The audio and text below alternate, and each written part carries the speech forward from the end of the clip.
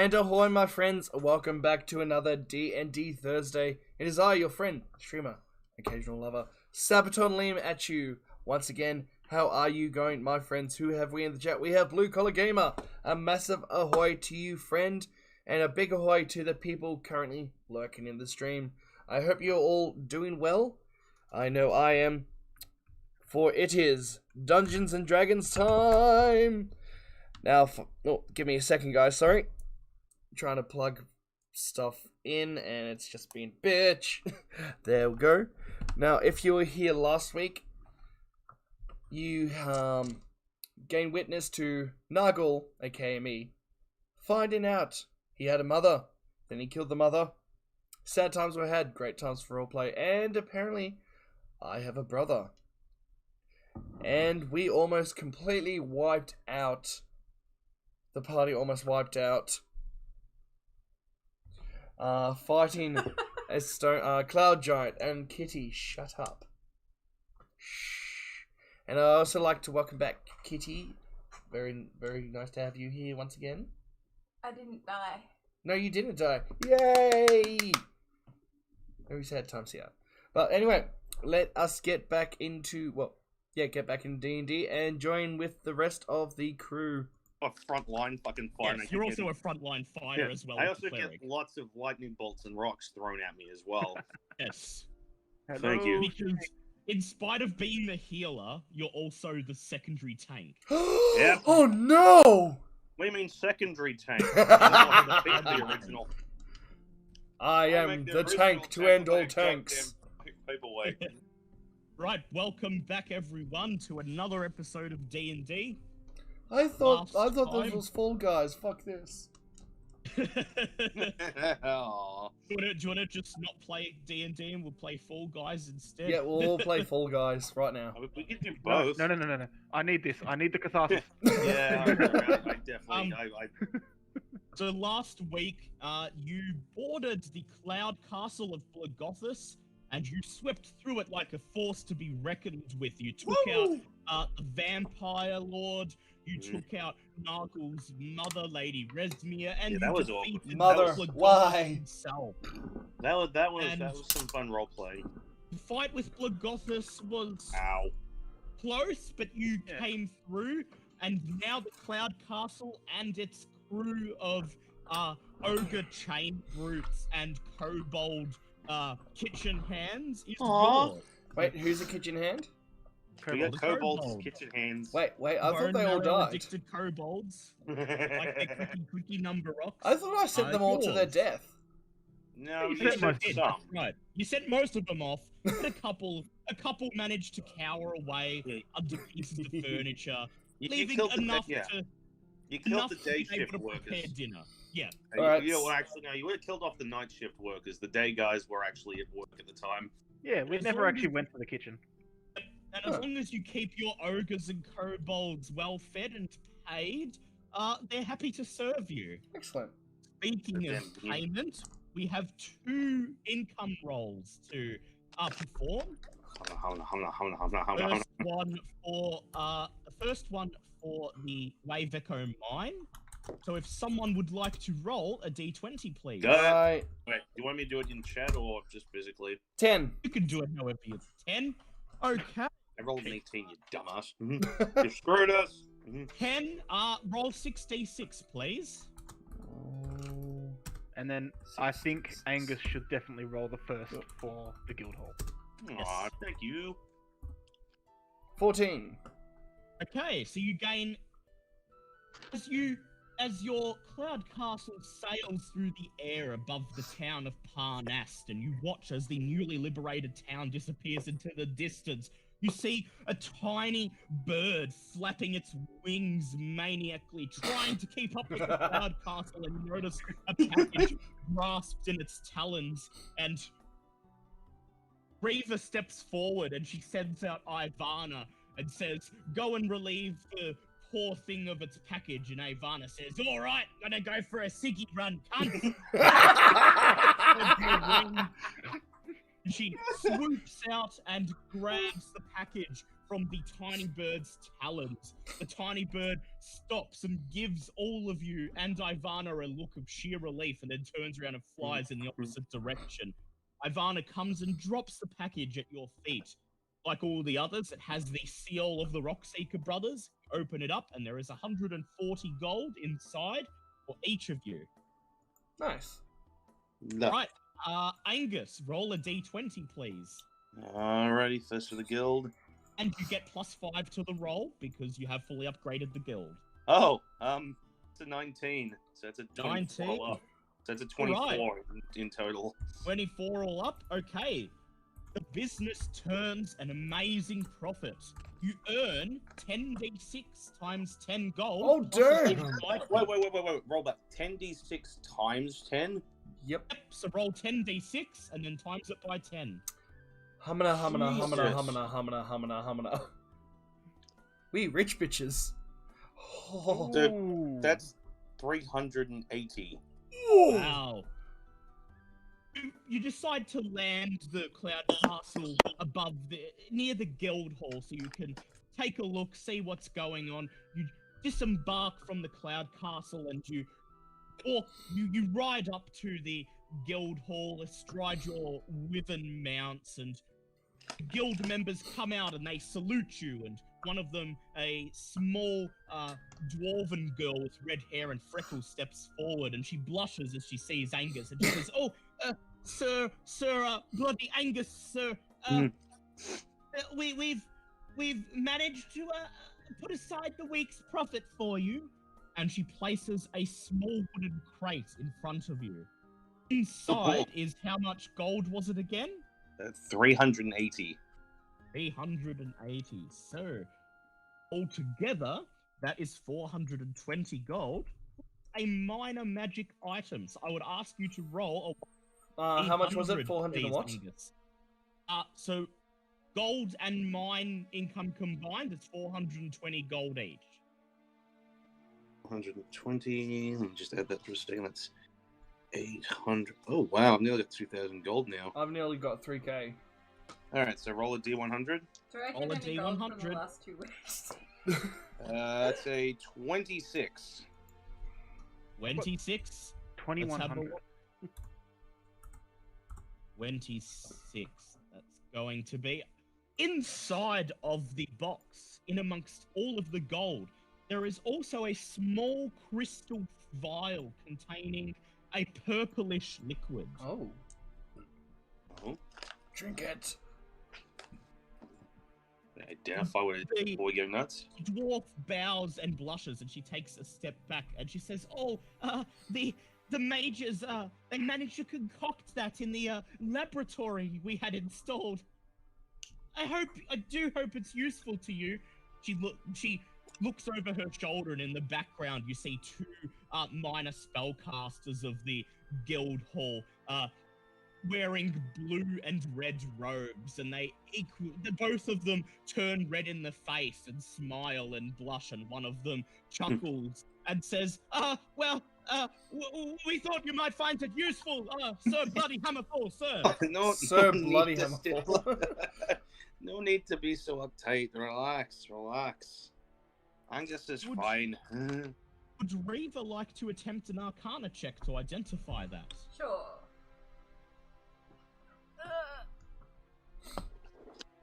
14. What was that? That was 14. Plus 7. 15. So Right. 14 plus 7. over 20. Yep, over 20. Okay, it is a potion of resistance. Oh. When you drink this potion, you gain resistance to one type of damage for 1 hour. GM chooses the type or determines it randomly from the options below: acid, cold, fire, force, lightning, necrotic, poison, psychic, radiant, or thunder. There's a difference between thunder and lightning? Yes, apparently. It's very, very Apparently frightening. there is. I just call it lightning or electric damage, so Yeah. they're one and the same for me. Okay. Fair deal. You are here at the guild hall. Before you continue on your journey back to the temple of the All-Father, is there any business you would like to conduct here at the Actually, yes. Fellowship Guild Hall? Yes. Have we got any rangers or foragers or anything like that in the guild hall? You could send some of the out.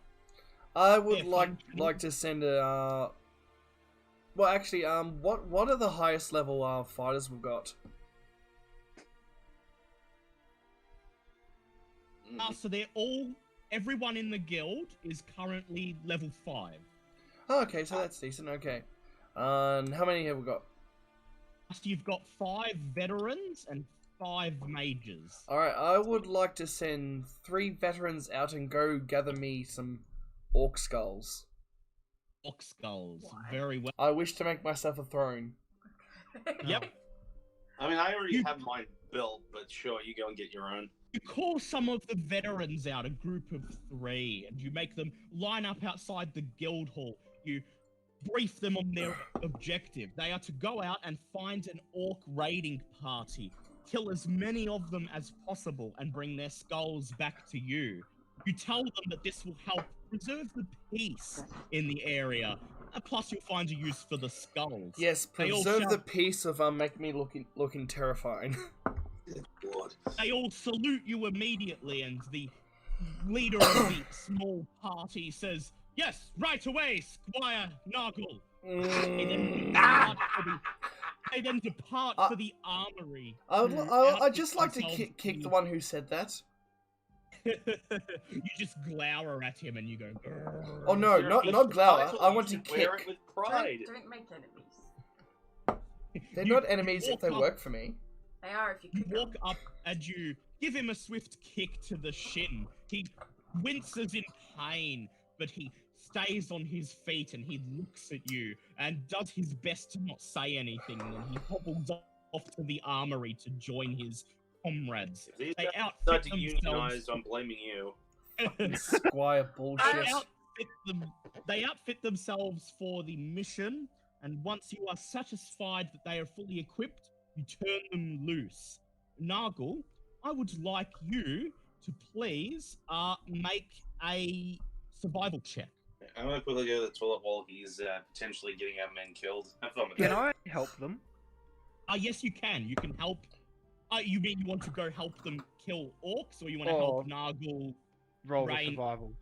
Yeah, alright. So roll a survival check with advantage. Thank please, Nargle. Christ, that was a 1. 1. Uh, Alright. Yep. you get no, to I'm roll with rolling again. advantage. That was not 19 19. with survival. Well, that's way over 20 anyway. Wait, does that use my ability to do something here? No, it doesn't. Okay, cool. We're just helping him. Okay, so you got a 19. I will say that's a +4 to the check that I'm now going to roll to see if they are able to complete their mission. They are. The next day, bright and early, you are approached over the morning meal by the 3 veterans you sent out. Their armor is caked with dirt and blood, and despite a couple of bruises, they are standing triumphant as they march into the mess hall. One of them with a large knapsack slung over his shoulder. The one you kicked, he walks up to you and he gives a salute with one hand and he says, Nargle, sir, the skulls you requested. And he places the knapsack on the ground before you. And inside are 25 orc skulls. Oh yes! Wow, they did good work. They did Damn. good work. All right, men. Send this forth to the crafters and make me a mighty throne. They But salute before, you again, but and then they pick up the knapsack and carry it over into Right. the Guildhall workshop. but before you go, I toss them 200 gold piece. Eyes light up, they take the gold, and they all salute and they say, "Thank you, sir!" And then rush off into the workshop to begin getting your throne made. Okay, next, Milo. Is there any business you wish to conduct in the guild? As this guild hall is basically a business, you said, would there Yep. be somewhere? Would the armory be willing to sell weapons that they might have? Yes, they are. In fact, if you have any weapons of your own you'd like to sell, you may do that. Oh, okay. Well, I would like to sell one shield, 1+1 shield, and then I would like to buy 2 whips. Very well. You walk into the Guildhall Armory. It's well stocked with all manner of weapons and armor. Most of them unmagical, at least for the time being, but there's I've got enough a here to handful of equip a drugs. small army. The From- veteran who is from the poring kobold. over the register in front of the racks of weapons and armor looks up as you approach and he says, "Ah, the Tea Leaf, welcome to our armory. I am Quartermaster Bruin. What business do you have here today, sir?" Well, I've got this shield that I don't need anymore, and I would particularly be in the market for 2 more whips if you do have any in stock. Says I, we'd be happy to add the shield to our repository. I'm sure it will serve some of the men well. I You place donate the it. shield- You donate it? Yep. Yep. You place it down on the cabinet, and he looks at it and he says, "Ah, it is of fine quality."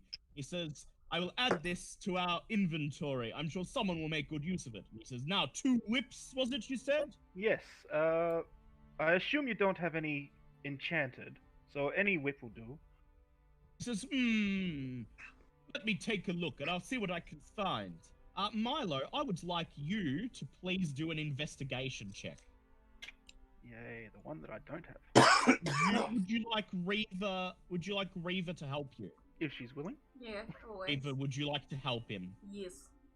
Alright, make it with advantage, please. So I got a 18. Oh, 18. You help.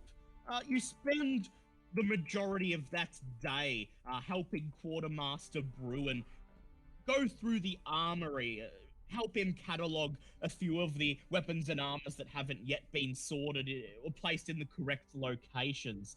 And you end up finding a whip +1 stored away in the corner of the armory, looking like it hasn't been used. And if you hadn't come along and helped him catalog the inventory, it probably would have gone unnoticed for a long time. Notices you, eyes light up as you see it, and he says, "Ah, you've taken a liking to that whip I see there, Sir Tea Leaf." Yes, yes, it looks like a very mighty fine whip. Definitely come in handy. He salutes you and then he reaches for the whip and he offers it to you. You take it. I take the whip, and while I take it with one hand, I give him 20 gold with the other hand. He takes the gold and he says, "Thank you, sir. This will serve the men well." And then he rushes over to the desk at the front of the armory and begins altering the records to rectify, now that the inventory has been fully catalogued, to make sure that the records are up to date. Is there anything else you would like to do with the whip? what's it going on? I only got 1 whip, did I? Why, what do you want to do? I have something in plan. I my didn't precious. hear Dale then. You've got the +1 whip. Is there Yeah, anything you'd like to do? it now? I would like to get it enchanted if we have the enchanting equipment. Yes, you do. It is in the arcane library and laboratory that you had installed. Yeah. And what would you like to enchant it with? I would like to enchant it to do cold damage if possible. Cold damage. Oh, I see. Mm. Very well. Have a You boy. head into the arcane laboratory and you clear your throat and all of the mages jump to attention. In the background, you see Bartleby just lazing on a sofa, thumbing through one of the books that he helped choose for the library. One of the mages steps forward and she brushes her blonde hair out of her face, and she says, "Oh, Sir Tea Leaf, I've heard you wanted to get some enchanting done." Yes, that is exactly what I would like. I was wondering if you or one of your skilled colleagues here would be perchance be able to add cold damage to this whip here. She says, cold damage. Well, assuming you don't have any components with you with that property, we'll have to take some from the guild's inventory. And I'm sorry, I know that you are one of the original founders of the guild, but we'll have to order replacements. So I'm afraid I'll have to ask you to pay a little bit of gold. Yep, I was expecting this. That will be fine. Okay. Let's see. He says, well, we have a good line through the Harpers on replacement components, so I should be able to get it done for 160 gold. Done. That sounds fair deal to me. Pay her the 160 gold, and she takes your whip, and she rushes over, and she walks up to Bartleby, and you see her say, So Bartleby, he continues reading the book, he flips a page. So Bartleby, again he flips a page, not noticing her. Bartleby, we need to enchant something! She yells. He startles and he jumps and then levitates into the air, and then you hear him say, Oh, enchant? Oh, yes, okay, what are we doing? He says, Milo, Sir Teely, if that is, would like this enchanted with cold damage, please. And Bartleby says, Oh, is that all? Oh, I thought it was something exciting. Oh, well, you know how to do that. Here. He reaches into his coat and he hands her a magic wand. He says, Here, this will help. And then he floats Feel back free to down make it into even more exciting if you want, Bartleby. I'm not going to complain. He looks over at you and he says, I have enough business to be getting on with, thank you. And then he buries himself back in his book, and you notice the title. I'd like to think. I'd like to think Bartleby, instead of like asking for like a chair or something in the main hall, literally just bought a really nice sofa in the library.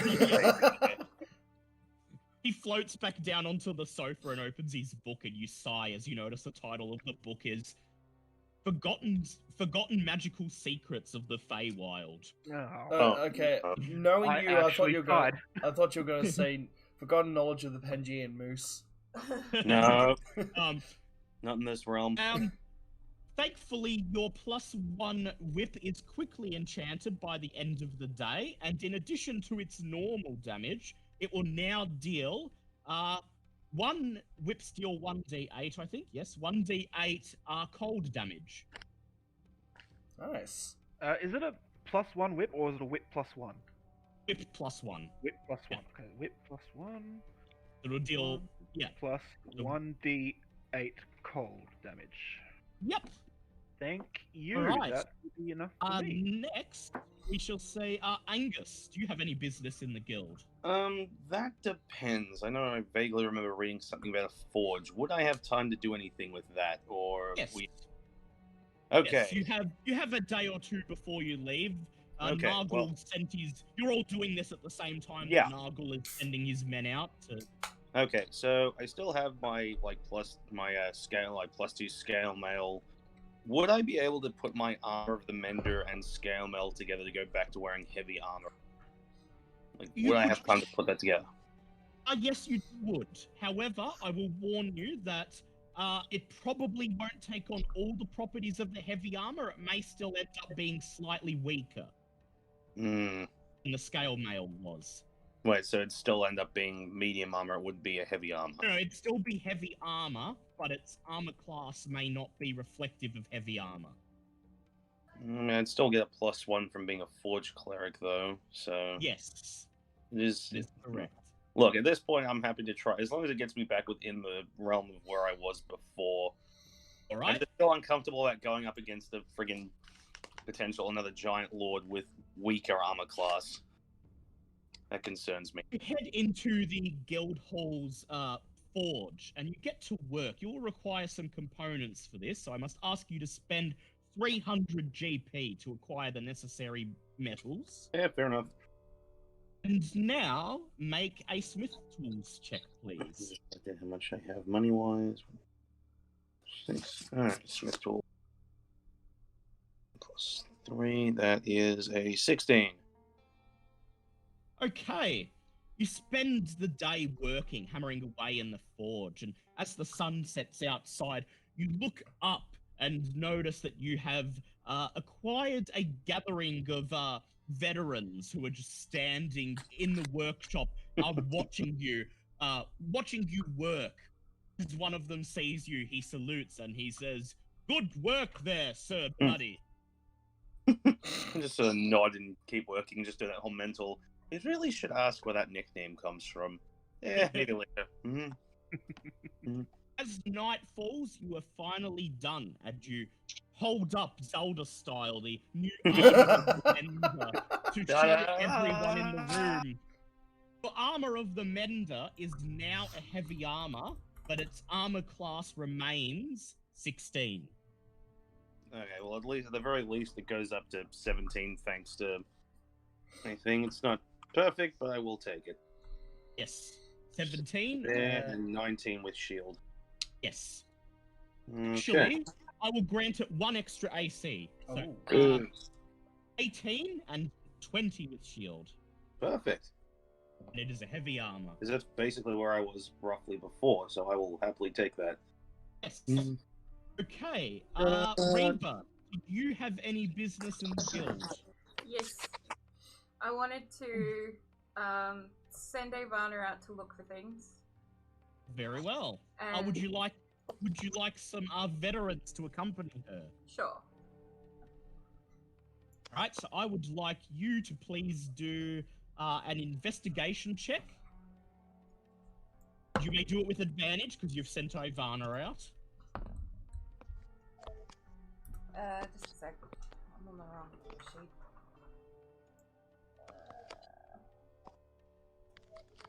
What's 17 plus 4? 21. Yes. 21. 21. Very well. I will say that is a +5 to the roll that I'm going to do for the men to see if they gather you anything. So you grab 2 veterans that Nargle didn't send out and a mage along with them, and you say that you're sending out Ivana to help find ingredients that you could use for potions and poisons. And they say, yes, ma'am, we will do our best. And then Ivana says, fuck yeah! And flies out of the window into the surrounding woods. They all go about their business. And 11 plus 5, 16. Okay. At the end of the day, they return with reasonable supply of crafting components that they have sourced with Ivana's help. Not a lot, but they've done a good job, as good as you could expect people who aren't trained in it to do. And so, for the next rolls you do with your poisoner's kit or your herbalist kit, you will have advantage. Sweet, because I would like to make some potions. Some potions. Actually, can I try and make that strong poison? Strong poison? Yep, go ahead. Make a poisoner's kit check with advantage. So that's 18. 18. That'll do it. Yes. You managed to make 1 dose of the strong poison. Okay. Do I have any time to make any potions? Yes, you do. You may attempt a herbalist's kit roll with advantage now.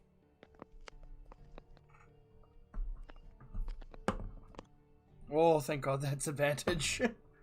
The first one was a 1. Eek.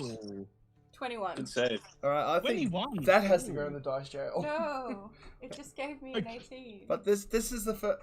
This is 3 1s in a. Okay, well we'll just go. Sorry, what was?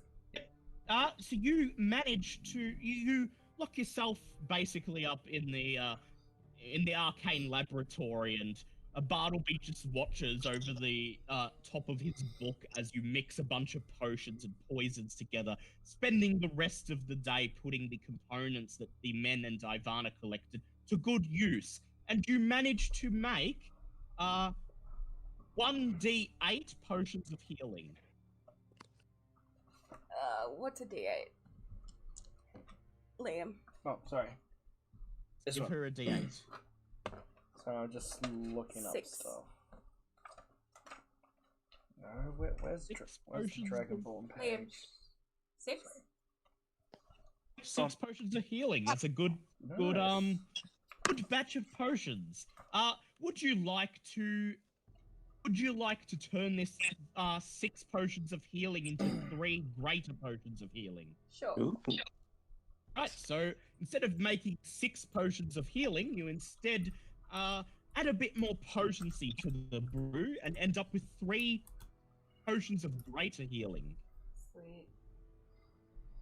Okay. Just a sec.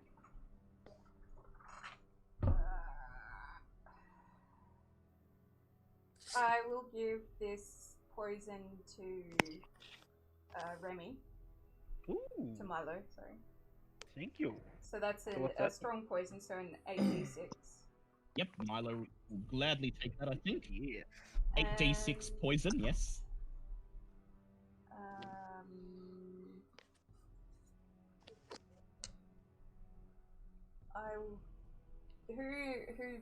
What's everyone's healing like? My healing. Yeah, your healing Hmm? potions. I've got two normal potions for healing.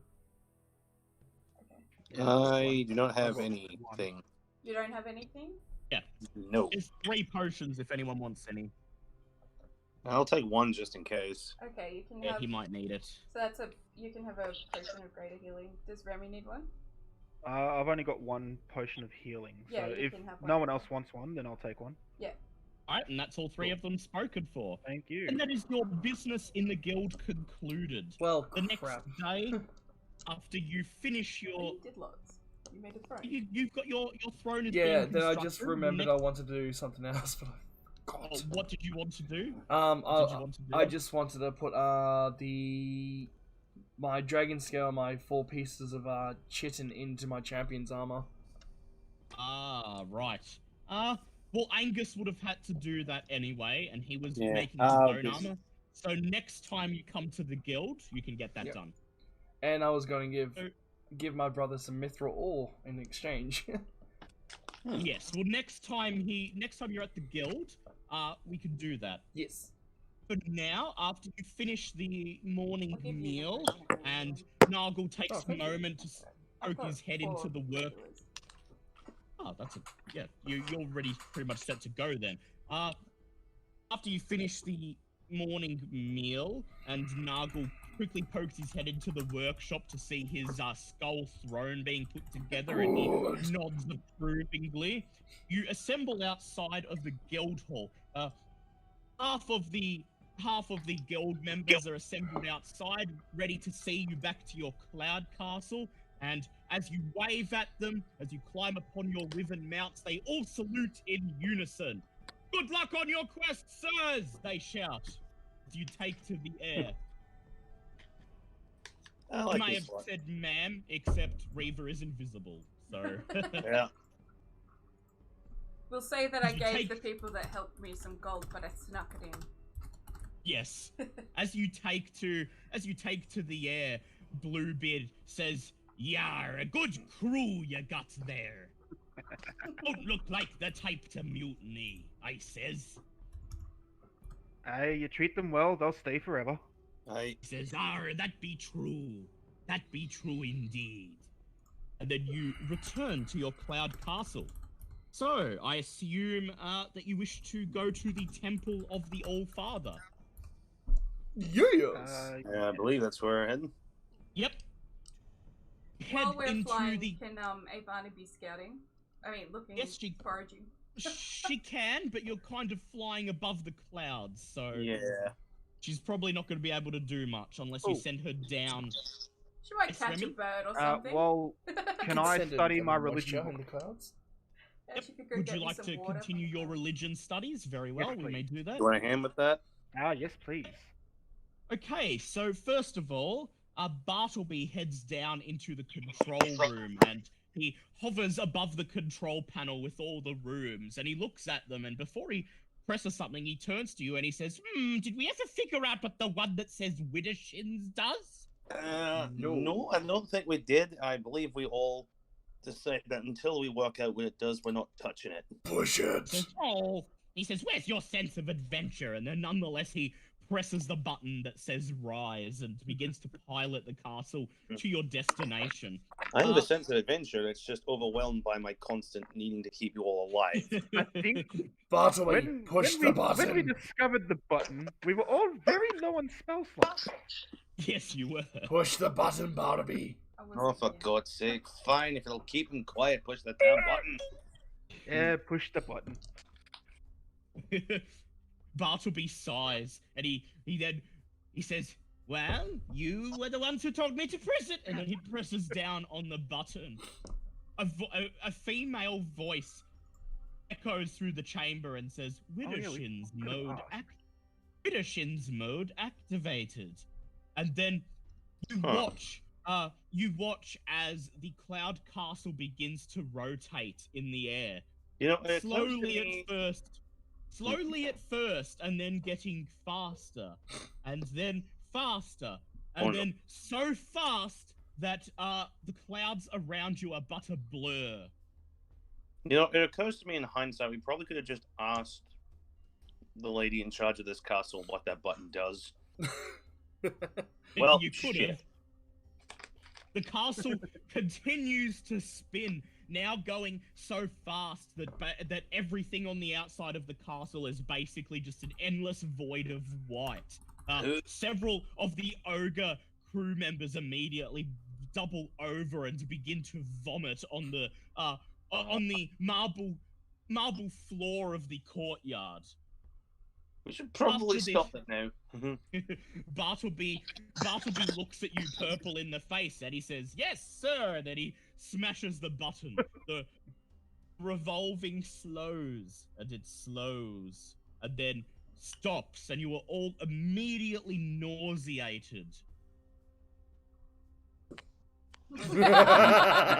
It's Bartleby.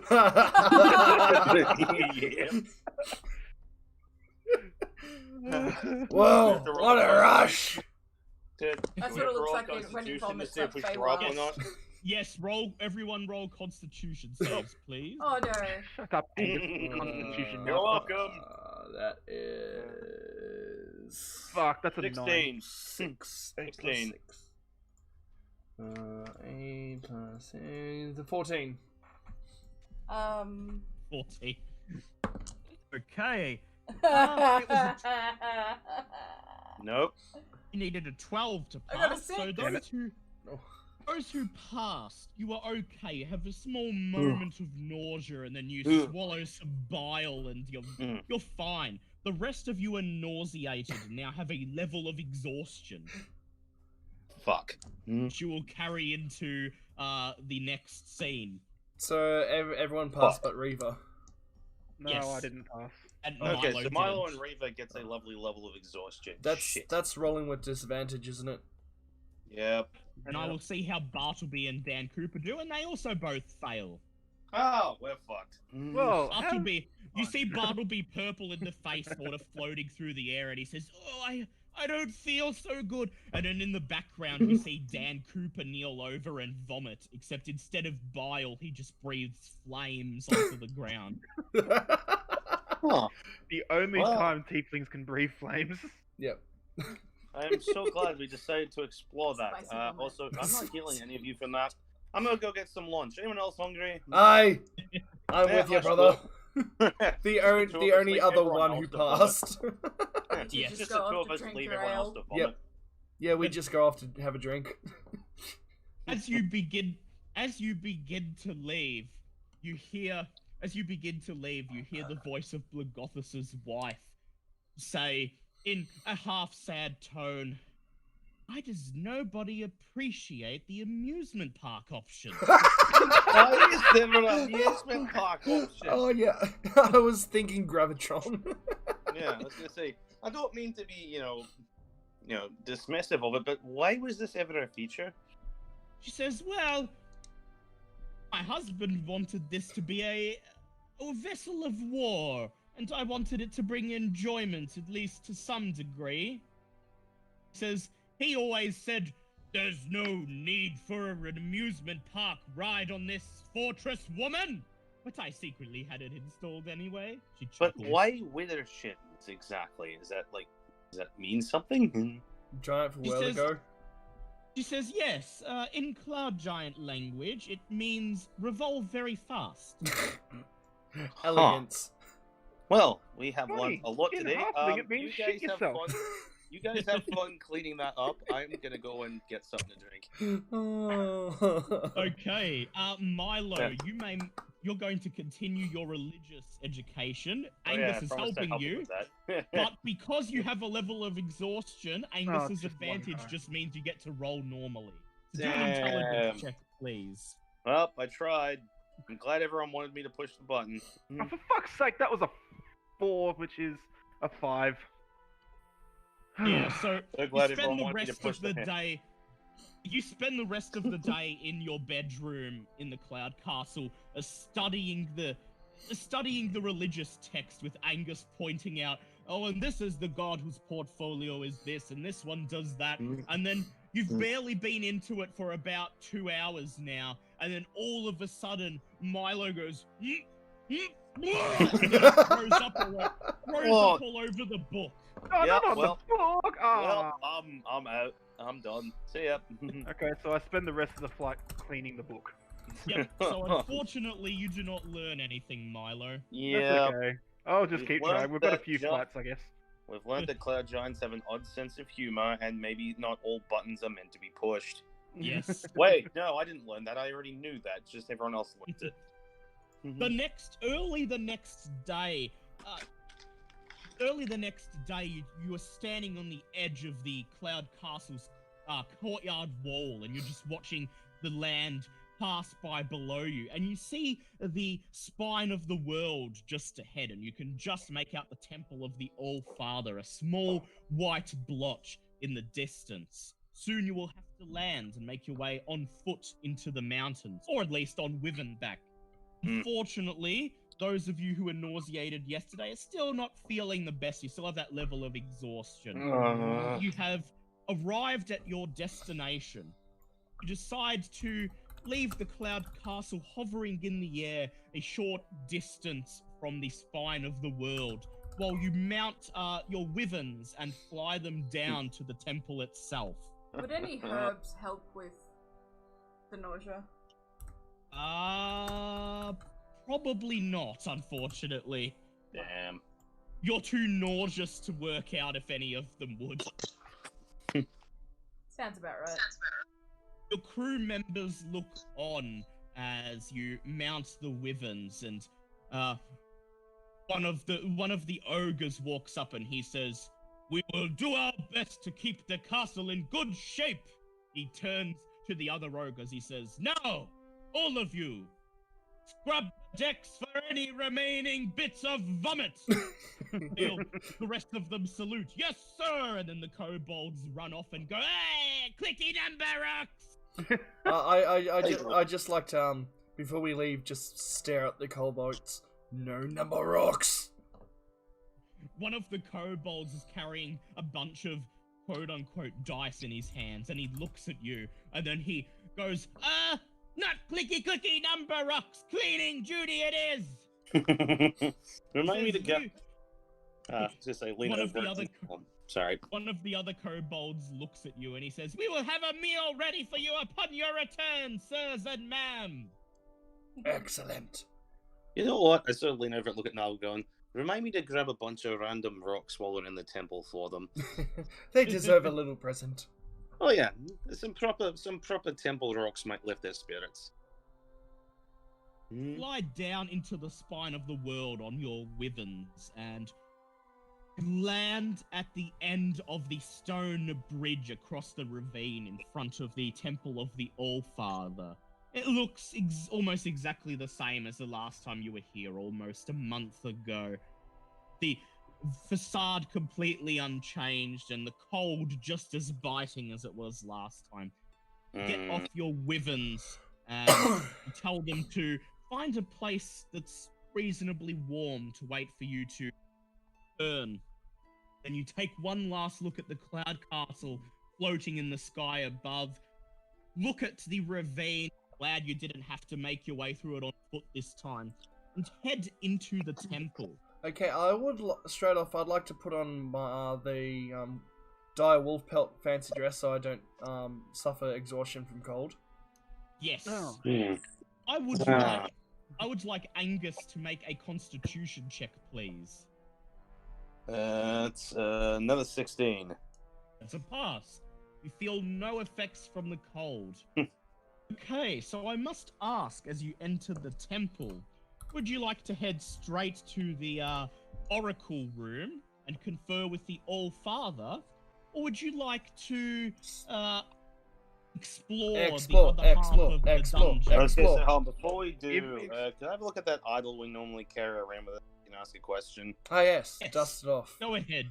You pull the idol out and you dust it off, bits of dust and muck and bits of snow, and what do you ask it? If we check the rest of this temple, is there anything of particular use to us in the part we haven't explored? The idol says yes. Well, I don't know about you. How do you guys felt to a little exploration? Explore. Maybe Is there any way to get rid of exhaustion before we explore? A long rest. Shit. So I guess I'm going in with exhaustion then. Yep, but it's okay. You basically cleared out the temple last time Yeah. you were here. Pretty much everything that could have horribly and violently killed us tried their best last time. And failed, yes. I know, Right, they so gave it a good go. That's You when I got the Riverhouse skills Yes. that I still have. alright. That was the I one will fish bring we up had. the map then. Huzzah! Why does anime vomit always come up as I rainbows? know, right? Censorship. I know. Censorship indeed. Because Americans are pussies. You pass through the long entrance. Oh, I shouldn't say that. We're on corridor. stream. I didn't mean that. Say what? Whoops, What did you say? You pass through the long entrance corridor of the temple. You notice that the dead bodies of the barbarians are no longer present. Indeed, somebody has dug up several holes in the snow, and where the barbarians were, there are now 5 neat little stone lumps in the 5 neat little lumps of snow are just outside the entrance hall. Huh. Presumably Blogothus's work. No. Isn't Harshnag the one that was Oh, here? yeah, yes, Yeah. Harshnag's Well, work. Gothus was the arsehole that tried very hard to murder Yes. us last time. Yep. You enter the Treated for 2 of us. enter the hall of the statues, and you notice that in your absence, somebody has tried their best to clean up the statues, clearing some of the icicles and frost away, and clearing some of the dirt off their faces, bringing some vibrancy back to the carvings. Very I guess nice. that was Harshnag. Yep. I, A quick look in the storeroom to the south Wait, reveals that's that the one we were in last time. yeah. Yes. A Yeah. quick look in the storeroom, in the mess hall to the south, reveals that somebody has cleaned all of the ice and muck off one of the mess hall tables. So he's just made And- himself at home.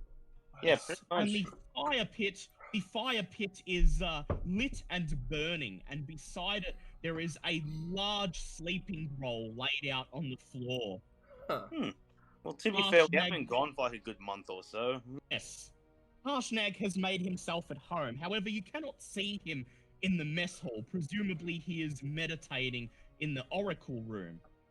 To the north, however, the doors leading to the other half of the temple are still sealed with ice. Presumably, Harshnag has left this part of the temple as is, and has decided that it would perhaps not be wise to explore it on his own. Do we want to go and fetch him and see if he'd like to give us a hand? Yeah, that might be a thing. It's been a while since Alright. we've seen him. It'd be nice to go and say hi. I miss you- my giant friend. Stand in front of the shining portal that leads into the oracle room, and you look and you see the frost giant statue holding its weapon. You Oh, shudder thank as you. memories of the meteor storm bombard your mind. On Nargle's shoulder, Bartleby blushes slightly, and then you take a breath and you step into the portal. Good. Inside the oracle room, you notice first of all that the body of Iglor, the cloud giant, is no longer present. In its place, in the center of the room, is Harshnag, kneeling on his knees, his eyes closed and his hands clasped together in prayer as he bows his head towards the All-Father's statue. Harshnag, your old bastard! You say as you step forward. Manners, He- lad. He says nothing at first, and then he looks up, and he unclasps his hands, and slowly he stands up. And he turns around, and his eyes light up, and he shouts, "Nargle, my little friend, how are you?" I go up and rush to hug his leg. You rush up to Harshnag's leg, and you wrap your arms around it, and then he reaches down and he strokes the top of your head with one of his fingers. Wait, when could Dragonborns purr? Oh, that's something You hug him for a moment, and then you let go. He takes a step back and he looks down, taking in the lot of you. And he says, "Well, I notice Angus has some new armor, and the rest of you look like you've matured a little, I dare say. How did Okay, I'm standing on him, and I take my ring off, and I'm like, hello! And then I disappear again. Hello! He opens his mouth and he kind of jumps. He goes, "Ah!" And he turns to look at his shoulder, and then you go invisible, and he says, "Ah, Reaver, always the trickster, I see." He takes a look at Dan standing before him and narrows his eyes, and he says, "Better she be a trickster than an idiot." Hi-yo! He claps his hands That's together weird. and I says, didn't realize that ice giants could spit fire. He claps his hands together and he says, "Well, you've been gone for quite some time. I do hope you at least visited Morga's mound and brought the giant artifact." Well, we've been on quite an adventure. Hey, that was I good. killed my mother! Amongst other You can tell things. everyone Yes. Just give him a quick update on what we've been up to the last month or so. I show him the talking sword. I was like, check out this big thing! You pull out the sword. I and the committed sword's- matricide. You pull out the sword, and the sword says, "Oh, great, another goody two-shoes, and in the bleeding freaking cold of that." You shut your mouth, smartass, or I'll leave you to freeze. Yeah, I just claimed the sword against the wall, then put it back, going, "Oh, I'm done, it's a mother goddamn talking sword!" I'm done, I'm good. As you regale him with stories of your adventures. And he says, "Well, you have had quite the time. I see you have become a knight now, Sir Angus. Bloody, you said they called you, and a talking sword and a cloud castle, amongst other things. Hey, Well, it's been quite the adventure. It's a carnival ride. says, well, you all sort of gag as Nagel says this. And Harshnag says, well, I was meditating and conferring with the Allfather. The Allfather did tell me that you were taking steps along the path to greatness. I believe he was correct. He says, I left the rest of the temple as you left it. I remember your promise last time was that we would explore it, together upon your return. Wouldn't do anything without you, buddy. He says, so we shall continue the plundering and pillaging. I I secretly put a flower in his hair. He doesn't know. Make a sleight of hand check. I was gonna say, even if he does somehow notice it, you're not gonna be able to Ooh, no, see it. that's It's like 15. one tiny little speck of flare in amongst a goddamn forest. What was it? Sleight of hand. Yeah. 15 plus 8. Oh wow! The rest of you notice, well, Angus notices because he's got the highest perception. You notice a small red rose being placed behind Harshnag's earlobe. A tiny pinprick of red in amongst his veritable forest of white hair. He doesn't appear to notice. I climb up on top of his shoulder. It's nice having my steed back. Bartleby says, yes, it's nice to have two steeds, one riding the other. Now, Forward, steeds! Before we leave, can I ask a question Yes. to Harshnag? Before we head on, how do you feel about wyverns? Well, they be like dragons. And I suppose, like dragons, it depends on whether they're your friends or your foes. I hear they could make great friends, but terrible foes. I hear they taste And like chicken. As he finishes look. saying that, Mine I has summon flowers in its Bluebeard. scales. You summon Bluebeard, and then Skin. less than a minute later, Bluebeard's head pops through the portal, Confession of followed by the Bluebeard. rest of him. And Bluebeard says, "Arr! I left anchor with the other wyverns and came ashore to meet me captain." Harshnag looks down upon the wyvern, and he says, "Ah, Milo, friend of nature as always, I see." Yep. And then I mount Bluebeard, and I'm riding Bluebeard through the dungeon for as far as I Very can. well. He nods approvingly as you climb upon Bluebeard, and Bluebeard begins to walk alongside Harshnag. Harshnag claps his hands together, and he says, "Well, now that we are a party once again, let us resume our adventures." Onward, Harshnag, friend of Nargul.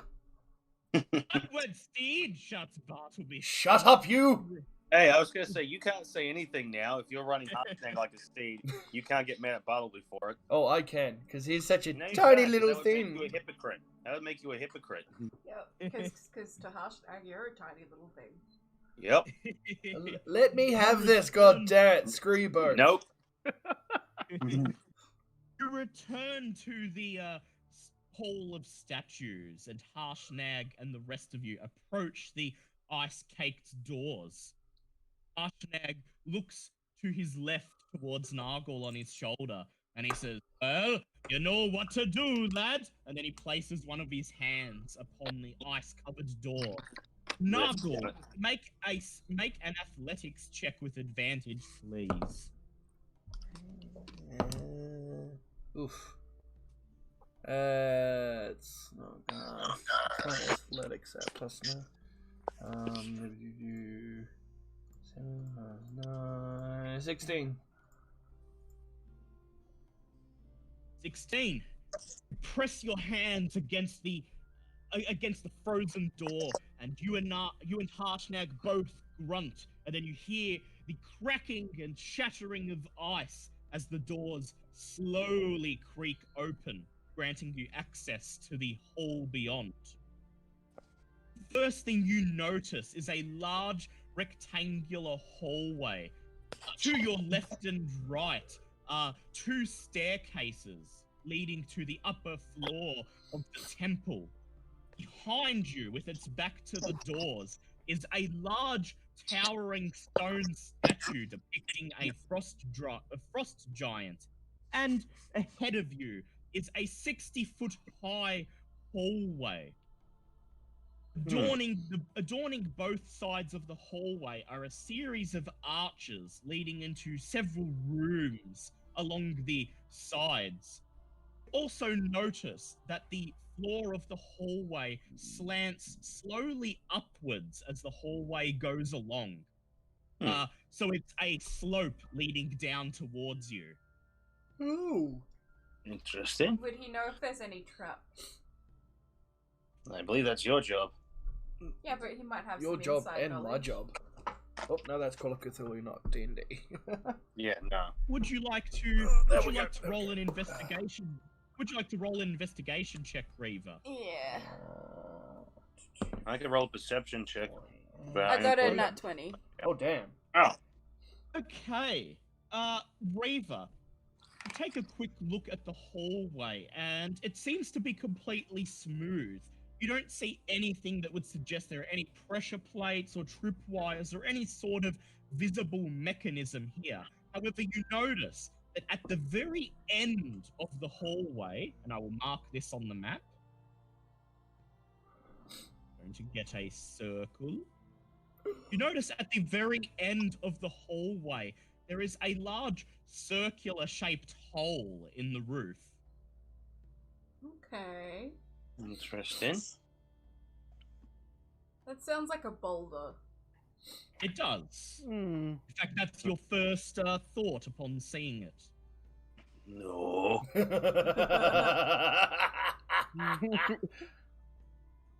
Harshnag looks down and he says, "Aye, Angus, we'd best do our best to avoid any more boulder falls."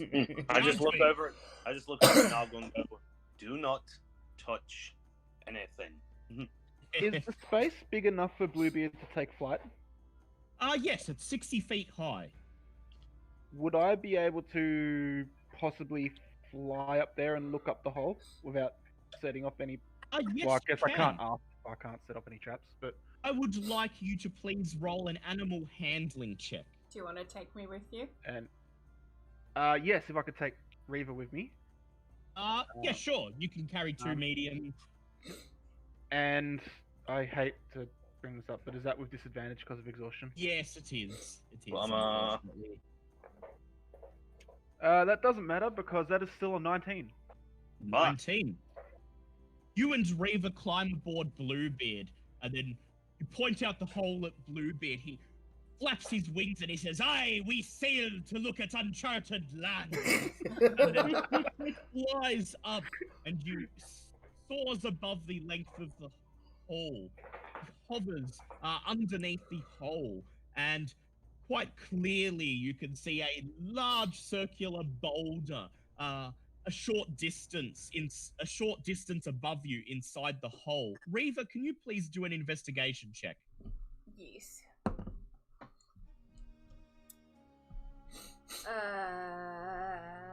Just a sec. That's an 8.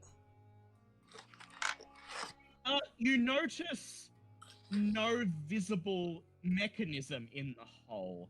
However, there are some giant runes carved around the rim of the circular hole. I can't. Where's check. the name? And I can Remy read can read these. Yes. Remy, make an intelligence check with disadvantage, please. No. If I'm helping, can he? Then it would just be normal. All right, yeah, just a normal intelligence check then. That is 17. Ooh, nice. 17. Take a look and you examine each of the runes as Bluebeard hovers around the circular hole, and it translates to, "If those without giant blood encroach upon our territory, we shall crush them." Well, that sounds bloody ominous, doesn't it? I relay this to Reaver. Shit. And I guess we fly back and let the others know. Yes. Bluebeard says, "Aye, we've scouted the new world," and then flaps his wings and descends, joining the rest of the group. Harshnag scratches his hair, and as he does so, he feels the rose. He picks it out with the tip of his fingers and looks at it, and he smiles. And then he says, "Ah, Milo and Reaver, did you find any tricks and traps? Aside from this flower, I mean." Well, it seems that anyone without giant's blood is going to get squished like a bug under heel. What is He with... says, Not to point anything out, but what is with giants and bloody boulders? Seriously. Harshnag shrugs and he says, "Well, let's test this theory." And he begins to walk up the hallway. I'm still on his shoulder.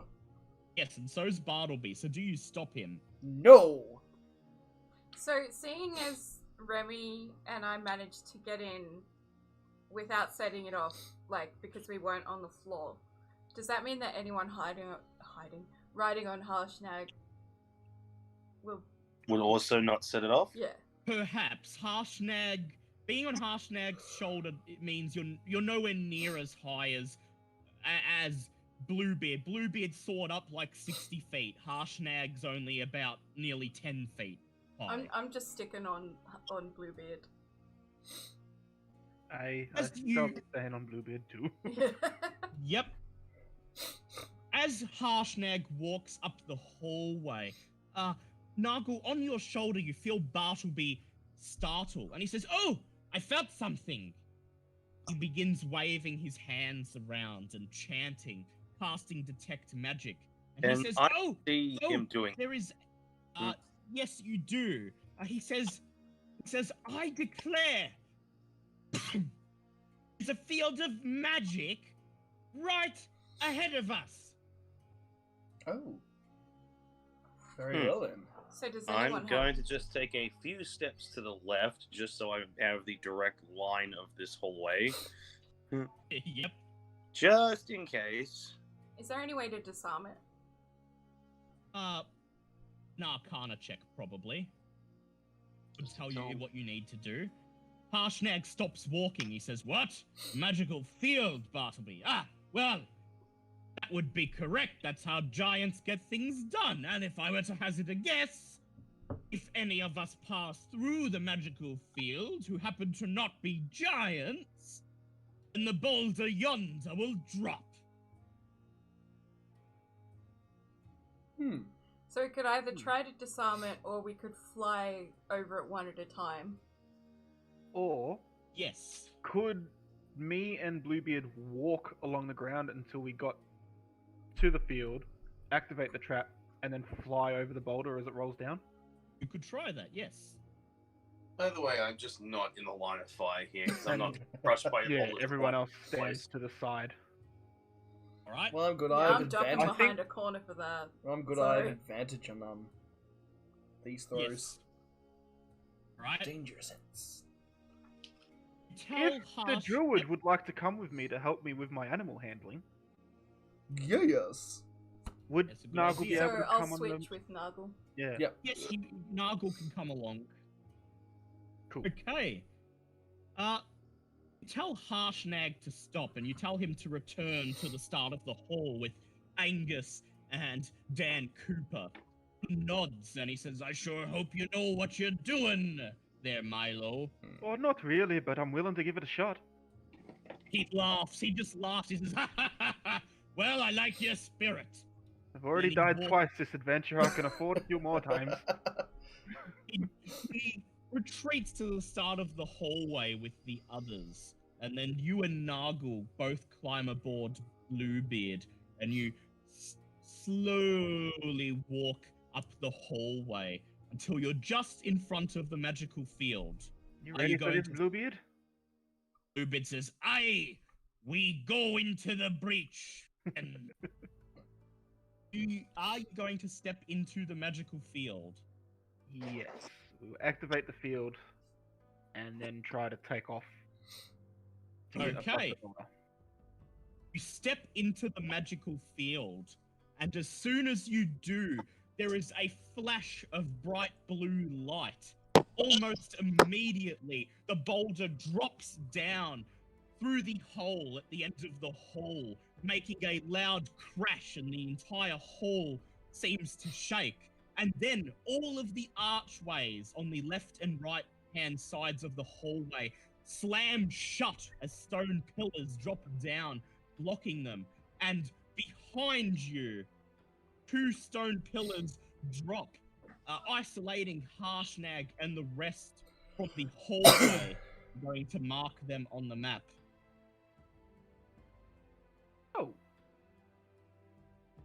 And then So before it's your a straight shot. Yep. And then before your eyes, the statue of the frost giant shakes and moves. Oh. And then it holds out its hand forwards and begins to slowly walk up the hallway. Nargle? I think I may have made a mistake here. Please tell me I'm not stuck with the rest of this. You Fly are. up, fly up. You just hear me swearing very loudly and Wait, frequently. didn't you in guys English. step to the side? I did. They're outside. They're Yeah. outside. They're fine. Ah. It's you guys who are. Yep. It's you and Nargle who are in the line of fire here. Right, Okay. okay. I would like to quickly wild shape into a spider and climb up the wall. You can't do that. It's the Yep. ice. Bye. All right. You quickly wild shape into a So spider. that take means a I running- lose my Yes, advantage. unfortunately. Actually, You no, leap no, I off- did it last time. No, you didn't. Yeah, when we were in here, I No, watched. you didn't. You tried. Yeah, but you to, weren't slid down exhausted the wall. last time. Yeah. No, I'm not exhausted now. Oh no! He's Remy's talking No, about. I'm if exhausted. you turn- But the plan was. Remy's talking about if you turn into a spider, you won't be able to assist him with his animal hand. Oh, yeah, that's right. Yep. So, are you going to turn into a spider? No. Okay. I would like Remy to please do an animal handling check. Evasive maneuvers. That is a 14. Uh-oh. You point at the sky and you shout, "Anchor!" and you shout, "Anchors away!" And Bluebeard says, "Aye, we sail ahead!" And then he flaps his wings and he begins to fly up into the air, just enough so that the boulder rolls noisily underneath you. But then behind you, the statue of the frost giant reaches for its belt, where there is a large stone javelin, and he holds back his arm and hurls the javelin in your direction. It collides with Bluebeard, hitting all three of you like a missile sailing through the air, and you each take Oh no. This is a bad idea. Why did no one talk me out of it? 18 points of damage. 55. So I would like Milo to do a dex check with disadvantage, and I'd like Nargle to do a dex check, please. I can do. Is this a saving throw? Yes, dex save. Good. I can do it with advantage. Still a. Oh, never mind. That's over 20. That's a 19. 21 for me.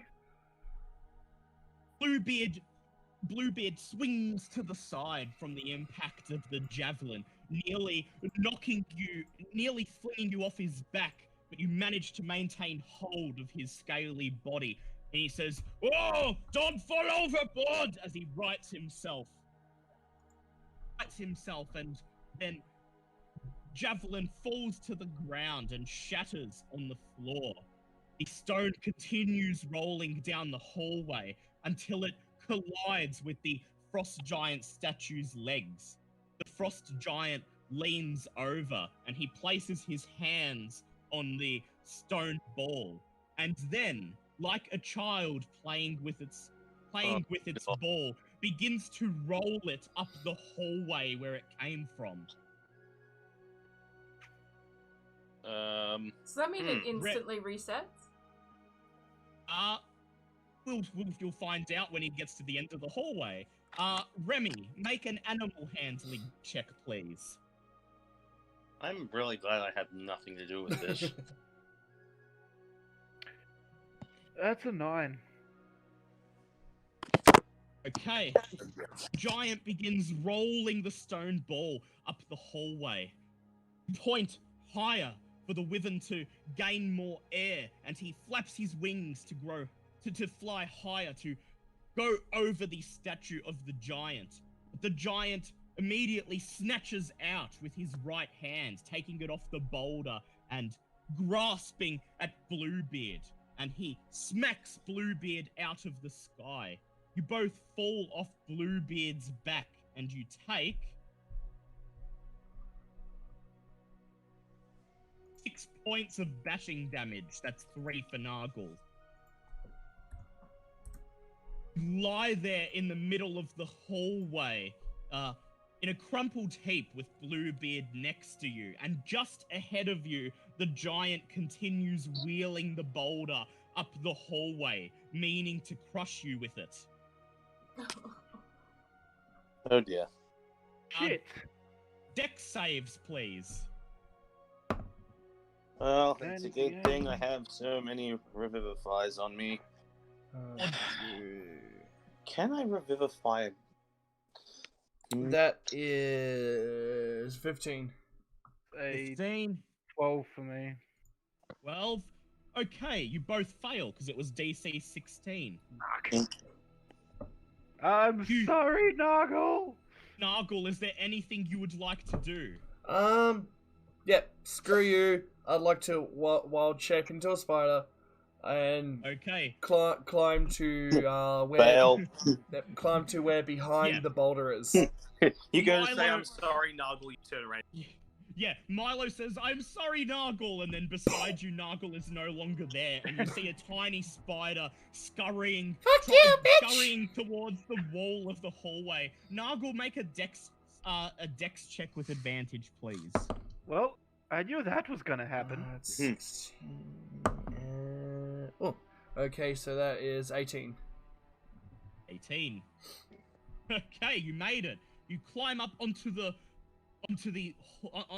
wall of the hallway, and you sit there perched on the cold stone. Wait, no, as the I don't want to just sit there perched. I want to go to the end of the hallway and look to see if there's anything behind the stone giant. If I can disable behind it. where he was. Yeah. Yes. You scurry to the end of the hallway, and you find an empty receptacle where the stone giant statue used to be. Do an investigation check, please. I reckon I can do that. Wait, what's investigation? Intelligence. Ugh. Come on, baby. That's a 6. You look around, and the receptacle is far too large for you to be able to thoroughly search it as a spider. Behind you, you hear Milo begin to shout as the stone giant begins to wield the boulder over him and Bluebeard. Oh. Both of them press up as flat as they can against the walls, but unfortunately, the side of the boulder still scrapes against your skin as it's wheeled past. You It's scraped take against me. I'm sorry for fucking Bluebeard. Oh, you I'm and dead. Bluebeard each take 33 Oh my points God. of damage. Oh my I'm now god. dead. All right. Can I? I'm behind the stone giant, aren't I? Yep, death save, please, Milo. Nat 1. Oh. Right, you He's failed dead. your death Shit. save. And as you go unconscious, Bluebeard disappears in a flash of light. Oh, well, at least I saved Bluebeard He is out of there. by dying. Nargle, you watch as the giant continues wheeling the boulder up the hallway, stepping over Milo's unconscious form. And then when it reaches the end of the hallway, it lifts the stone ball up, placing it back into the circular hole. Then it turns around and begins to stomp back down the hallway in your direction. Wait, I'm on a wall. Yeah, but you're in the side of the hallway where it came from. Okay, so the And- stone giant isn't at the end of the hallway. He's at the end of the hallway. He's just put the boulder back in the hole where it came from. Now he's turned around. And he's Oh, walking okay. back towards his receptacle. Okay. You close all your spidery eyes. And your own feet stomp on the ground next to Milo's unconscious form. But through sheer luck, he steps over Milo's body, not crushing him as he makes Oh, his way thank back to God. the receptacle. And when he arrives in the receptacle, he turns around and resumes his original pose and stops moving. And then with a shake, all of the stone barriers begin to recede, allowing Harshnag and the others to enter the hallway once again. So we should have flown over the barrier. Yep. Probably. Perhaps. Maybe. I don't know. Now we've, But, now You we've got head- an unconscious Milo to. Do Yep. you head into the... do you immediately rush into the hallway and administer to Milo? Is he in front of or behind the barrier? He's just in front of it. You don't have to cross the barrier. Okay, let's go and stabilize Milo. Well, do something to Milo. Yep. Right, who's stabilizing Milo? I can. I got heals, but we're all good otherwise. Hey, you got cure wounds, don't you, Reaver? Oh yeah, I I've still got a want to one. work with. Alright. Alright, I will... Well, cure wounds. Hey, Reaver, you get to roll 2d8, please. Can you roll 2d8 for me, please? 3 and 8. 3 and 8. So 8. 8. 11. Okay, so 11. Remy, you are on 11 HP. Milo groans as he climbs to his feet and he looks around the Wow, empty what a hallway. thrill! What a rush! I could get used to this dying thing. Well, you didn't die that time, you just nearly died. Yeah, Damn it. close. Didn't try hard enough. Reaver likes Milo.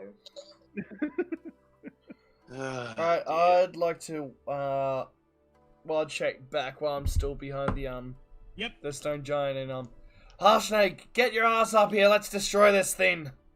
I'll be right back, sorry. Harshnag says, yes, we shall do our best.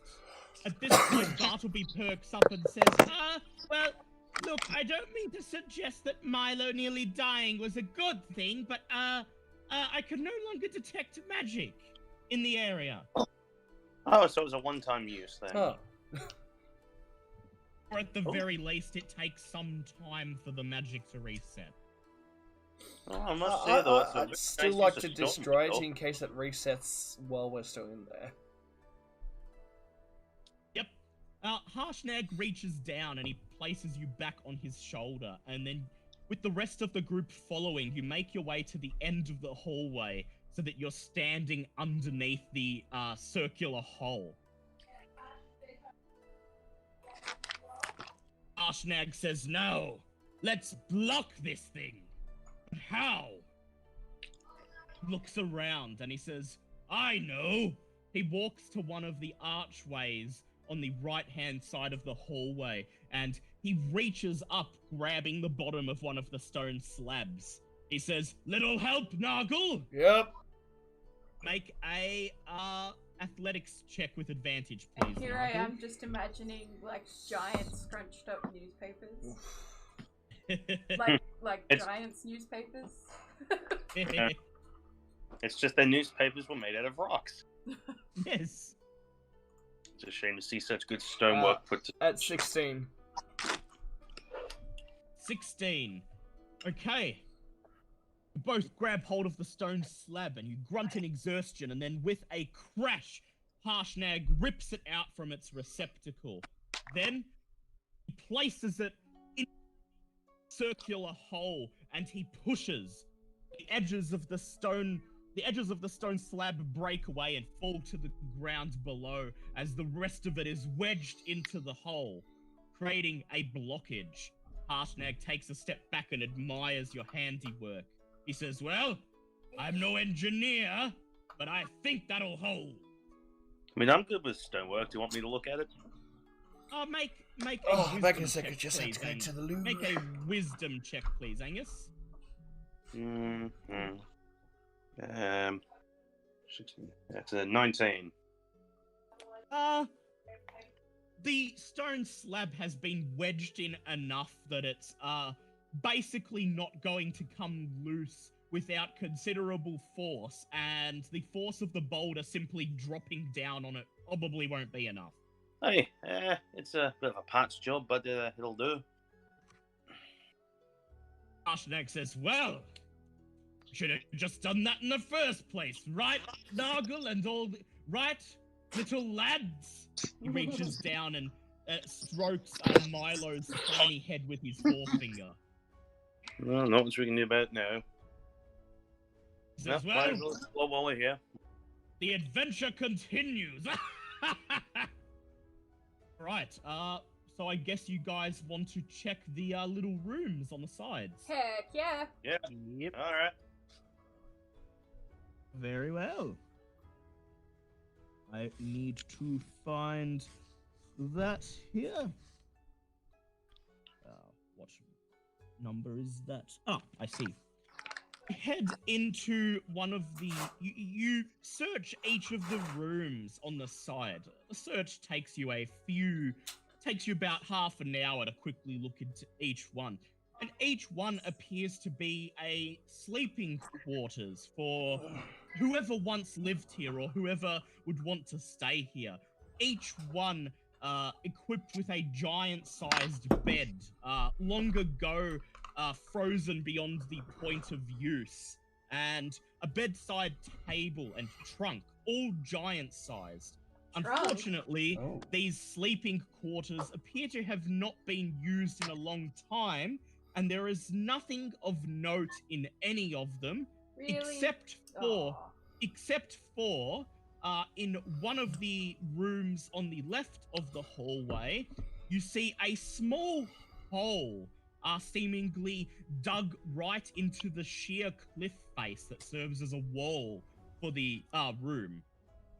Yeah. The tunnel is quite small. There's no way Harshnag would be able to fit in there, but Nargle may be able to get in with a bit of squeezing. Based on the shape and structure of the tunnel, it looks like the work of some kind of insect or beast. Oh. Oh my. Interesting. Sounds Is like that, Noggle should wild shape. Sounds like I should. Yeah, while Noggle can do it Noggle if wild you like. shapes, I'm gonna cast a 2nd level Cure Wounds on myself.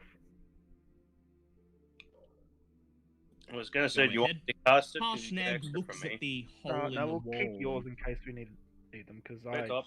don't use my spells for much at the moment. Fair enough.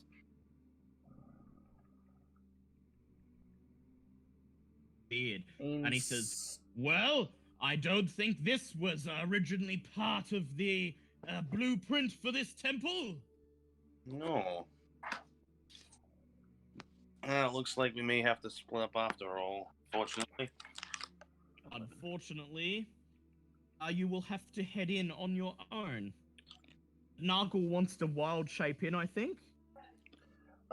Is it enough for enough room as a giant spider instead of a regular spider? Don't you wanna be Yes, in stealthy? fact, as you It's transform plus 7 into a stuff giant anyway. As you transform into a giant spider, you can't help but notice that the hole is almost perfectly sized for you. Oh god. Oh yay. Wait, that doesn't make sense. How can a spider tunnel? Well, I mean, Could in we cliff. investigate the entrance to try and determine what made it? Yes. Do an investigate check, please, Reaver. Okay. Oh yeah, Would a survival am I check- still disadvantaged? Yes, you're still exhausted. Yep. Oh shit. Would Oh a shit. survival check help if we figure out that it's an If animal? if she finds out, yes. Okay. What did you get, Reaver? I got 7. As Nargle transforms into a giant spider and just crawls into the opening of the hole, you lean over and you examine it. And yeah, you can't tell if the markings at the front are just scratches in the cliff face or if they are tracks of some kind. Remy, if you would like to do a survival check with disadvantage, please, because she didn't find anything of note.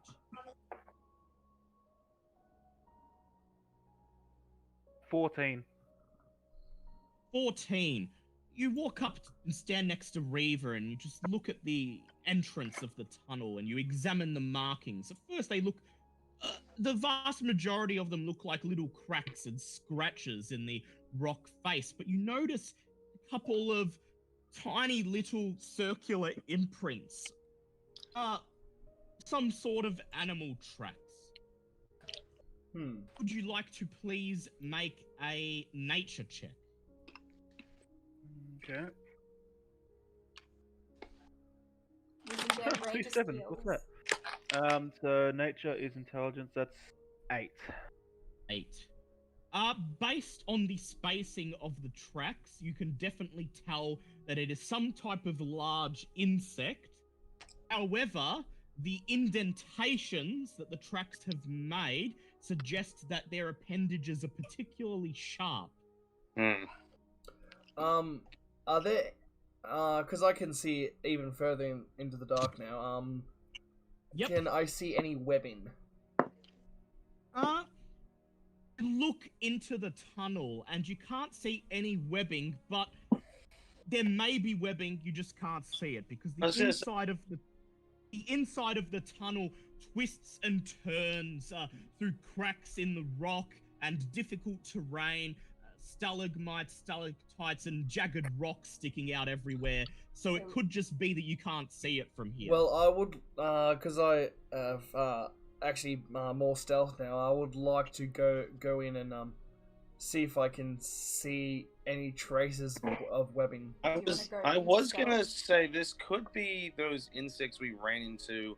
It was a while ago now, back when Vector first joined us. Those like digging creatures. The carrion crawlers. That's the one. Yes, it could Yeah, be. that's the one that I joined as well. Stealth? Well, Okay, Nargle, I would like you to do a stealth check, please. oh, that's a 19. Ooh. Okay, so Nargle, you take one more look at the party, and then you walk into the tunnel using your 8 legs to navigate the difficult terrain. The inside the tunnel, the space is about 10 feet high and 5 feet wide, just barely enough space for you to move around. Due to the icy and uneven rocky floors, the tunnels are difficult terrain. You make your way through the tunnel until you come up upon a branch in the path. And here, you quite clearly see a large tufts of webbing wedged in amongst some of the cracks in the ice and rock. Alright, I can touch the web and not alert it. I would like to touch one of the webs and use web sense. While in contact with the web, the spider knows the exact location of any other creature on the same web. Very well. Okay. You walk up and you place your 2 front legs on the web and you just feel for subtle vibrations. And you notice that this is a network of webs essentially leading all the way through the tunnel. And you determine that... let me just grab... So what you're saying is fire. You determine that there is at least one spider. Is that a phase spider? No, it's an ice It's spider. an icon. It's an icon for a phase spider, but it's actually the monster itself is not a phase spider. Okay. It's a sword spider. A sword spider? Oh, Ooh. my. Yes. You see it, I'll describe it. Excellent. You determine that there is at least one spider attached to the webbing in an alcove somewhere to the north, and you also determine that there is an even larger spider hanging on the webbing in an Mama alcove to spider. the south. Hmm. Big Mama. So, do we wish to try and deal with this as a problem? I could always try to talk to the spiders because since I can talk to the spiders like I did the last time with the face spiders, and that mean, you besides Reaver being washed away, that turned out being good. Yes, you could try to talk Hey, to the that turned spiders. out fine. As It I said, turned out besides pretty you being well. washed away.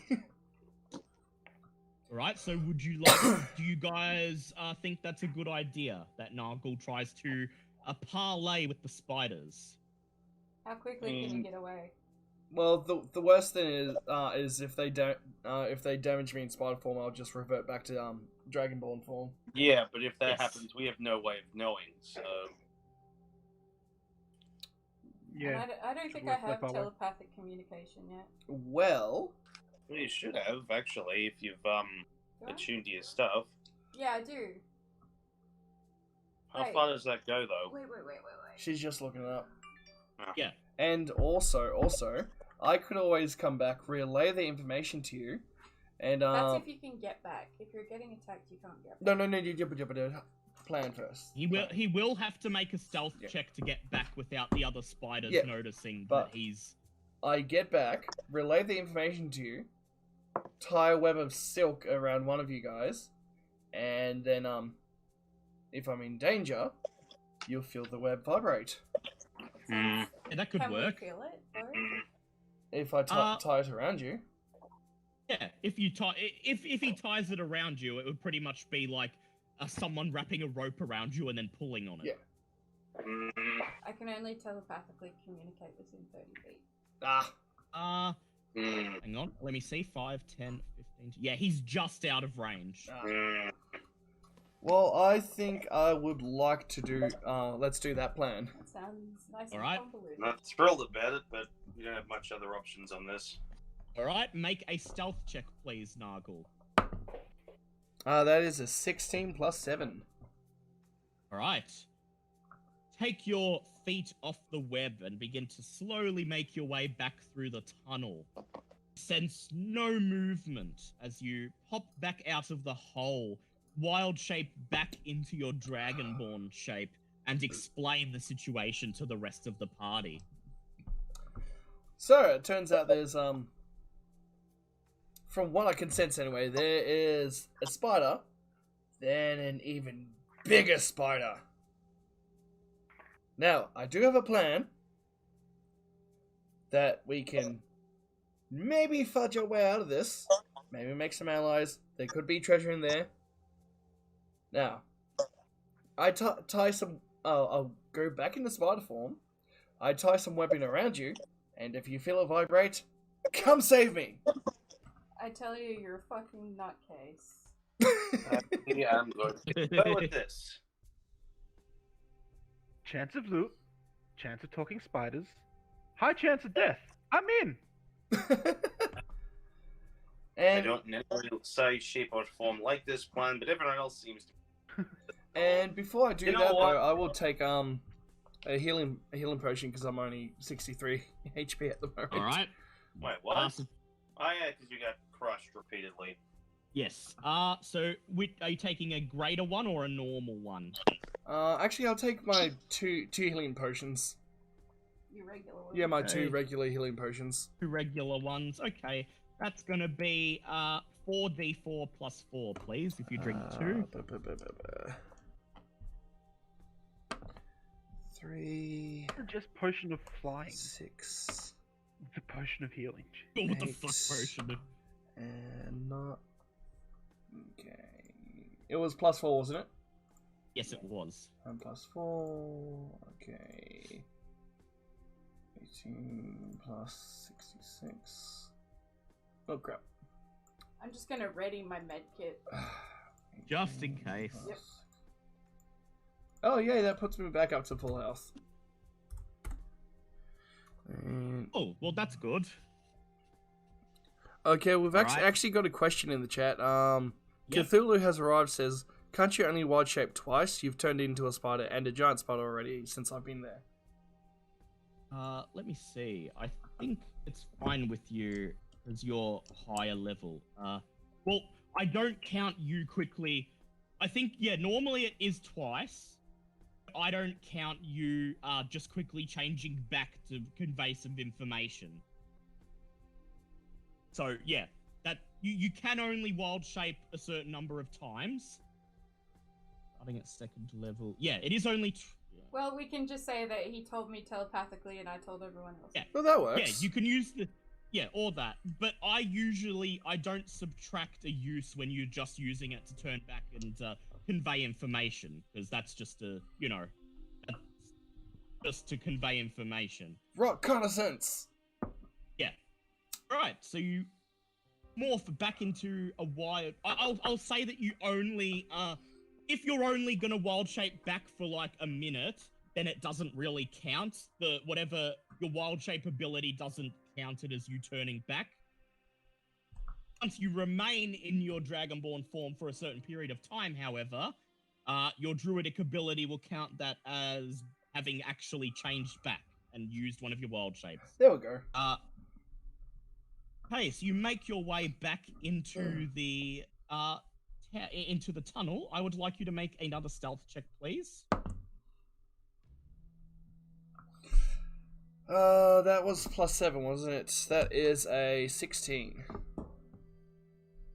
Yes. Okay. How have you got a +7 in? Giant spiders have stealth Spider, of plus yes. 7. Okay. Okay, you make your way back to the crossroads in the tunnel without alerting any of the other tunnel inhabitants, would you like to head to the alcove in the north or to the one in the south? The south. The south, okay. That sounds more dangerous. Yeah, but if it's a bigger spot, it's obviously the head honcho and the one I could talk more properly with. Of course, I'm still stealth. I can scout the location first. Right. Make another stealth check, please. Is 15. You slowly crawl along the tower, trying your best not to touch any of the webs, lest the spiders sense your presence. And then you emerge into the alcove in the south. First thing you notice is that this room is almost entirely made up of a large pile of pale blue eggs that scatter across the floor. And then just above you on a web, looking over the eggs below, is perhaps the biggest spider you have ever seen. A humongous white spider, seemingly covered in chitin plates. And where its legs would be, instead there are chitin blades ending in sharp pincers. A sword spider. And it is this one spider, based on its size, as it is nearly the size of, this spider would stack up quite well against Harshnag himself. This is quite clearly the Brood Queen. Oh. Hold on, I'm just seeing if there's a picture of it on the internet so I can have a look. Yeah, just look up sword spider. Oh my god! D&D sword spider. Oh my god, okay. Except imagine it to be white. Yep. And not brown. Yeah. Because these are icy ones. Yes. Oh, well then. So, and it's like the size of our giant pal. Yeah. It's about 12. The entire spider is about 12 feet wide. Its entire leg span. Mega. The spider herself easily encompasses the entire small chamber. She has not yet noticed you. Do you make yourself known?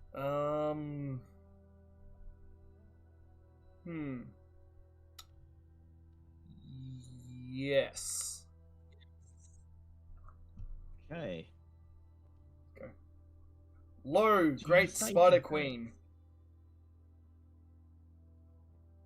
She unfurls her legs and stretches them out. And you hear the clicking of the chitin plates as she spreads her legs across the web. The legs take up the entire span of the room, and then all 8 of her eyes look down upon you. And her fangs begin to click together as she says, "You are not one of my brood. Why do you trespass?" Shit, once again I had something, I've hitched a ride with some unwilling giant folk, and I'm just exploring in this fine temple. And I saw your lovely webs, and being a spider myself, I thought I'd come say hello. Make a persuade check with disadvantage, please. Oh, fuck me.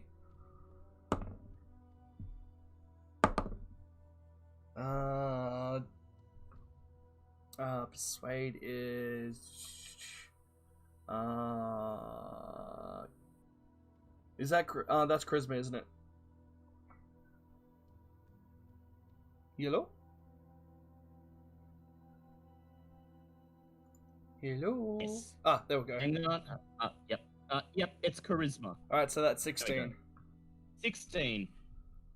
Spider clicks her fangs together and she says, "Spider you may be, but you are unwelcome in the nest of my brood. I should use you as meat for my children, but as you have been respectful, I will give you a chance to leave here and not return. Hmm.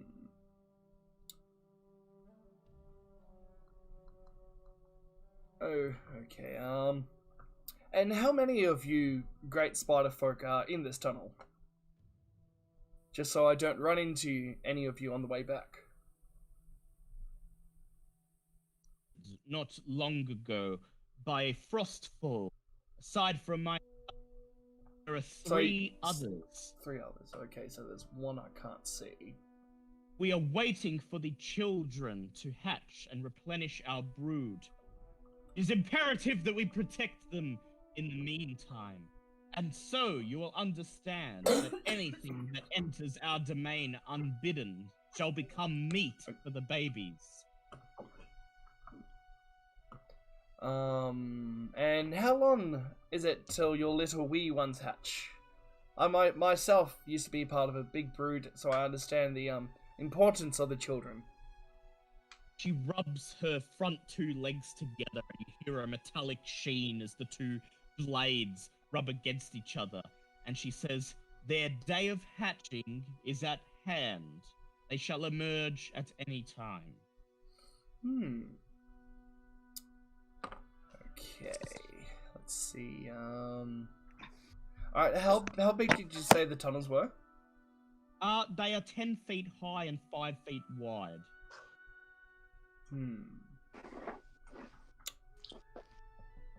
Okay, And how many webbings are on the way back to the tunnels? So basically the entire span of the tunnel is covered in an entire network of webbing. And the reason you make stealth checks as you go through is because you're trying not to step on any of the webbing. Yep. Because then they'll know your location. Yep, of course.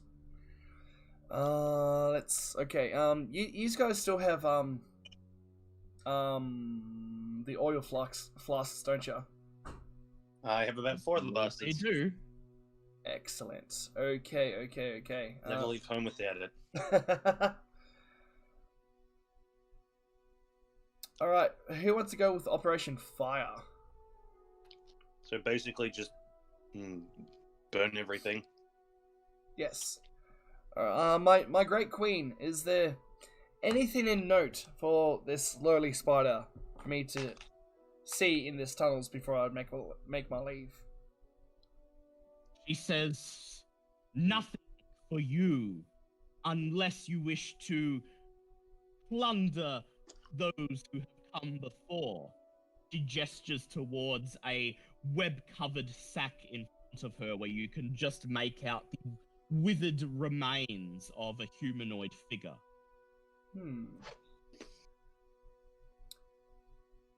Would I be able to look at this lovely body and start making a nest myself? Obviously, not anywhere near your lovely brood.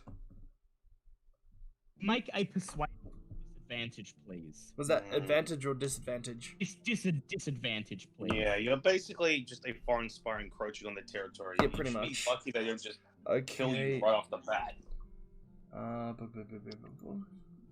That is a 17. My first roll was a nat 20. But 17 is still good. I said a DC 18. I said a DC 18 on this, though. So Oh, she Jesus. She hisses. She says, "These treasures belong to mine and mine only. Now leave before I have you made into meat." Very well, my queen. I shall take my leave. Very well. But by your grace, would I just be able to walk normally instead of tiptoeing around your webs? She says, "You are granted passage, so long as you do not return." Yes, and I shall do that. Make your way. You bid farewell to the Spider Queen and make your way back down out of the tunnel. do you wild shape back into Dragonborn shape? Well, not just yet. I conveyed to Reaver that. So we've got Yes, every 2 spiders. One at of least 2. well, no, she said 3. So I've got No, she said 3 others. Yeah, 3 others. Oh, but three. there are Three 2. others. There are at least 2 that you are aware of Oh, being in okay. there that you can sense. Okay. Well, we've got probably maybe 5 spiders. One of them nearly the size of our lovely giant friend. But we could easily harvest them, and there's stuff to plunder. So I go with Operation Fireball. Ooh. Bartleby's What's good? face immediately lights up and he says, "Oh, I like it. Burn their webs, yes." Been a long time since Why we've does set everything fire come to back them. to the scorched earth protocol? Let's just hope there's nothing burnable in there. As in loot-wise. Yeah, because that would instantly destroy it. Well then, what would you guys suggest? Because out of character, I'm assuming that I would have attack rolls with a disadvantage if I was Dragonborn. Why? Perhaps. Actually, no, you wouldn't. You'd be able to attack normally. Oh, There's excellent. enough room for you to. There's enough room for you to fight in there. Ah. Yeah. Dan Cooper steps forward and he says, not to disappoint Bartleby here, but maybe setting fire to the tunnel, going full scorched earth, isn't very wise. In case we destroy any of the treasure, maybe let's create some makeshift fire bombs, and we head into the tunnel, and we kick the door down of their chamber, and firebomb the spiders themselves. Yes, that also works. I recommend that we go with the Queen first. That being said, how fireproof is Chitin? Or Chitin? Chitin.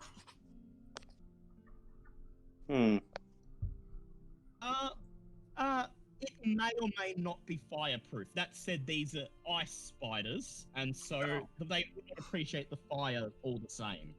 Okay. Yeah. They definitely don't like fire. No. That's what we like to hear.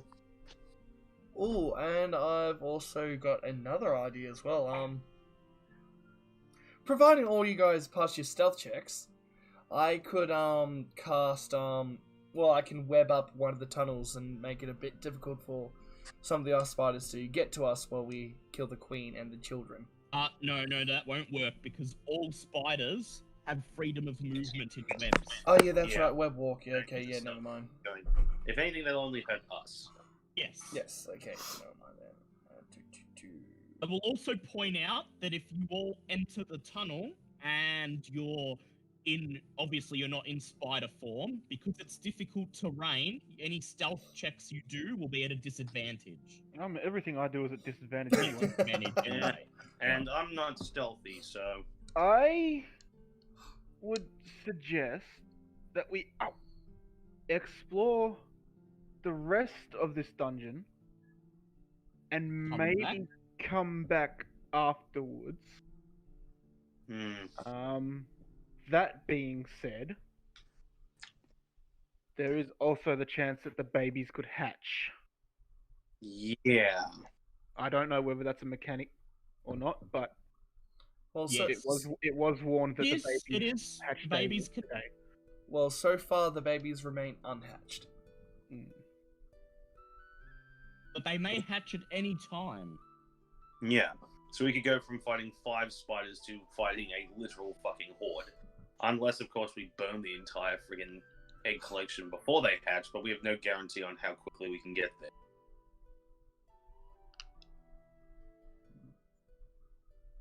Well, if we're going off sort of like real life stuff, we can burn all the webbing without damaging like the treasures and whatnot, because they pretty much just Yes. evaporate. Yes, that is true, but the treasure is also contained within the webbing of the emaciated bodies, and so the fire will still touch those bodies, so there is a chance that they themselves might also catch on fire. This is a problem. In terms of searching the rest of the dungeon, you literally only have upstairs left. Do we want to check that first and then make our decision? I would rather do this sooner or later, because if we return, the spiderlings could have hatched. Yes, that is true. Alright. And we don't know what treasure it is. It could be something really good, could be something bad, could be something that, yeah, someone really needs. It could be. Alright, so what's everyone thinking? I'm invisible. You That's are what I'm invisible. thinking. But You are Yeah, invisible, that doesn't but being mean just invisible because your won't body is help invisible you. doesn't mean Yeah. your opinion's not. Yeah, and being invisible, the spiders will still be able to know where you are if you touch the webs. Cthulhu has arrived on YouTube, said grab the webs and play them a lullaby on a makeshift harp. I fear the webs might be a bit too cold and that your fingers won't be able to bear with the cold for long enough to play anything. Actually, could we lure them out? That's a possibility, but the queen most likely will not leave her Yeah, eggs. she's not going to leave the room. Yeah, but we... Yeah, that being said, we could take on the 3 lesser spiders. Yeah. Yes, it is unlikely that the queen will come to the assistance of the other spiders, Yeah, because but she won't want to leave the eggs. Taking a queen But on if by you itself fight is the easier. queen, the other spiders can come to her assistance. Yes. So we'd have to go and kill Yes. the smaller ones first and then go for the queen. Alright, so... I say, let's get me into, someone tugging on the webs, and we, lay an ambush or something for when the spiders come out. What can we really do to set that up? Well, I would imagine I'm that if invisible, so I can enough- sneak Okay. attack. Yeah, Yeah, you can hide in the roof and jump down. So you get all the acrobatic-y people on the roof, and when the spiders come out, Could jump even down. just be out to the side. Well, that too, yeah. Or the hole. Yeah, stand on the. So the 2 of you stand on the side of the hole. The rest of you get onto some higher ground, maybe climb on top of the giant furniture. Harshnag can just stand there with his sword at the ready for when the spiders come out. Hmm. Yeah, I'm all for the ambush plan. Yep, nice. Yes. Okay, let's do How that. do we lure them into the ambush? The web. Yeah, if you have Milo being a ranger, you suspect you know enough about spiders that normally they wouldn't leave their den, but if they think that there is food trapped right outside in the webbing, then they will probably come out. Okay. So what type of trap are we looking at doing here? Just literally have us lie and wait and beat the crap out of them when they show up, or do we want to try something else? Okay, let's set Dan Cooper in the middle of the hallway and we all hide. And someone jiggles the crap out of the web. I suggest Dan. What? Dan laughs and says, Dan laughs and he says, well, you could do something useful at least. What if Reva jiggles the web, but then gets out of the way as the spider's coming? Yeah, invisible. Mm. You can do that. And then the first thing that the spider sees is still Dan. As long as Reva manages to somehow get out of the way. What do you think of that, Reva?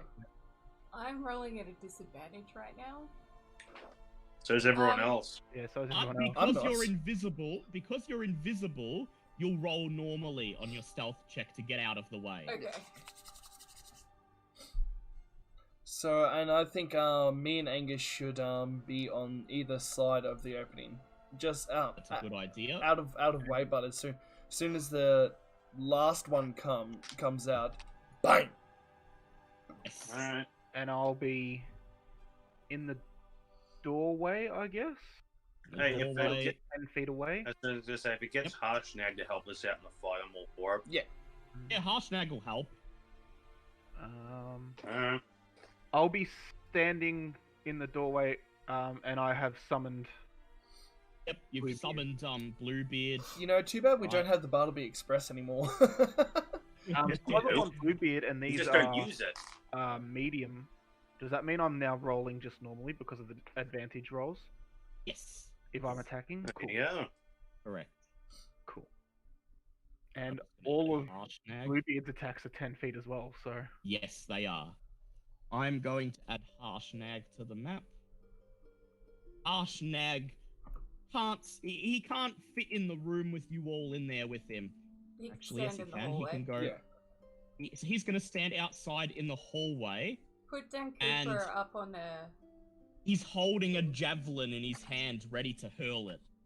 Nice. Right. So My Nagel, the speed planner. is 21. I'm just gonna go get a drink while we start. Yep. Okay. I'm going to grab the combat music. Okay. You all take your places, and then Reva steps forward with Dan Cooper behind her and reaches into the tunnel, grabs a tuft of web, and pulls on it. Okay, Reva, make a dex check. Make a dex check with disadvantage. With advantage, please. Or just normally? Which normal. Yep. Ooh, Shit. 14. 14. 14. Ooh, okay. Alright. Unfortunately, you are unable to get out of the way. Well, As with blinding speed, you see 3 sword spiders barreling out of the tunnel towards you. I shit Here we myself. understandable. The spiders get off 1 attack on you before initiative is rolled. Wait, all 3 Reva of them? keeping it real. Yeah, all 3 of them. Wait, what? Would they still be able? Wouldn't we still attack with surprise because they don't see me or Oh, Angus? yeah, I know, but they see Reva, so they're gonna go on her, and then you're gonna attack them with surprise. Then they're Okay. gonna roll for Yep. initiative. Oh, good.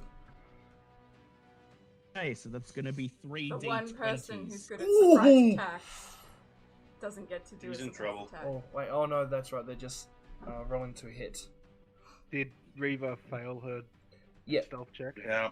Okay, what? Sorry, Real. Yeah, Yeah. plus 8 to hit. Okay, you get hit 1 time with the first bite. Okay, you are taking roll.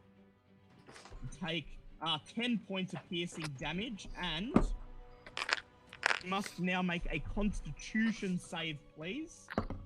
Oh, goody.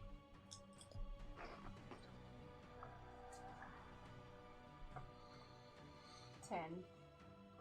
10. Okay, you take 9 points of poison damage, and then they use their second action to go again.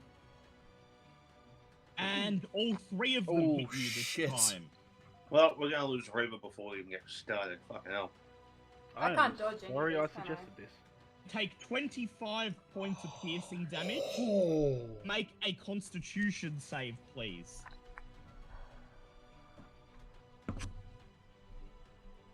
12.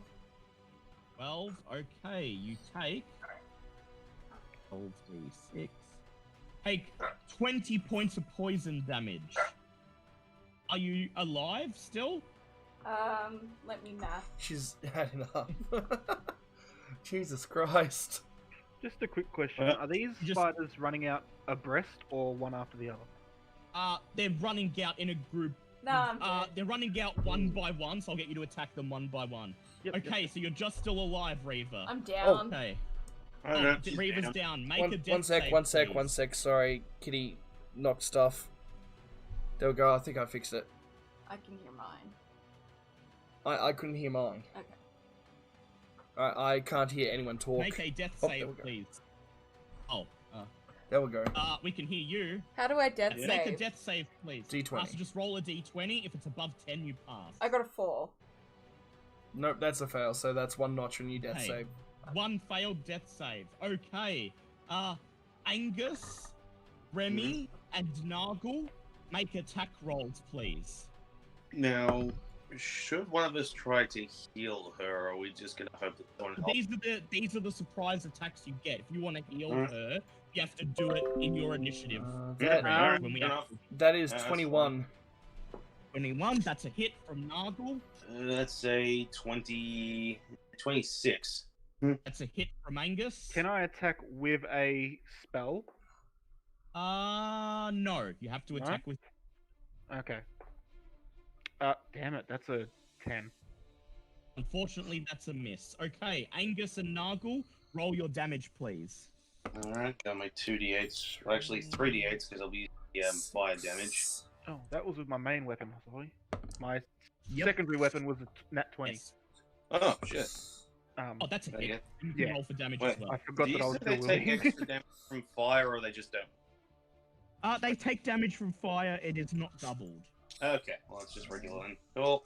Plus... Alright, so 12, 22, 22 points of damage. And I've done 29 points.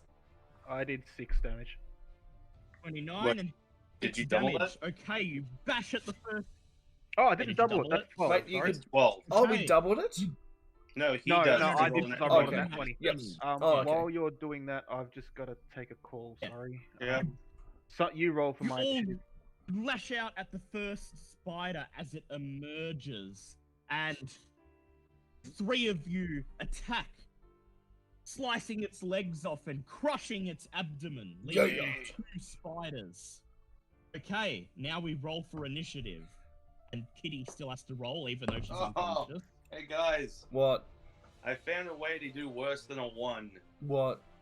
Well, I rolled a 1, -1 initiative. My initiative is 0. Oh, what the Yeah, hell? Okay. And I got You're on 19. Here. Wait, how's your 19. initiative 0? Because I get a -1 to my initiative rolls, and I rolled a 1. Oh, okay. 20. So I rolled a 0, so I just poofed from existence. Right, so Kitty got 20, I got 19. Milo got 17. Kitty got 20. I can't help what Kitty. Did M1 get 15? And what did Bartleby get? 15. Okay, and what did the spiders get? 16. Okay. Kitty, you're up first. You need to make another death save. Excuse me. 15. 15. You passed. Passed your first death save. Yeah. Okay. Next up, Nargle. Rage, rage, rage, rage, rage, rage, rage. He can't Okay, use 2 use an attacks, action go. to cure wounds on me. Oh yeah, you could cast a Cure Wounds on And still have Braver if you want attacks. still get an attack. You can get 1 attack and cast Cure Wounds on Reaver if you want. Yes. Okay, yeah, cast Cure Wounds on Reaver. What do I roll for that? Alright. Okay, let's 1d8, isn't it? 1d8 plus your Wisdom modifier, please. Jesus Christ, so that's plus 0. Is your wisdom +0? Wait, oh, is that my intelligence? I can't remember. Wisdom is... No, Wisdom Oh, you get plus plus 2. 1. Your Plus Wisdom 2. mod is +1. No, it's Okay. plus 2. Alright, +2. So roll 1d8 plus 2. Alright, 10. 10, okay. Reaver is on 10 HP. She is conscious again. Right, now you roll to hit. That's a nat 20. Oh my Ooh. good lord. Roll for damage and double, please. Okay. Mess him up. 3, 5. Whoop. 10. 15. No. Yeah, 15. Okay. Math time. 15 plus 2. Okay, I'm plus back for now, but I'm probably going to disappear very soon because my 2. dad texts me what he usually texts me when he wants me to call him, but he's not answering. So That's 50. Okay. Ooh, 50. Good hit. You reach out and you swing with your sword, and your sword says, "Let's do some bloody insect control!" And it hacks off one of the spider's front forelimbs. Okay. Next up, we have Milo. yep. So what are we doing? Just attacking the spiders? Yep, it's Yep. just normal combat. Yep. Are they all out of the? They're all out. They're all within range now. Yeah, we've already killed one. I was gonna try and ensnare them so that they got stuck, but whatever. Nah, I don't think that's gonna work with those That's guys. a 24 and a 21. Okay, those are both hits. Roll for damage. And they don't take. They're immune to poison, so don't add your poison damage. Hey, so am I. Isn't poison immunity fun? What amazing music. Hmm. Yep.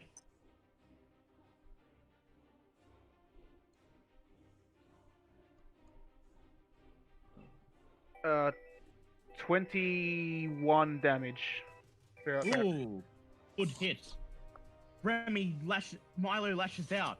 Whoosh, and he wraps his chain whip around the spider's foreleg, and he pulls, and there's a sickening crunch as he rips off its foreleg, and the spider dies. Too damn one to go. Alright. It is the spider's turn. There's one spider left. For its first attack, it hits Angus. And Oh, Angus, you block it. It clamps down on the hilt of your blade instead, unable to pierce your skin. It makes a second attack. Leave the hammer alone, damn it. and misses again. Bites! It bites again, missing, and then it turns towards Nargle. Bring it. And it misses a third time as he blocks it Then with I his miss. sword. And then I fire. Then I miss. I fired and I missed, and I fired and I felt bad, so I had a nap.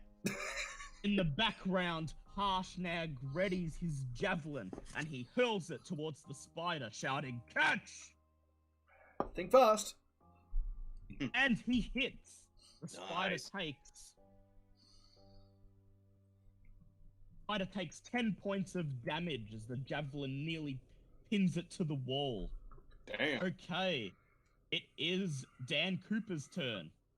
Dan Cooper attacks with his +1, attacks with his Rapier of Luck. He's gonna re-roll that. It's his lucky rapier. And he still... he hits! Oh, yay. Dealing 9 points of damage, piercing the spider's chitinous flesh with the tip of his rapier. Okay, It's I'm back. It's Bartleby's turn. Bartleby raises his hand and generates a firebolt, which he throws at the spider. And he hits.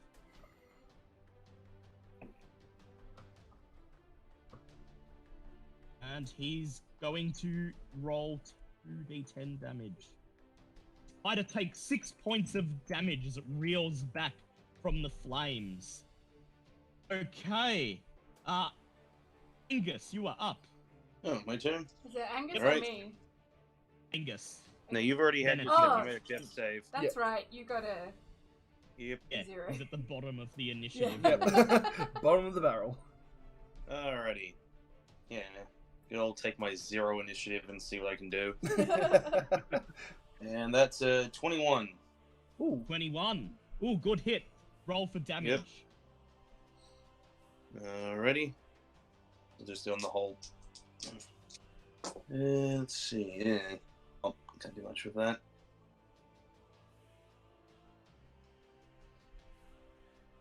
It's gonna be 11 damage.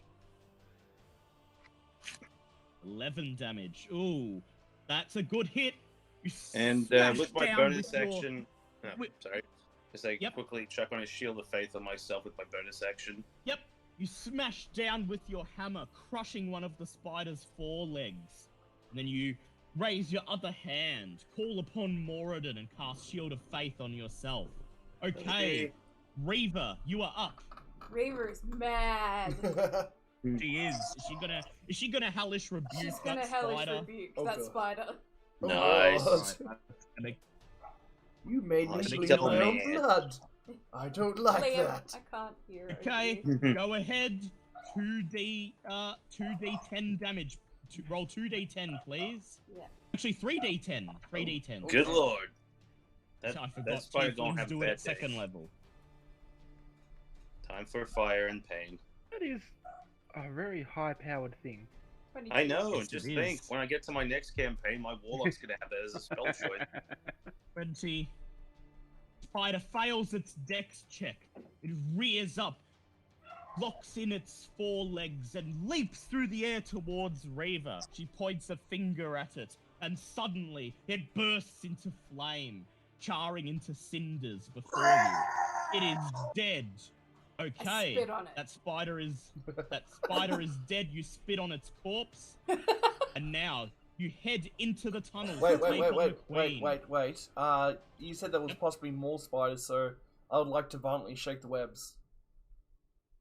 Nothing else appears to come out. Okay, good. Am I able to heal myself in this time? Yes, you can. I will use I'm my just making rod. sure I didn't take any damage in. 2d8, please. No one took damage except Okay. Reva. Yeah. Yeah, Reeve got the crap kicked out of everyone else's fine. Yeah, I was away most of that fight, unfortunately. Can't But be helped, now mate. I'm back with no foreseeable Yep. interruptions, so it's good. Yay! Oh, That's important. You go. That was her phone. Groovy, why did you go away? I'm back, Groovy. We missed you, Groovy. I still need. I'm know, only play on 21 music. hit points. Oh dear. So what now? I'll take my potion of greater healing. Wait, what happened? Groovy's Again, back. I am available for healings. Just putting it out there. Yes. Okay, You get heal extra me heals then. if I do it. Just saying. Groovy. Come on, Groovy. Groovy is not responding. Oh, there we go. Play, Or Groovy. maybe save your healing for if we all get in trouble. Might be a Okay. good idea. Shit. Okay. So I'll you use my decide to potion head of in to greater healing. take What's care of the queen. that? What is my? 2d. Your cure wounds is 2d8. Oh wait, I don't have a potion of greater healing because I gave it to Milo. What's Hey, a with regular no other healing spiders potion? present, you don't need to make any stealth checks as you make your way down into the queen spider's Hold on, chamber. Kitty's asking, what's a regular healing potion? That's a D8, isn't it? Regular healing potion is 2d4 plus 2. No.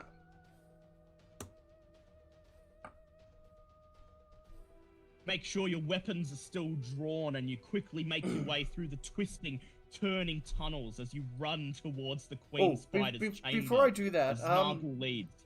does my talking sword feel pain? You don't know. Okay, I'm gonna test this theory. I'd like to cast produce flame on the sword. I'm pretty sure it The does sword actually begins feel to pain. yell. Did it mention? The sword begins to yell, "Ouch! Hot, hot, hot, hot!" Ah, quiet down! Angus cast heat on it last time, didn't he? Yeah, Did, yeah, and it that's did how I say, found "Ouch." out. Oh, yeah. Shut it up. Alright, and we use the same initiative order. Woo! Except Dead the last. What's wrong? Queen My friend Spider tried to had an break it. action shit. ready, and so she Alright. attacks as you Kitchen enter the table. chamber. Who's going first? Me Reva first, I will believe. after the spider gets its action. Wait, I thought I was No, I meant first. who walks into the cave first. Oh, yeah, Nargle is. Well, Nuggle's Nargle, then you and everyone, but the caverns are so small, and I can't put the tokens that you're basically all considered to be lumped That's up okay. together. I was just mostly asking so I knew who was going to be getting attacked by the queen. And because it's still a short amount of time, am I still raging? Yeah, you're still raging. Okay. Yeah, you're Shield of raging. Faith. My shield I'm of faith still- is still up. I'm treating it as the same combat. Okay. So Yeah. as Shield you of Faith. as Shield you of step into the queen's chamber, she looks at you and then detaches her legs from the web and leaps down in front of you. Okay, I would like each of you to make strength saves, please. Oh, baby. I'm still at disadvantage, aren't I? Oh, that's a Yes. 21. Solid. Oh, yeah, because I won't be on. That is a... Shit, what did I roll? I do that. I got a 15. I got a 12. That is a 21. Okay, Bartleby and Dan Cooper and Milo, you all feel the ground shake as the spider lands on the floor, her mass quaking the cavern around you, and you fall prone. Well, shit. Yay! Off to a good start. I hate the cold. Fair And enough. then, as she leaps down, she bares her fangs and gnashes towards Nargle. Nargle, you must make a dex save, please. Oh, I could Yay. have done that. Better you than me. Oh, thank God I get advantages on that. Better you than me. Okay, how's this? The first roll was a 1. The first Yep. one was a nat... the second one was a nat 20. Jesus. Okay, so let's see how much you take, because this is part of her deadly leap ability, where I she think leaps it's a- down, Huh. and if she goes at least 10 feet in the leap, she knocks everyone prone if they fail a strength save, and the person she targets must make a dex save.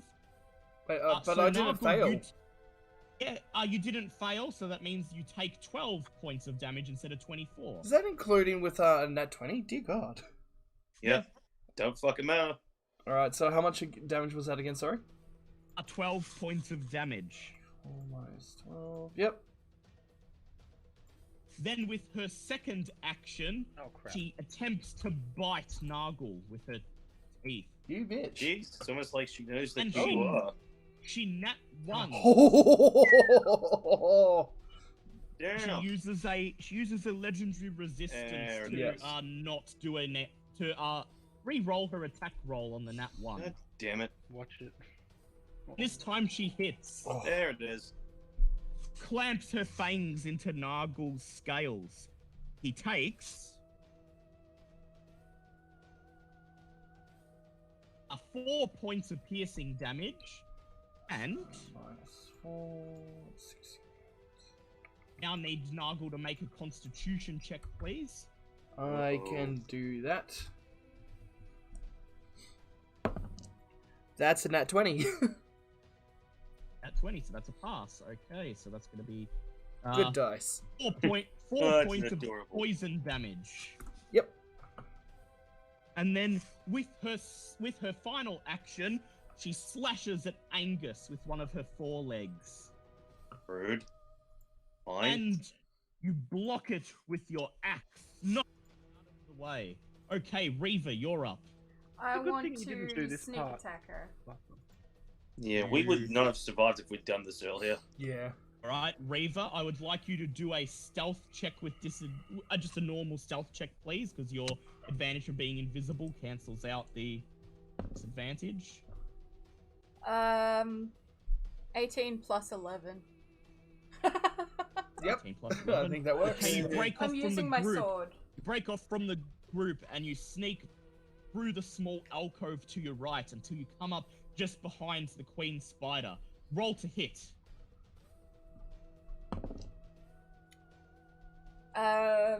That's a 19. That's a hit. Roll for damage and add your sneak attack bonus. Yeah, What's yeah, my yeah. sneak attack bonus? Sneak attack Is it like bonus 64? for you is... Is it 46 or 64? I forget which one. I think it's 4d6. I'm just checking. Yeah, it's For 8. Yes, D6. 4d6 8th level Woo! rogue. Called it. What was it? 4d6 is your sneak attack. Okay. So my damage. Wait, were you meant to roll the D20 for the damage? No, I'm an idiot. No. I meant to Yeah, do. meant to- Okay, so my regular damage. And remember, she takes no damage from the poison. No, but I've got fire, which I forgot to write Yes, down. yes. What do you roll for your sword? 1d8 plus 1d8 and 4d6. 1d8. That's 7. So 7 plus 7, that's 14. And And then someone said D6? And then the fire damage is a d6. Yes, it is. 2. So is Still that better than none. 14, 16, so 14 regular damage, 2 fire damage. Oh, good hit. And add your sneak attack damage. Oh, and my sneak attack damage. Oh. So that was 4d6? Yep.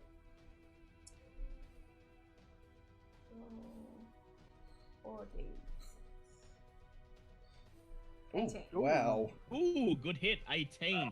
And I'm going to Sneak up. hide. Yep, you sneak up and you jam the tip of your sword underneath one of her legs. Then you pull it out. Make a stealth check, please. That's 15 plus 11. 15 plus 11. That's a pass. That'll do it. Okay. And then at the end of your turn, the Spider Queen uses one of her reactions to gnash her fangs at Angus. And she hits. She hits, and Angus takes. Sorry. You just, you can't hit me, and it hits. I see. Angus takes 12 points of piercing damage. Angus, make your Constitution save with advantage, please. Outstanding. Alright, that is a 21. 21. Okay. That's a pass. 11 points of... What was that? 11 points of poison damage. No, I don't.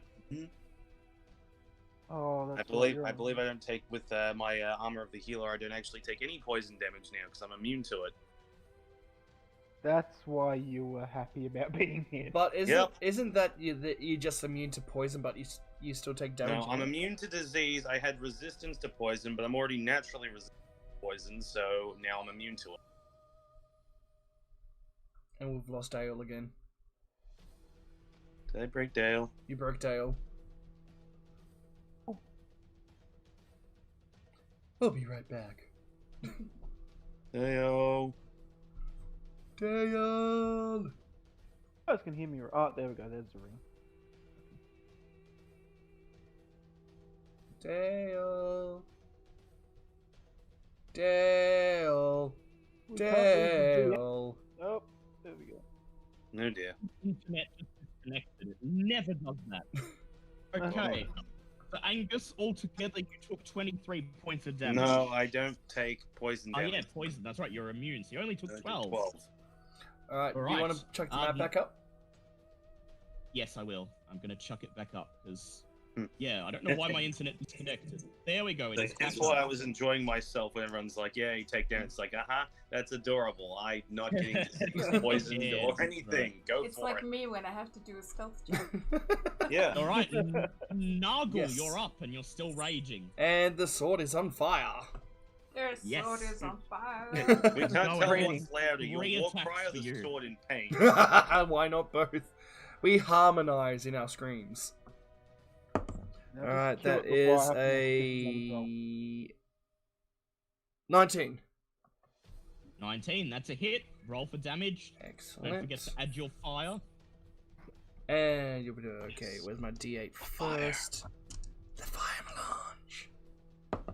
So 7. So.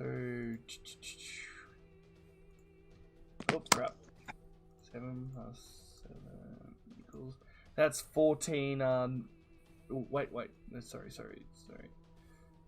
Yeah, 14 normal damage. Then I'll add the necrotic damage. Yep. And then the fire damage. Good lord. Plus 7 plus 2 plus 6. And how much is the fire damage? It's just 1d6. Oh, 1d6, okay. Yep. Plus 3, that is 32 damage all up.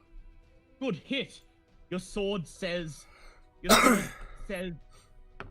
Sounds like someone needs a swooshing. You swing it at the fire. Yeah, just swinging it while it's on fire, going, why am I burning? Yeah. And yes, Remy, you can enchant a weapon with all types of damage if you can find the components or pay for them. Okay. Make your second attack, please, Nargle. That is a 18. 18. That's a hit. Roll for damage.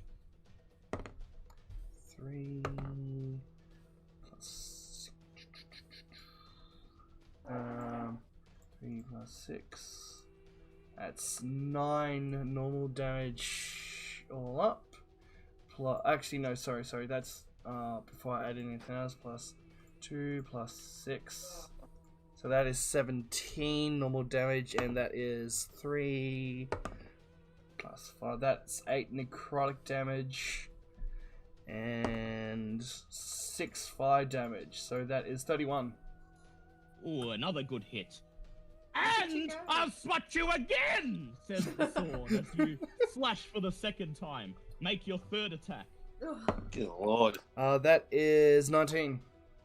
That's a hit. Roll for damage. 8 plus 5, okay. I use it every. 8 plus 5 plus 2 plus 6. 5. Ooh. Plus 10 plus 6. That is 37 all up. Jesus Did I Christ. tell you I've been moonlighting as a fly swatter? You swing with your sword again, cutting off the tip of one of her legs. She reels back in pain and anger. Okay, Milo's turn.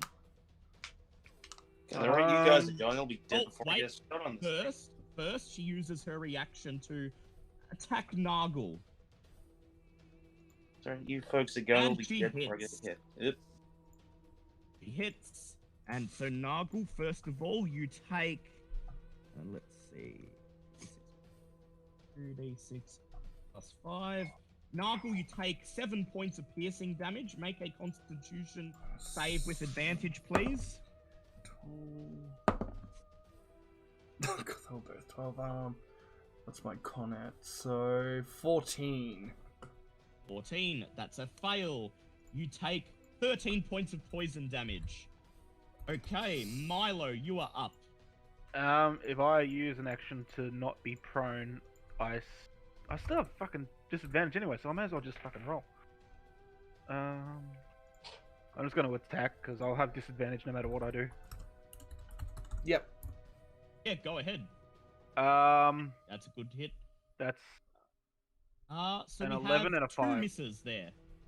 Yep, you swing your whips, but lying on the floor, you can't strike the spider as she moves her limbs around. And I'll You may try. make your second attack. Poor little Milo is turtling on the floor. So that's a 15 and a 2.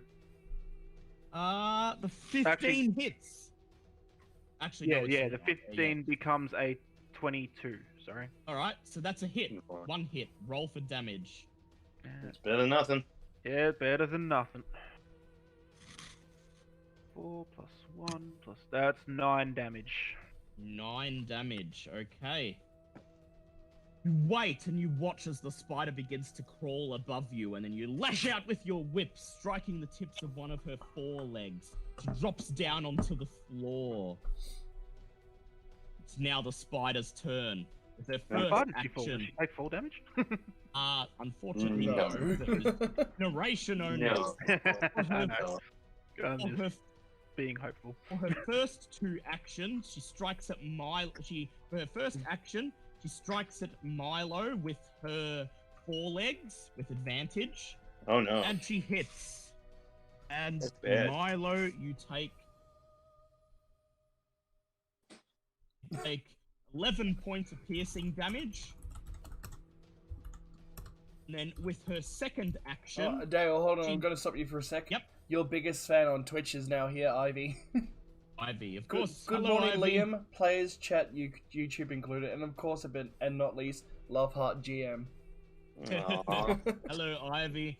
With her second action, she swings a foreleg at Dan Cooper, who is still prone with advantage. Oh yeah. Oh yeah, that guy.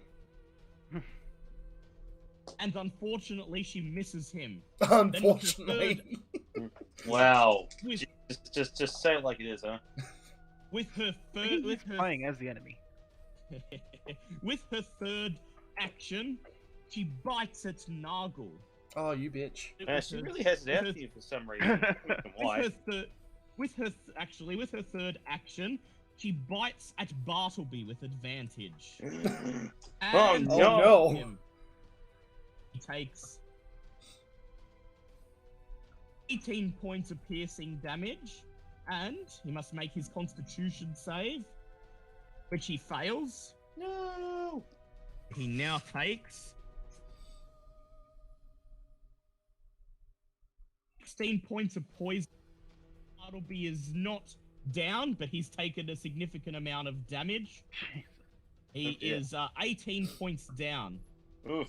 Oh, sorry, he's not 18 points down. He 18 is points 34 points down. Yes, Oh. 18 points left. Good lord. Okay. It is Dan Cooper's turn. Dan Cooper uses an action to climb to his feet, and then he sends a lightning bolt Oh no. at the Wait. spider.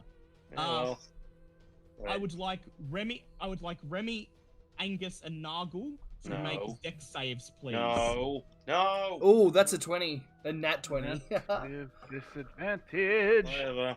I Is it nat failed. 20? Can you just grab Angus? I just grabbed the No. lightning bolt and redirect it. No. That's a Saint Avatar, this shit doesn't happen. I'm copping the lightning bolts again. 8. That's a 13. I'm going to kill him. He's not I'm even going here, to but rip you'll his kill legs him. off and beat him to death with it. Dan Cooper shouts, "Sorry!" And then No, he doesn't. fires Don't No, lie. he doesn't. He Yeah. doesn't. No, Stop he doesn't. bullshitting. He fires. Hey, I'm playing him how M1 would be playing him, and No, M1. yeah, that's often why I'm does saying AoE don't say attacks. sorry, because he would. Yes. I will roll for Bartleby. Bartleby passes his save. Okay. I hate Yeah. this. Wait, what was the DC save? It is for Dan Cooper, 15. Yeah, that's what I thought. Yeah, I got 13. Damn it. Okay, if you failed, you take 24 points of damage. Congratulations, you've done pass- more damage to me than the actual fucking enemy. If you pass, you take 12. I take 12 Bartleby- anyway because I've got the advantage. Bartleby winces in pain, lying prone on the floor. Oh yeah, he's down, isn't he? He's not down. He's still not down, but he's nearly down. And the spider failed her dexterity save, and she takes 24 points of damage. You see Whoopee. her twitching and struggling to get through the electricity. I know that feeling. Okay, it's Bartleby's turn. He uses his action to climb to his feet, and then he casts on himself Shield. There's a boy. Okay, it is Angus's turn. Just casually shrug off the fact that I've just been hit again. Yeah. Right. How far away am I from the lovely spider at this point? You're right in front of it. There's not a lot of Okay, room so here. throwing's not going to Happens really like work. 10 then. feet. No. Yeah, so throwing's not really a thing. No, just whack it. I was going to say, how big is this thing anyway?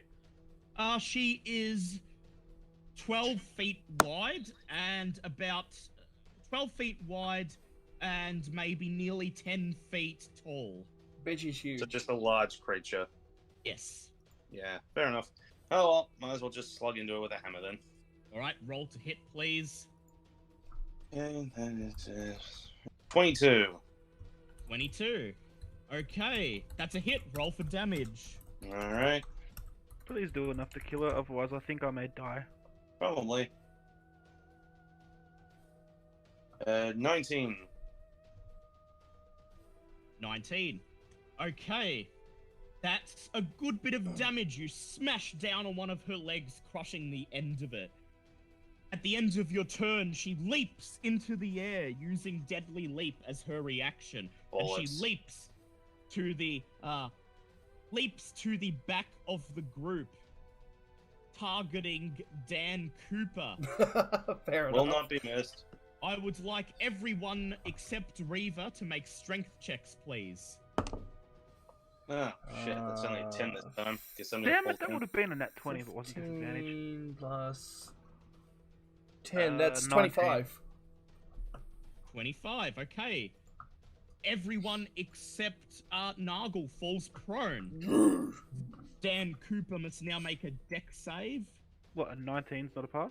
Oh no, you pass Remy. Everyone except Nargle and I'm still prone anyway, I don't even know yeah, why I asked. yeah, I know. Dan Cooper fails his deck save. Excellent. And so it's +5. She lands right on top of him. He takes 31 points of damage. Oh my but God. He is not down. He has just over a 10 HP left. Excellent. Okay, it is Reaver's turn. Oh yeah, sneak attack. Sneaky, Sneak attack. sneaky. Okay, roll to hit. That's that's a 1. And that one. Neat. Fuck. That's a 1. Okay. I would like you to roll a D100, please. Please just, like, stab Dan for your troubles. That'd be great. Just don't stab Why are me. you angry at him this week? Because of lightning. Lightning bolt. Fuck off. He didn't do it. Don't care. Still pissed at him. So 1d100? Yep. 95. Okay. You step out from your cover and you knock a bow on Whisper and you fire. The spider raises one of her hind legs and knocks the arrow out of the way with her chitin blade. It ricochets off, and then you see Bartleby just climbing to his feet as the And arrow you killed Bartleby. plunges into his chest. Bartleby is down and makes a death save. Awesome. He I'm gonna fails his hide. first deck save. Yep, make a stealth check, please. Reaper, ready? how could you? Wow. Just everyone's I got murdering a everyone today. 23. Yep. Just stealth back into shame. Tieflings just murdering everyone. And then at the end of your turn, she uses her reaction to bite at Dan Cooper. Jesus. And she misses as he leaps out of the way and laughs at her. Nargle, you are up. Oh, this bitch going down.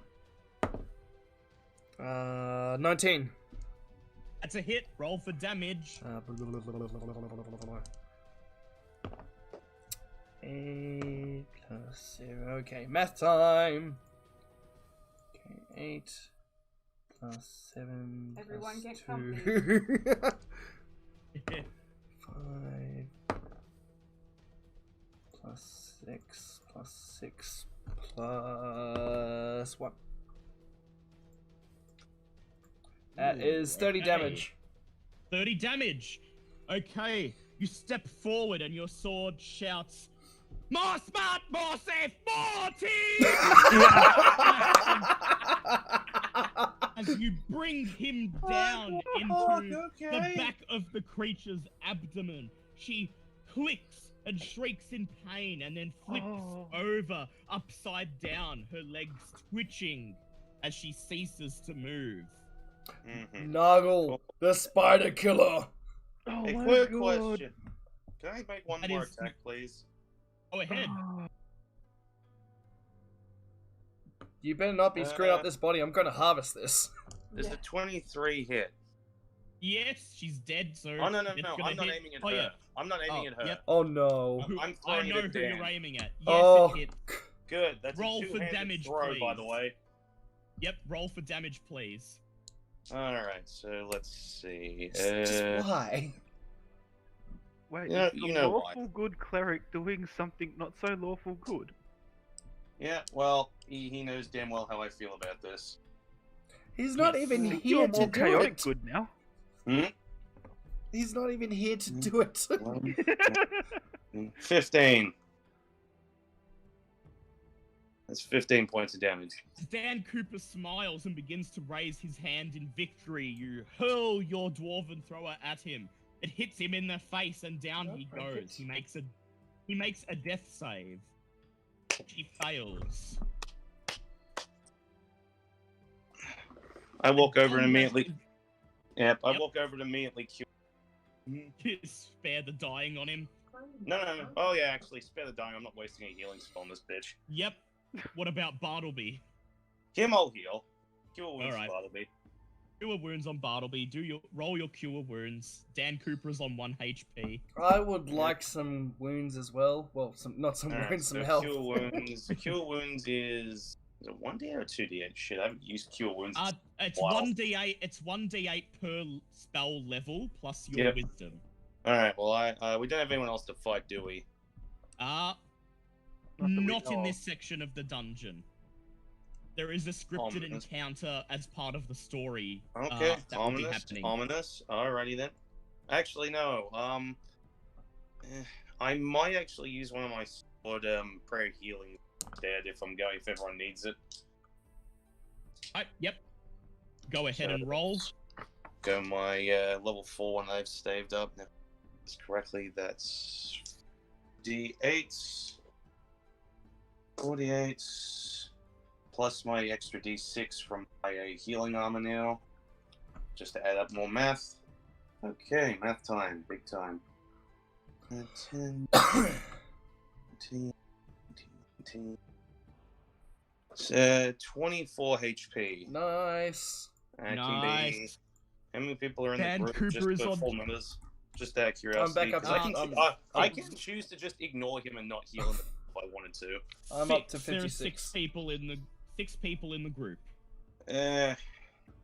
Fuck it, I might as well heal him. Dan I don't Cooper want is up to. to 25 HP. Bartleby is up to also 26. He's up to 24 HP. Yeah. Okay, well, Okay. Bartleby, I make sure he's okay. I look over at Dan and go, 3 words. Aim, then fire. And walk off to go check the pile of treasure that's in the room. Yeah, I'd like to dissect the Yep. queen He spider. shrugs. Yes. I would like you to make a dex check. Can I? Actually, I'd like you to make a survival check. Can I please, help Marvel. him? Yes, so with advantage with Milo helping Survival is +5 anyway, so yay. With advantage. Oh, thank God. Oh, Jesus Christ, that's 9. You ain't getting shit. It's 9, okay.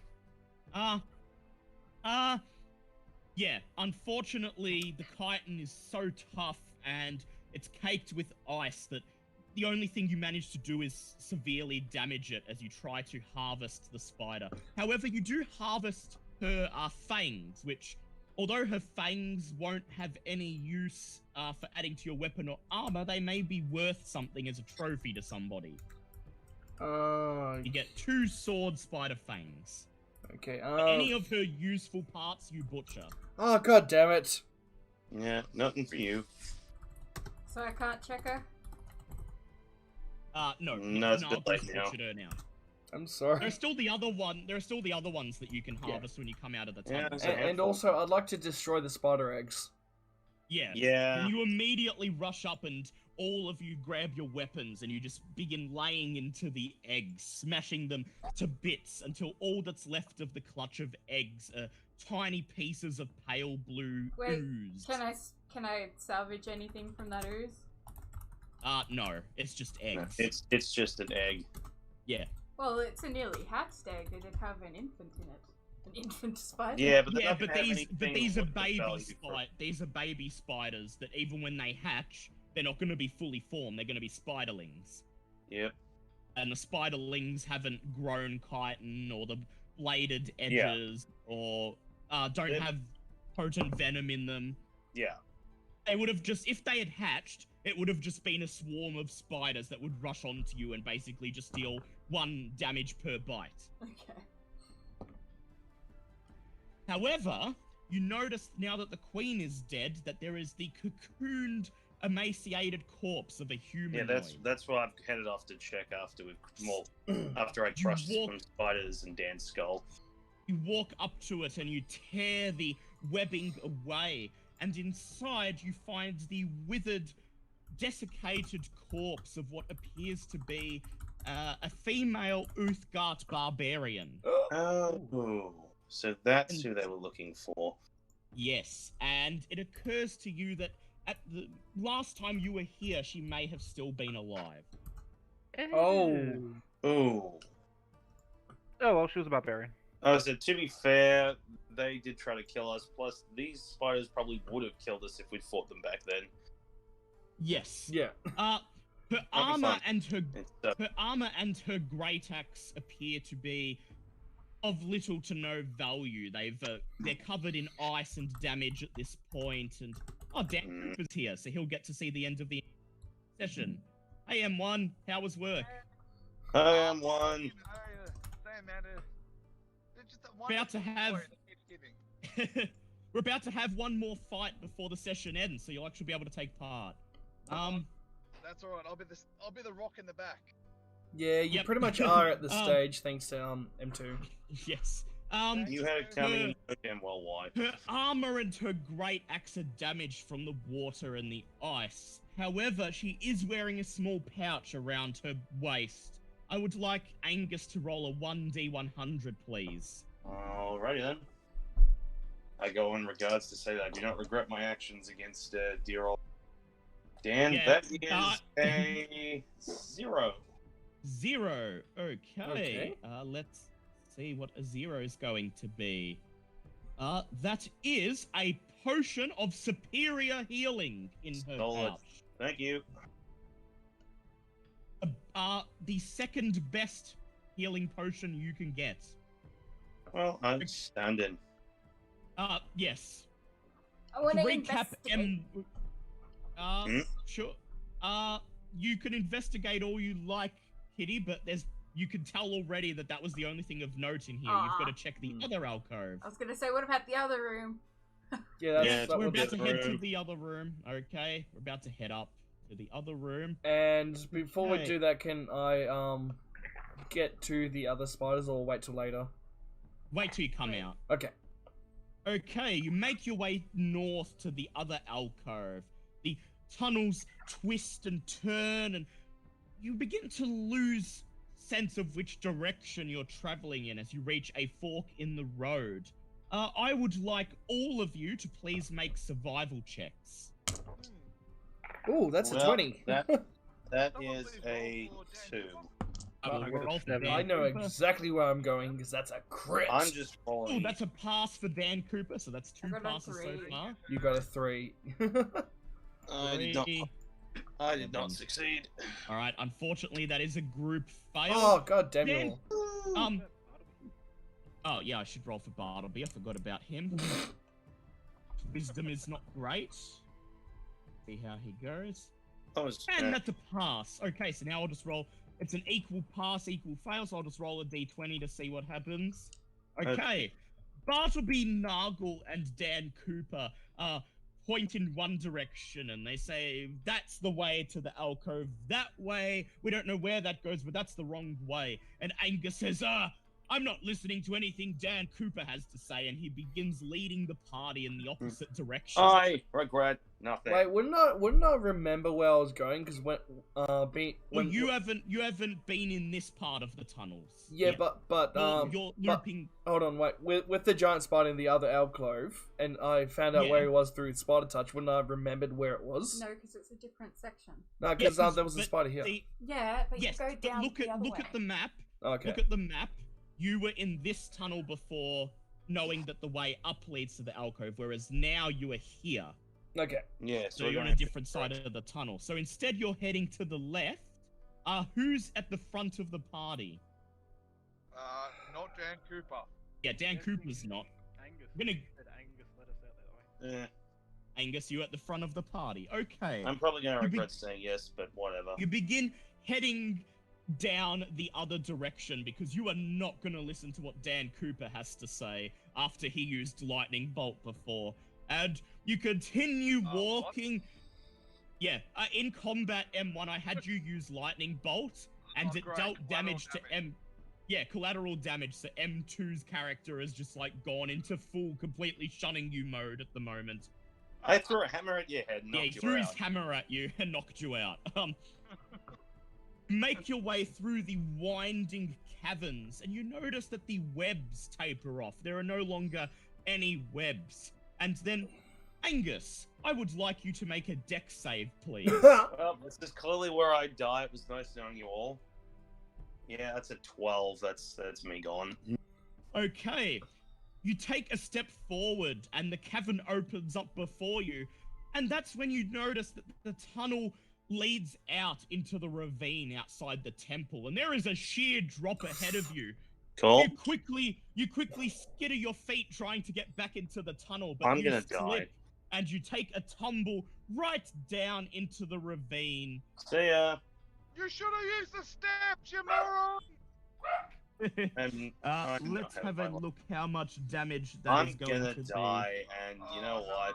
I got a free shot on Dan before I died, so I can die a happy man. be. You Yeah, but tumbled stop. down into the ravine, and that is... Roll. This That is fun. is 58 points of damage. We're just watching a bouncing As you- How ball. far did I fall? Out of curiosity. Apparently you fell 200 feet down into a ravine. Huh. Oh, shit. Roll. No. No, it was a sheer drop. Did you survive that? Yeah, Yeah, yeah. I got like half my HP left still. yeah, you How much tumbled... HP do you have?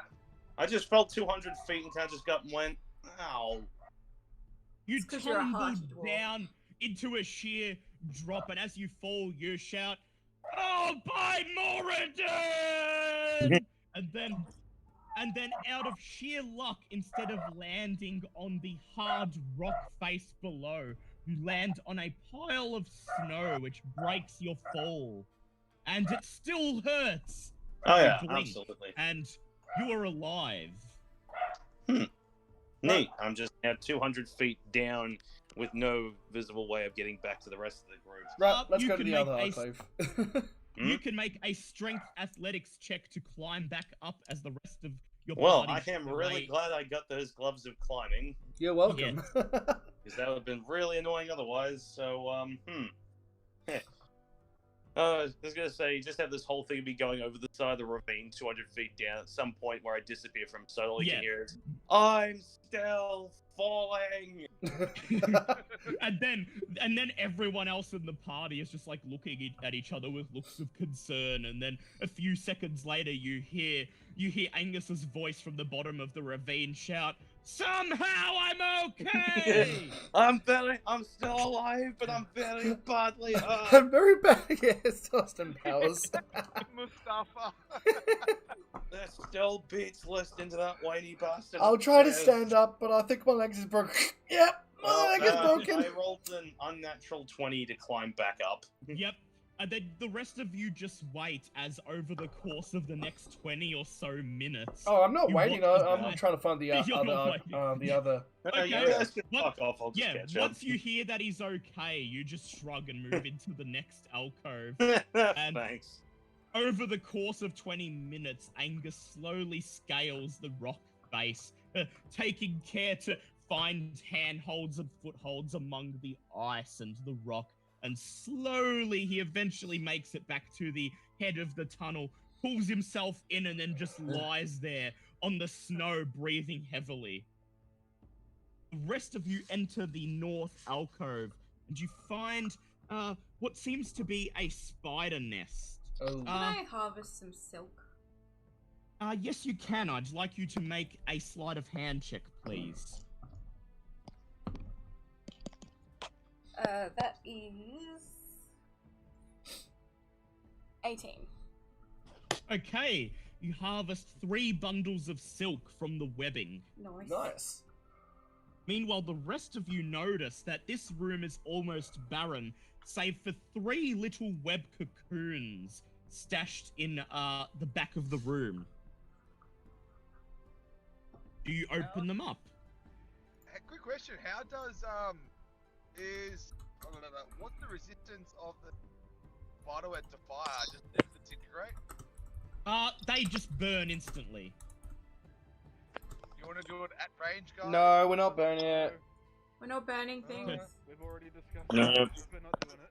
Yeah, we they've decided not before to going burn in. things because they don't want to damage any treasure that may be in the web. So you're just I gonna caught sit up to there the and rest of the group yet. tear the web away. No, you're still making your way up the cliff as they're doing this. Fair enough. Okay, Nargle, make a strength check, please. Yeah, that's a huge pass. That's an 18 plus my You strength. grab the first bundle of web and tear the webbing away, and inside you find the exsanguinated corpse of a mountain goat.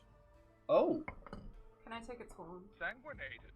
I love that. Unfortunately, it doesn't appear to have any treasure, but if you want to cut its horns off, you can. Yes. yeah. Well, Reva's doing that. I want to open the other ones too. Yep. Yep, Dan Cooper's gonna assist Reaver in removing the horns, so Reaver may do a sleight of hand check with advantage. And while making conversation, Dan turns around to the group and says, I heard it's a great aphrodisiac. Of course. She just rolls I her got a eyes, I think. 22. Yep. With Dan Cooper's help, you remove the goat horns, perhaps the only part of the goat that is still intact. Smithy just says, "Is it the same as the rare mountain moose?" So is that two Why? goat horns? 2 horns, yeah. It's a rare mountain moose, yes, it's Call of Cthulhu. Okay, you make a strength check to unwrap the second bundle, Nargle.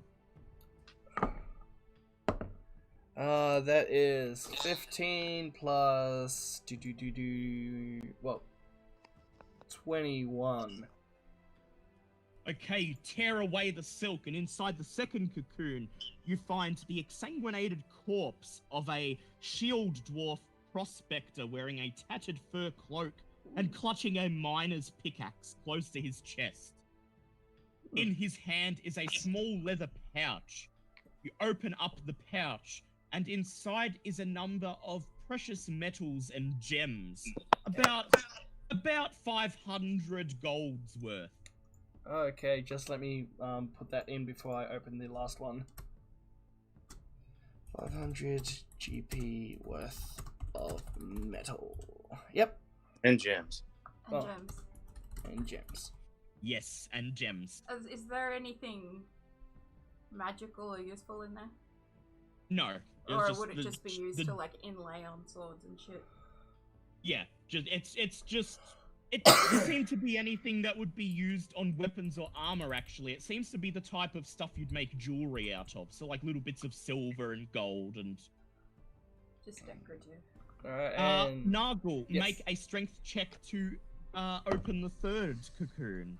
well, that's a 20. Well, it's over 20. Yep. You tear open the third cocoon, and inside is the skeletonized corpse of what appears to be a human man of some description. Okay, before you He is continue, still- hold Dan Yep. back. We know what he does with skeletons. Yes, you hold him No, back. it's only the children's skeletons you have to watch out. You hold out one hand to hold him back as you look at the skeleton, which is still wearing chainmail and clutching a sword in one of its hands. He's also holding in his other hand an adventurer's backpack. I would Ooh. like you to roll 1d100, please. I'll do that in the chat. Roll 1d100. 84. 84. Let's have a look. I think it's more along the lines of Nargle Mortine Hammerfall. Well, I cannot hear you at all. Inside the adventurer's Okay. backpack, most of his possessions have been damaged by the ice and dampness. However, there is a rolled up scroll in a cloth canister. Ooh. Oh, Can someone please do an Arcana check? yes. As I yes, would. I'm still somewhere halfway up a mountain. Get Bartleby Yes. to do it. all right, Bartleby will Because do I'm at it. disadvantage. Okay. All right. Bartleby will do it. Roll on d20. Bartleby says, let me take a look. And he unwraps it and he reads it. And he says, yes, okay, it's a scroll of protection. Ooh, thank you. I'll take that. Can you use it? Let me see. I'm just going to put it up in the chat. Okay, this is Scroll of Protection. And what it does is each Scroll of Protection works against a specific type of creature. Using an action to read the scroll, encloses you in an invisible barrier that extends from you to form a 5-foot radius, 10-foot high cylinder. For 5 minutes, this barrier prevents creatures of the specified type from entering or affecting anything within the barrier. Oh, Yeah, shit. yeah, I'll pocket that. Thank you. Can you use it? Yes. Yes, because it's a scroll. I can use it. Okay. Yes. It's not a spell scroll. The item is literally a special scroll of protection. So yeah, anyone can use this. And just as you place it away in your rucksack, Angus steps into the room, brushing snow and ice off his armor. Well, it was a fun time. Yeah. What I missed? Dan Cooper, do you do anything with the skeleton that is inside the spider's cocoon? You I do anything with this skeleton. Can I make an attempt to remove the skull? Yes. Yeah. You may make a stealth check. I will make it for you I can do it. against Angus's wisdom. Angus, what's your passive wisdom? We're talking passive percent. 19. 19. Okay, roll the d20, please, Dan Cooper. Well, damn. However, you have a luck blades rapier. Would you like to re-roll it? How often do I get to reroll? Once. You may re-roll it once with your luck blade rapier. Oh, is that one per situation or once? That's it. Yeah. Yeah, No, you use it once. Yeah. Yeah, you can use it. You could, if you do it now, you'll have to have a rest before you can do it again. Didn't he Wait, already hasn't he use already it? done that? Hasn't he done Yeah, that? but though? he did it while under my control, so I will let M1 use his ability Oh, for the you first know, time. that's all right. I don't actually need a skeleton. I just want some decoration. No. I'll take some bones, though. I'll re-roll it. 14 plus his dexterity of 4. Okay. Evading Angus's look, you sneak over and you grab the skull, still wearing its helmet, and put it inside your backpack. I might take some bones if I can use it for bone meal. Yep. Reaver, you may make a stealth check. It has to beat 18. Does it have to be stealthy? Can't I just Yes, feel like because Angus, I want some bone meal? Or you can ask him. Angus, I want some Angus. bone meal. Oh. Well, that's fine. If you're actually using it for something important, go ahead. Well, yeah, I'm sure I can Alright, use it go in poisons. All right, Yeah, you that's grab, fine. you just reach into the cocoon and you break off a couple of ribs and a bit of a If you feature use and it properly minimal- and for actual reasons, then it's fine. Yes. It's when you Change decide, things. hey, I'm gonna take this so I could use it as a fucking, like, I don't know, in Dan Cooper's case, probably a fucking cod piece or something stupid. Then no, that's just dumb. Excuse You me. don't- Okay, Wow. what did I get? So you get once you've processed the bones, you get 3 lots of bone meal. While they're doing all this, I'm kneeling in front of the 2 dead people and I say, "You have been avenged. Rest in peace." Yes. You've been avenged. Rest in peace. And you feel a sort of calmness wash over you. Gain 1d6 Okay. Sam. Yes. Dan Yeah. Cooper gets a skull, which he might want to resurrect and get a talking skull buddy or something. What? Who knows? Oh no. Illusion marionettes. Oh no. You can make it sing, it can join in performances. The singing codpiece. Okay, I would actually be fine with that if you resurrect the skull to aid you in performances. I would be okay with that. I want a devil mariachi band. Yeah, like you can It's you just can the skull. resurrect the skull And it's a you can codpiece. play. It's just a skull. You can Hey, resurrect Eddie. the skull and like have him sit on a table while you perform, and he can tell jokes or something. Eventually. I can even give you some I feathers should to pull put me in on the your middle head. arm. Ventriloquism Max. Yes. That's it. I now wish to drag Dan back and throw him off the fucking cliff. The rest of Hey, the- this isn't for the rest anything of the bad. party- Yeah, Dan has announced his intention to turn the skull into a buddy for his performances, and Nargle and Reaver actually seem to be perfectly fine with this. Whatever. And Bartleby says, I'm gonna go Bartleby back and says- see how Harshnag's doing. And Bartleby says, well, that will be quite an act. And then together you leave the spider tunnels.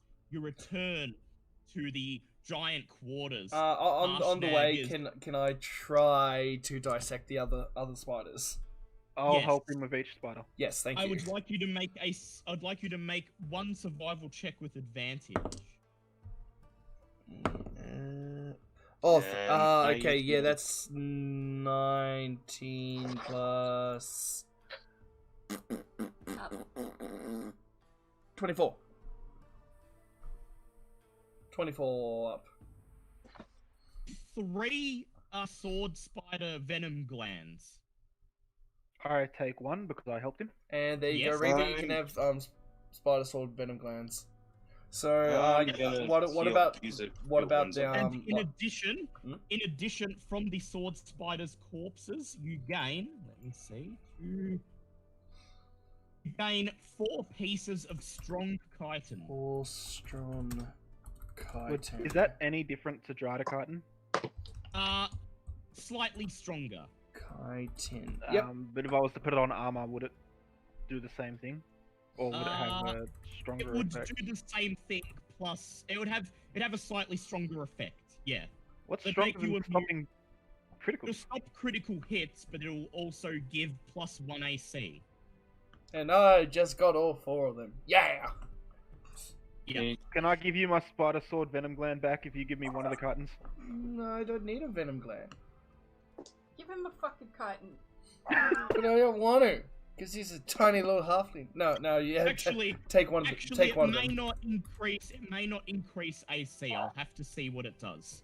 Well, I take one Work out- anyway. Yeah, if he's ta- still giving me one. Yeah, and- take I'm one. gonna heal myself while we're here. Okay. Yep. Very well. Quickly check on this second level cure wounds on myself. Yeah, Yep. and I may as well. I don't have any more potions of healing. I have the one. Actually, no. I'll use cure. You have cure wounds. Yeah, I'll use a second level cure wounds on me. All right. That's 2d8 plus your wisdom modifier. 2. I will use my last potion of healing. Very well. That's 1. 9. 2d4 plus 2 for your potion of healing. 56 plus 9. But oh. 56 plus 9. I'm only 5 hit points off being fully healed. So Yeah, 65 will do. That's good. Screw it. That's good. Dan Cooper's on 26 health at the moment, and Bartleby's on 25. Okay. I'm at 59, and that's only because I fell off the cliff. Yes. sorry, Angus. Harshnag, Eh, as you I emerge would from apologize if I was the one who fell off the cliff. So as you emerge from the room, Harshnag looks up from a book he is reading entitled Cloud Giant Meets Rock Gnome. And he oh no. says, friends, you've dealt with the 8-legged menace, I see. Yep. Just call me Nargle the Spider Killer. He says, Nargle the Spider Killer. Or is that Squire Nargle the Spider Killer? You cheeky dick Down and waffle. ruffles- He reaches down and ruffles your head with one of his knuckles. I think I've found a giant that I might actually like. And then he picks you up and places you and Bartleby on his shoulder. He says, well, shall we plunder the upstairs then? Onwards! While we're walking, I summon Bluebeard Yep, again. you summon Bluebeard again, climb And back ride up. him.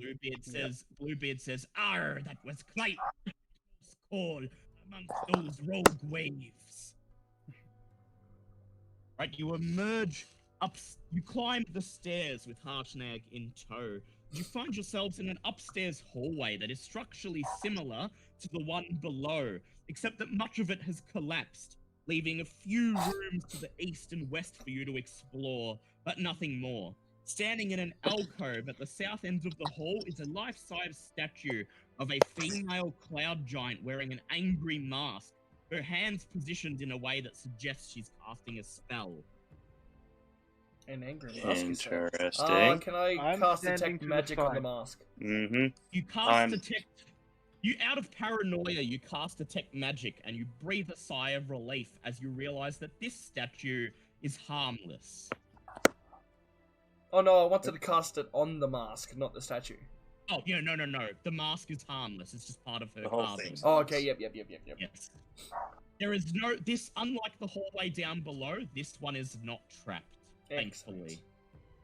Alright, I would like the party to please make investigation checks to search the rooms. That investigation is plus what? 17. Yep. Oh, okay, that's just 7 for me. I got And that's 8. a pass from Dan Cooper, and that's a fail from Bartleby, unfortunately. I got But 7. altogether, that is a pass for the party. Oh, nice. Most of the rooms are unnotable, except for the room on the right at the very end of the hallway. Move the icon in. I'll move the icon into there. This room contains a pair of sculpted stone couches that double as beds. Frost covers everything. You find a stitched leather sack underneath a frosted pile of furs on one of the couches. It is a giant's bag. First, I will get you to roll. One of you roll a 1d100, please. I'll do that. Can I do it? Because I've never rolled a 1d100. Alright, go for it. Yeah, go for it. Go ahead. You can do one. That was in the wrong chat. I was wondering what that was doing there. There you go. And now I'm happy. Yay. What did you Well get? done. He got a 19. 19. 19, okay. 19. Someone roll another one, please. Alright. 3 items in a giant's bag. Reva, do you want to go? Sure. Yeah, I just wanted to go because I've never done it before. Yep. And now you're part of the crew. Hey. 52. Same as I haven't rolled for an income before as well.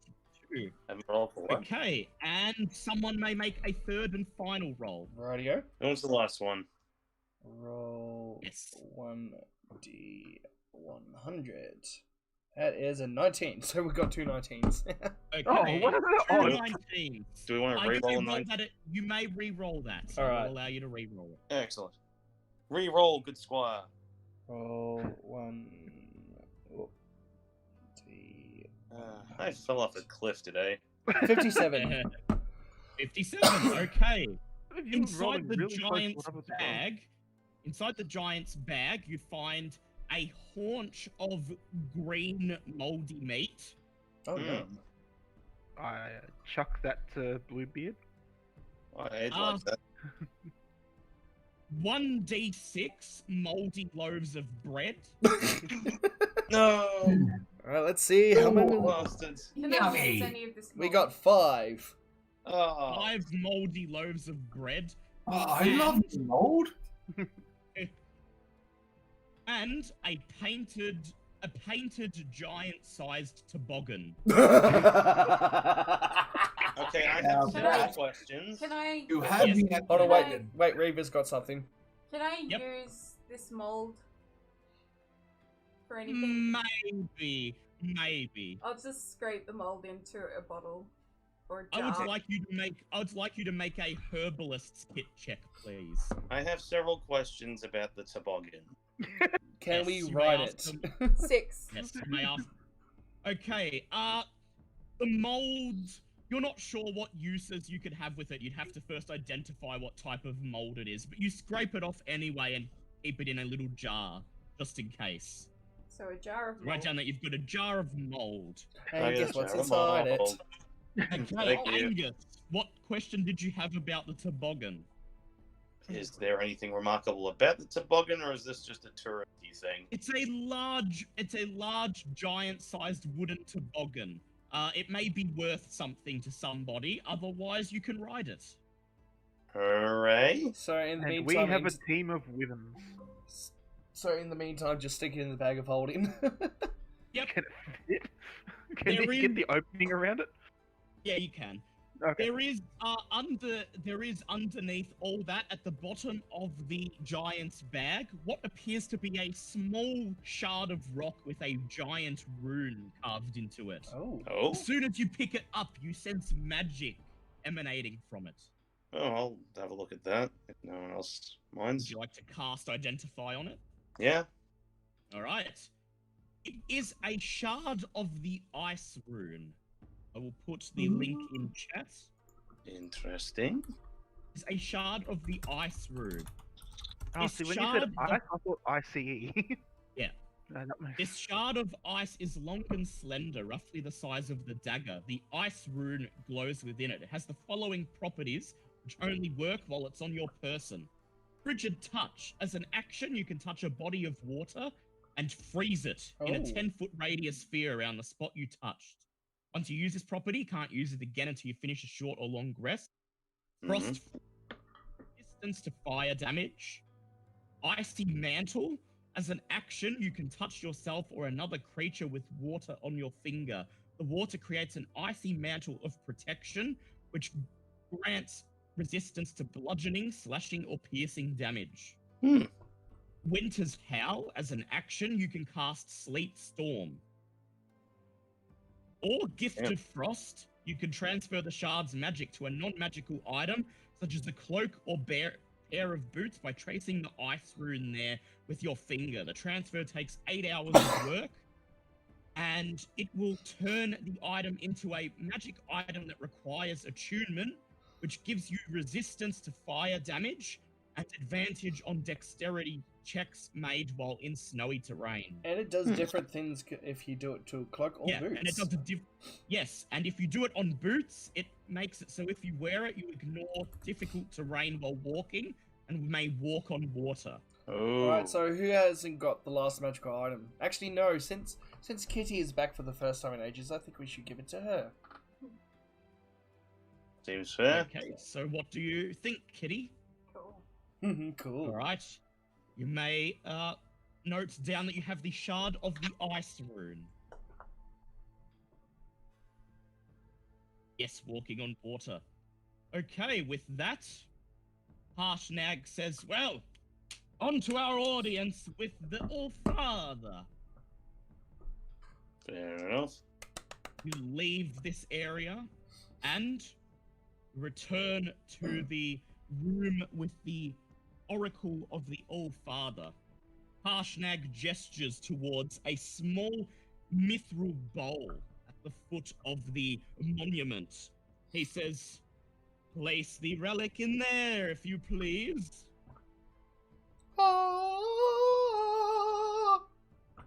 Okay. Who's going to place the relic in? Well, I thought Who that wants the angelic noise yes. was kind of the same Yes. sign that would go in. Yes. Off you go. Go. Okay. Nargle steps forward and retrieves the giant burial relic that you got from Morga's Mount and places it within the mithril bowl. There is a flash of white light that emanates from the monument of the All-Father, and then the relic disappears immediately. As soon as it does, a booming voice echoes throughout the chamber. You have done a great deed for all giants. A new path lies before you. And then the mouth on the monument opens, and in giantish, so that only only Milo, Bartleby, and Dan Cooper can understand.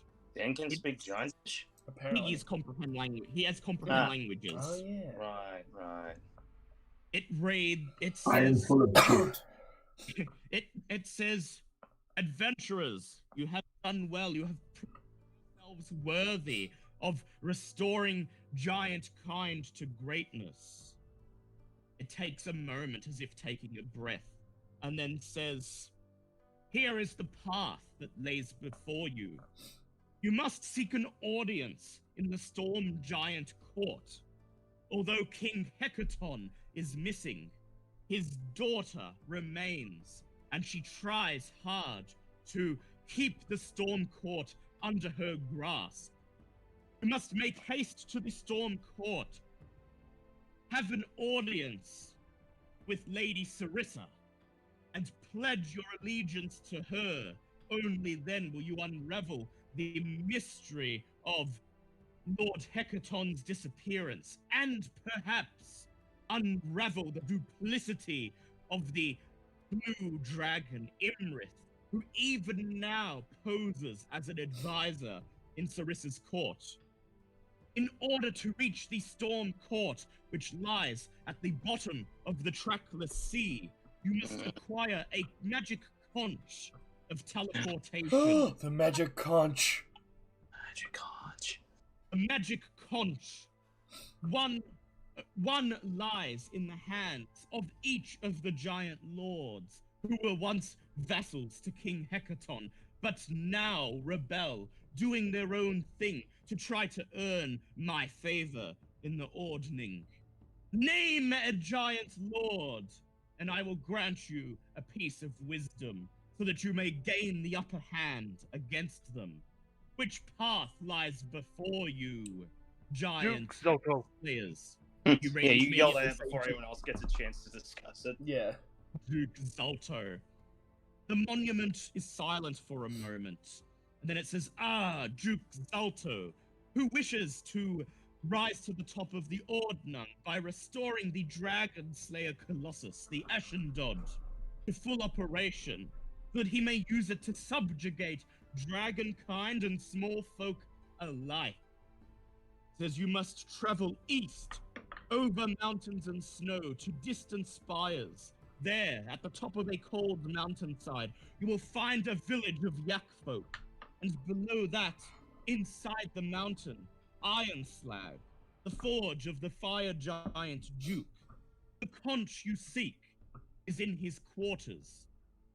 You do not have to defeat Duke Zalto, but if you do, there is a servant within his compound, a servant whose body is made of stone and magic. The command word to which Duke Zalto has long forgotten. If you can find a way to reanimate the servant of stone, it will assist you in the fight against the Duke. Like hell, I we don't have to suppose, beat him. We're I don't beating him. suppose he'd know what the word for it is. Or where we can find out where to find it. The All-Father says, unfortunately, it was not of giant construction, and so the command word is unknown even to me. But if you can find a way to control it, nonetheless, it will aid you. At this, Bartleby chuckles, and he reaches into his coat and pulls out the golem control rod that you took from the Harper's Tower. That'll do it. Sneaky, I likes. The All-Father's voice booms once again. Well, your path is clear. Retrieve the conch from Duke Zalto and use it to reach the court of King Hecaton. Be gone! And with that, the bright light fades. The monument returns to simply being a statue of stone and nothing more. Bye! Do you translate, Remy, do you give the party the rest of a rundown on everything that was just said? At this point, they only know that I've at some point yelled Duke Zolto. Duke Zalto. Don't Yeah, they? he was like, you, Halfling, explain, now! Yes, I translate and tell them that I'm not sorry that they didn't get a chance to choose a different giant lord, but I have personal matters to attend to. Understandable, lad. You got your reasons. Bartleby says, well, I would have chosen a less intimidating giant lord. For example, the hill giant one. But if that's the path ahead of us, that's the path ahead of us. And Go big or go home, little one. Go big or go home. He strokes his little gnomish beard and he says, I must say I am intrigued to get my hands on the rest of the Ashendod. And And in don't my we case, I have don't have a allies home, so I've with the only hill gotta go giants as big. well? Hey? Don't we still have Sorry? allies? Don't we still have allies with the hill giants? Yeah, but they were only going to march upon Chief Gur. Oh, okay. Yeah. You're on your own with Duke Zalto, but that's okay. All right. Harsh Nag says, well, our path is set. Let us make haste to Iron Slag. Onwards! Bartleby shouts, onwards, steed! And you step out of the portal into the main statue room. I'm going to place you all on the map, and you will see why in a moment. Uh-oh. Uh-oh. Oh no. Oh, no. This will be good. It's all of you. We're just gonna get through this encounter, and then we're done for the week. Fair enough. We didn't actually even get to Iron Slag this week. No, but we that's didn't. To be fair, we did have some slight detours. Yes, we did. Okay, I'm adding everyone map, including Harshnag in a moment. Remember your estimate of 2 months until we Mhm. finish this? I think that's probably closer to 3. Yeah. Yeah. Maybe. You're right. You're We are not probably a right. very streamlined group. Well, we To were for think the that, last two. Well, you know, you did blaming make it a on lot of me? progress No. today. You did make a lot of progress. Someone talks a lot of shit. Okay. Who's this now? You. We I'm go. not, I'm not talking shit, I'm Not just you. saying. Who talks shit? Him too.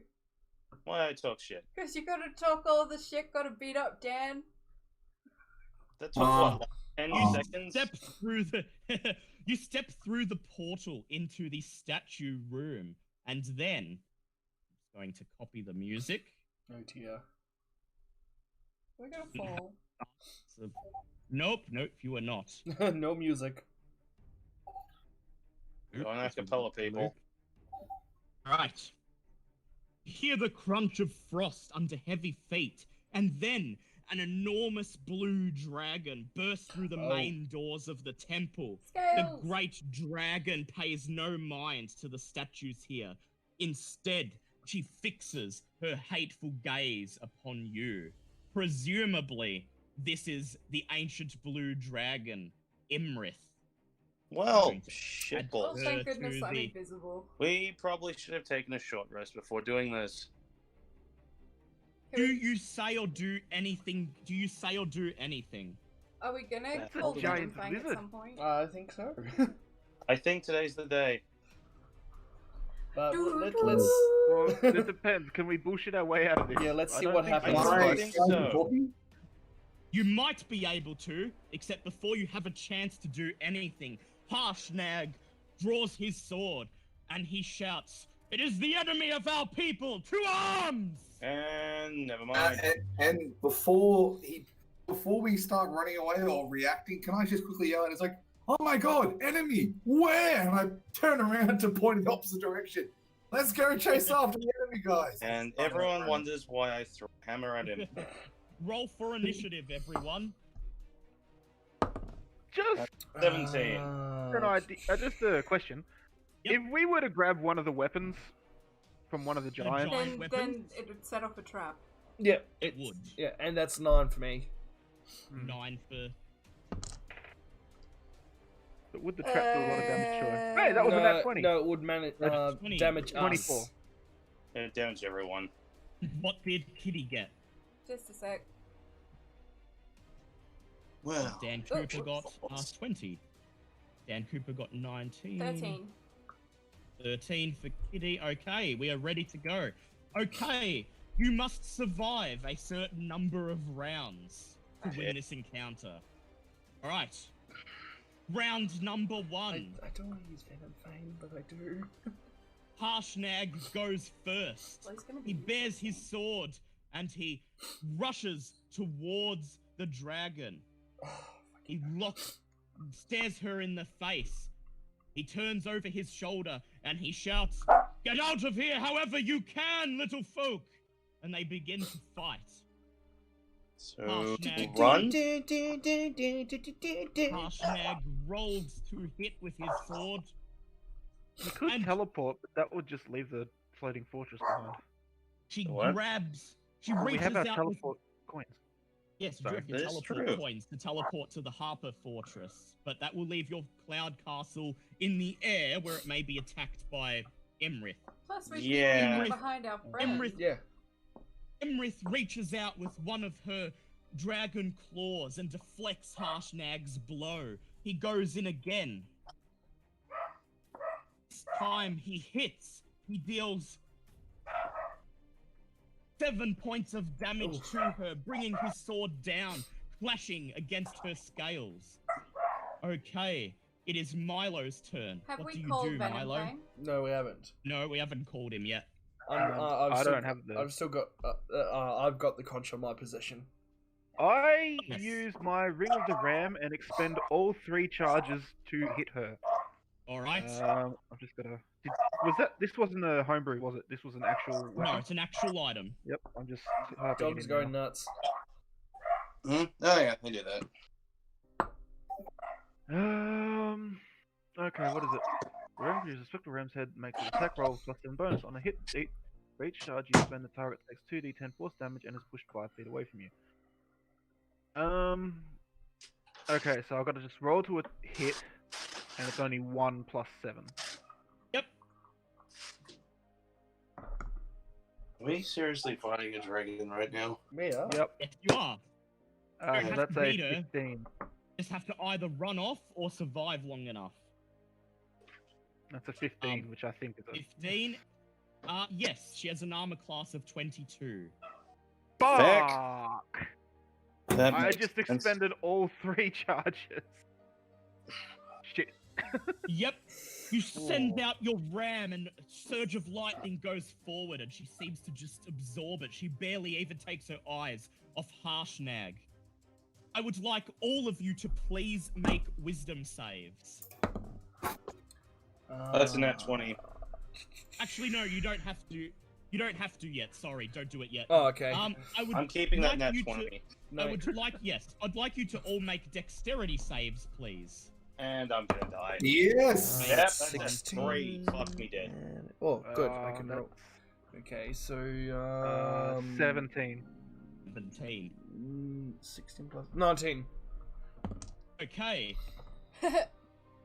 Uh, no 19 one- plus 8. 19. Okay, so who got above 18? Me. Me. God Yay. damn it. Yep. All right, so everyone except Bartleby and Milo, I think. And me, Right. I failed miserably. Okay. I failed. I got a Alright, 17. Dex save, I failed. Right, you are taking 108 points of lightning down. damage. Everyone's Lightning down. damage? Is that Oh, for I still Oh. dead. If Damn you it. If I was at full Yeah. health, I would have got 1 health left. If you survived, you take 54 points of lightning damage. I Oh, usually okay. fight Well, Wow. that's eight. exciting. If I'd been at Yeah. full health, I would have survived that, but never mind. Yep, Dan Cooper. Dan Cooper, you are on 4 HP. Did Bartleby anyone is miss down. the difference? Bartleby makes a death save. He passes. Oh, Angus yeah, I makes got a Nice. that one death as save. well. I failed. I passed. You failed. Okay, so Milo, make a death save, please. Yeah, I failed. I rolled a 5. So one Yeah, failed death I save. passed my first death save.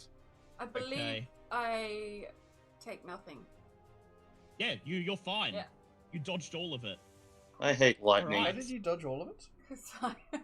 Because She's my also- Uncanny evasion. dodge. Oh, uncanny dodge. Okay. No, that one's evasion. Okay. Oh, well, then you can heal me because I'm last.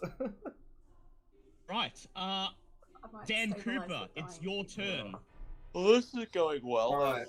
If we have to last, we just have to last? We're not. Is he Yes. too powerful to stay You down? either have to Yeah. have to last or get out of the dungeon. Well, I have no escape rope, but I do have dimension door. Yes, Who you wants do.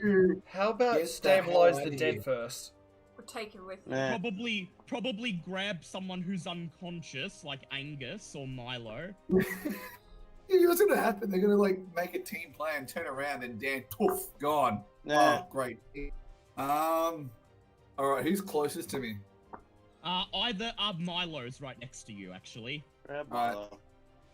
Hey, Milo. What do I'm you think unconscious. Hey, Milo's unconscious, so this is So- basically can't really I- say no at this point. Yeah, I'm not exactly Just- willing. I'm not exactly I was unwilling. gonna say, yeah, he's not conscious, so he can't really say no, which is perfect for you. No, just okay. We either have to last or we have to. Escape.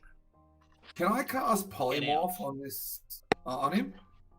On the dragon, you can try. Wisdom would be too high. You can try. Yeah.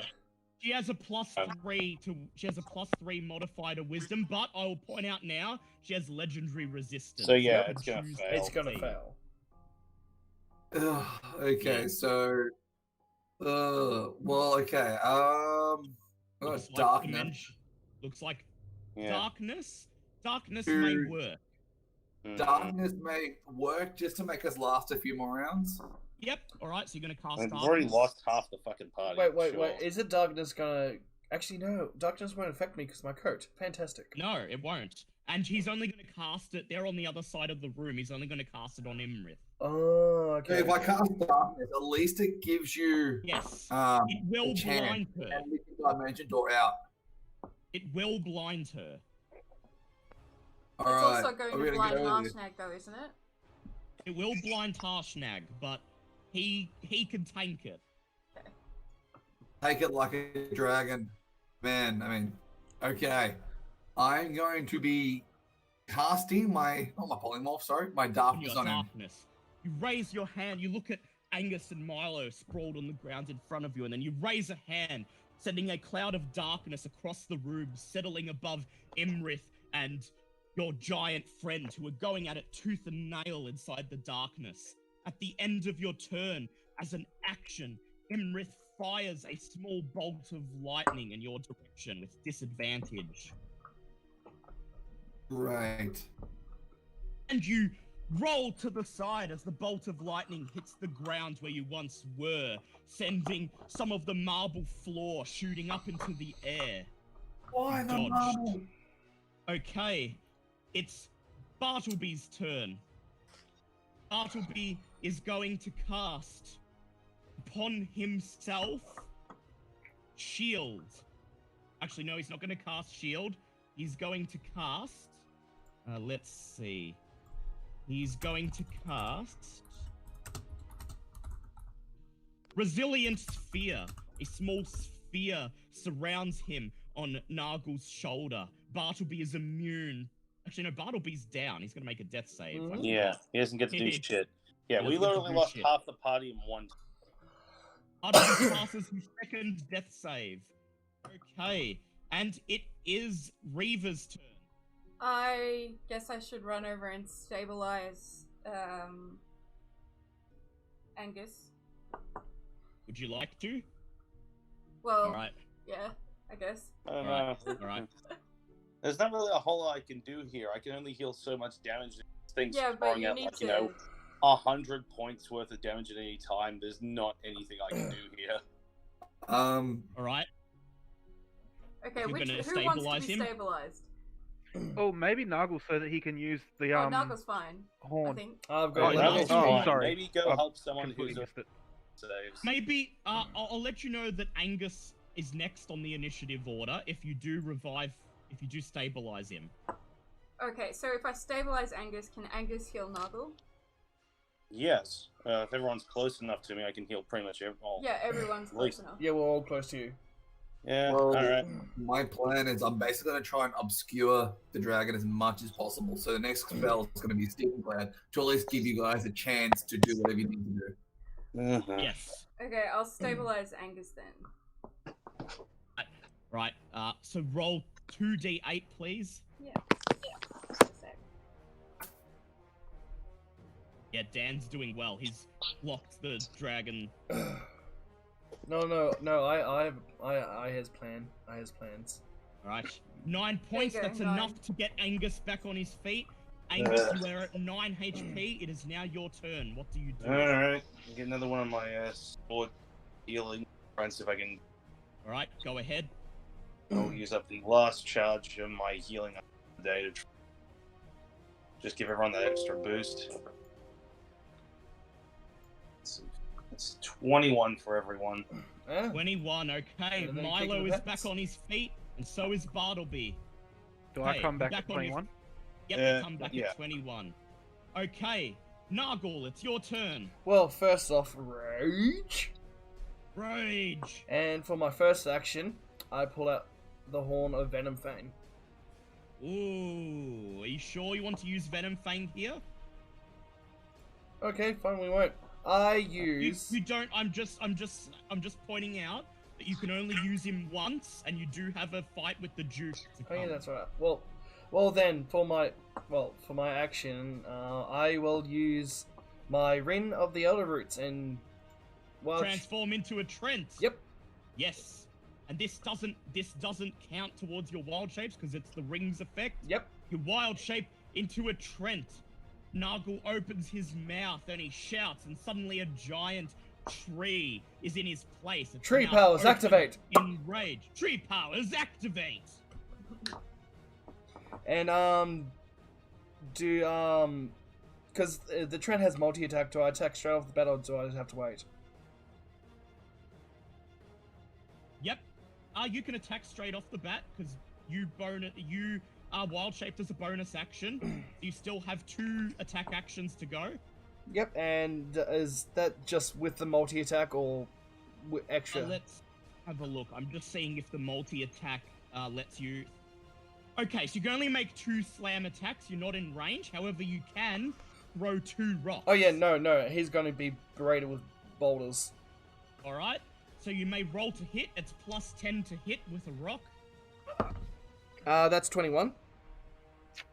That is, unfortunately, a miss. Oh, shit. As you hurl a rock through the air, Imrith lashes her tail and shatters it to pieces. Alright. You may throw a second. That's a nat 20. Ooh, that's gonna hit. Okay, you may roll 4d10 plus 6. What and was double that? Sorry, you broke up. 4d10 plus 6 and double it. Okay, I'm just gonna do this on here.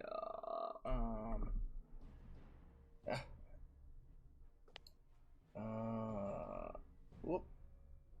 Roll 4d10. So that's 37. Okay. Okay. 37. 84 points of damage as you Oh, grab okay. a rock and hurl it at Imrith. It hits her in the side. She turns to you, and in Draconic, she shouts, "You have sealed your fate, small thing!" And as a reaction, she fires a lightning bolt out of her mouth in your direction. Still at disadvantage, I'm guessing? Yep, still with disadvantage. As a Trent, your AC is 16. She hits with her... Actually, no, she misses. Yep. Her lightning... You step out of the way and her lightning bolt hits one of the giant statues, shattering it. Someone who Axe drops to the floor and talks flatters. slow, she misses often. Yeah, keep Okay. upsetting her. That'll definitely. It's now round number 2. Harshnag turns and he shouts, "Run, small folk! Get out of here!" And then he swings with his sword at Imrith again. And he hits her, dealing 19 points of damage, swinging the side of his sword into the scales of her neck. She hisses, and then she lashes out with one of her wings with disadvantage. He blocks her attack with his blade. She goes, "Ah!" And then she turns and fires a lightning bolt out of her mouth at Angus. Oh, fuck me, dead. Disadvantage. And unfortunately, she hits. Yeah. Angus, Okay. You take 16 points of electric damage. Hooray. Do you need to make a death save? No, I'm still alive. you're I'm just not fine. having a good time right now. Okay. Okay. I just love It lightning. It is Milo's turn. As a bonus action, I summon and mount Bluebeard. Yep. You mount Bluebeard. Okay. What do you do? Boy, is he gonna be surprised. Yeah. And that dragon's gonna have resistance against Bluebeard. I'm not attacking. Okay. Just Is it trying to avoid her. possible that if I take off to fly, Yep. Bluebeard grabs someone in his claws? Or no? Yes, he can, but you'll need an animal handling check with disadvantage to do it. Once I do that, can I fly, or is that using my turn? Just You can use that as your turn to fly up into the air, and then next turn you use your movement to fly away. Okay. Dan's got a plan to try and help. Yeah, he's gonna would I use be within Dimension reach Door, I of? You'd be Reaver? within reach. Yep, you'd be within reach of Reaver. Reva, would you like to be picked up so that we can try and fly past in the next turn? Or would you rather stay on the ground? I don't know. I don't know what the plan is. What are we gonna? Oh, Are we trying to get away? My plan is 'Cause I'm me, gonna I'm head. trying to fly past. Yeah, he's gonna grab you in Bluebeard's talons and fly you out of here. Really sorry, but I'll be gone for like 2 seconds. I've got to put Missy out. My plan is to keep huffing rocks at it because I'm raging. I get 6 attacks. Okay, maybe Yes, you grab do. Angus. And I'm going to dimension door everyone out of here. No, so... you're leaving me Yes. here. I'm killing that dragon. Wait, what? I don't know if that's actually possible. Yeah. It's back. possible. Will he be able to do it on his own? Most likely not. Well, I can try to obscure his vision, so I'm going to use Stinking Cloud next. After... Actually, no, Darkness is already doing enough job, isn't it? Yeah, but Stinking Cloud can add to it. Yeah. Will that enhance the effect? Will that enhance the effect? It may. Okay. That might be my next thing. You could always try. Oh no. Crap. Well, you can give it everyone bardic inspirations as well. Yes, you can I'll do that only as get it for well. one person, though. Make it count. Alright, who are you granting the bar? Oh wait, we'll wait for Remy to do his thing. Yeah, Remy, does you're gonna anyone attempt. agree or anything, or... Reaver, do you agree? Cheers, having a look-see. I don't know. Are we running? Are we fighting everyone? Yeah, everyone's like, I need to know what we're doing. I'm fighting. Okay. I'm stalling. Nargle wants to fight. M1 is gonna stall to give everyone else a chance to get out. No, I'm not leaving our giant friend. He I can be missed- noble and dead, or he can be noble and alive to tell his story. Noble and dead's No. fine. I'm gonna be able to move better on the ground. Because I probably got a better chance at moving. I won't be able to- I'll to take a move on Bluebeard. I'll take a pick up because I can still. Alright. Yeah, pick Uh, up, Oh, wait, Angus. what's Angus saying? What's Angus saying? So I'll take the pickup if no one else wants it because I can still throw the hammer. So Yes, he can. Is that Okay. the one? Okay, I will try and... Yep, make the animal handling check with disadvantage, please.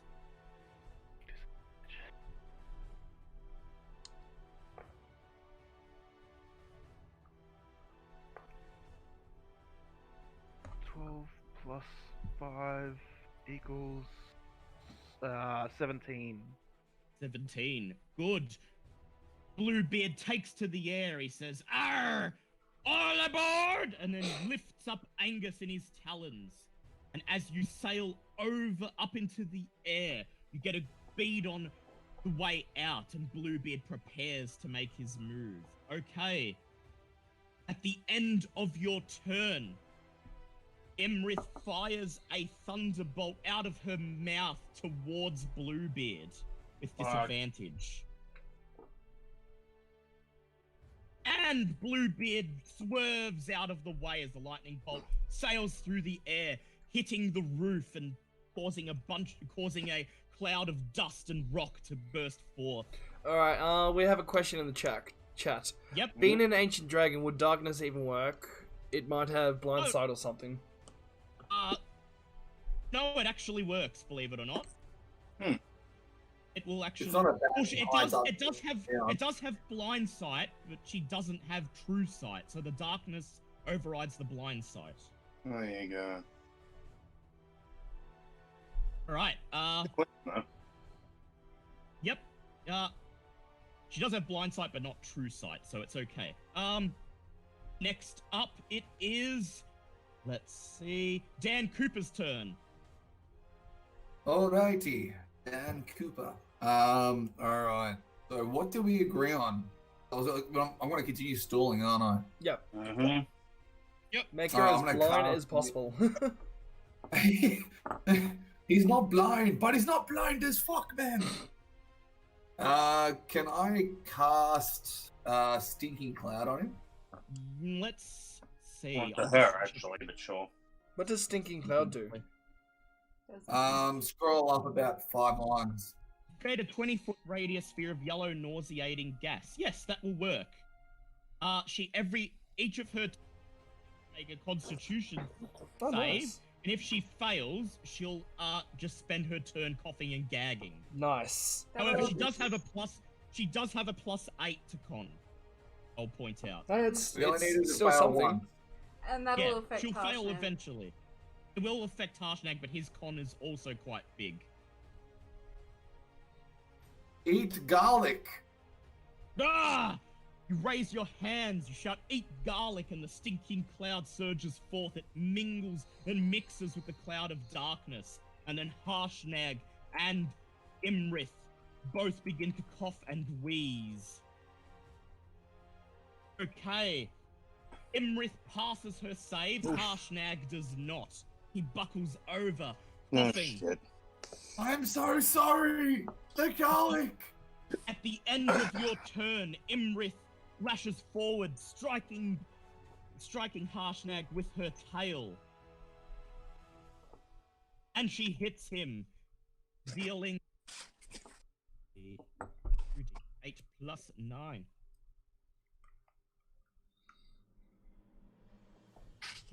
Dealing 17 points of bludgeoning damage to him. Okay, it is Bartleby's turn. From inside his resilient sphere, Bartleby sits as if he's meditating. He doesn't look as if he's willing to come out. Alright, I've actually got an idea. Angus, can't you cast Shield of Faith on our giant friend? Probably. I'm not sure what good it'll do at this stage, but I can definitely give it a go. Reaver, your turn. My turn. So we're attacking, aren't we? Apparently so. Well, stalling. Fucking Yeah, hell. you're attacking it. You're apparently seeing to see that you're choosing to fight. Fuck, I'm dead. Well, you can run. Yeah, but I'm not gonna I can't leave really you exactly yet. leave anyone behind. I'm not exactly going to leave you to die alone. I don't really want to fight a friggin' ancient dragon, but Do spells work? Yeah, spells work. Yeah. She can still pass saving throws, but Yeah. she may have to. I guess I'll do Scorching Ray. Alright, let's have a look. What's Scorched Ray do? It's a fire one, and it means I can target her directly without hurting Harshnag. Oh, yes. Oh, yeah, correct. you can do, yeah. Okay, you create 3 rays of fire and hurl them at targets within range. Make a ranged spell attack for each ray. Okay, what do I do for that? You roll a d20, add your spell attack bonus, and if it's higher than 22, your ray hits her. What's my spell attack bonus? 7. Okay. So I needed 3 d20s, yeah? Yep. yeah. Yes. Ooh. Are we adding to Okay, that? that's 1 hit. Okay, and that's +7 to all of those, Yep, I plus think. 7. Yep, so 2 Yep, hits. so, yeah, 2 hits. Okay, so it is, you may roll 4d6 to make your damage.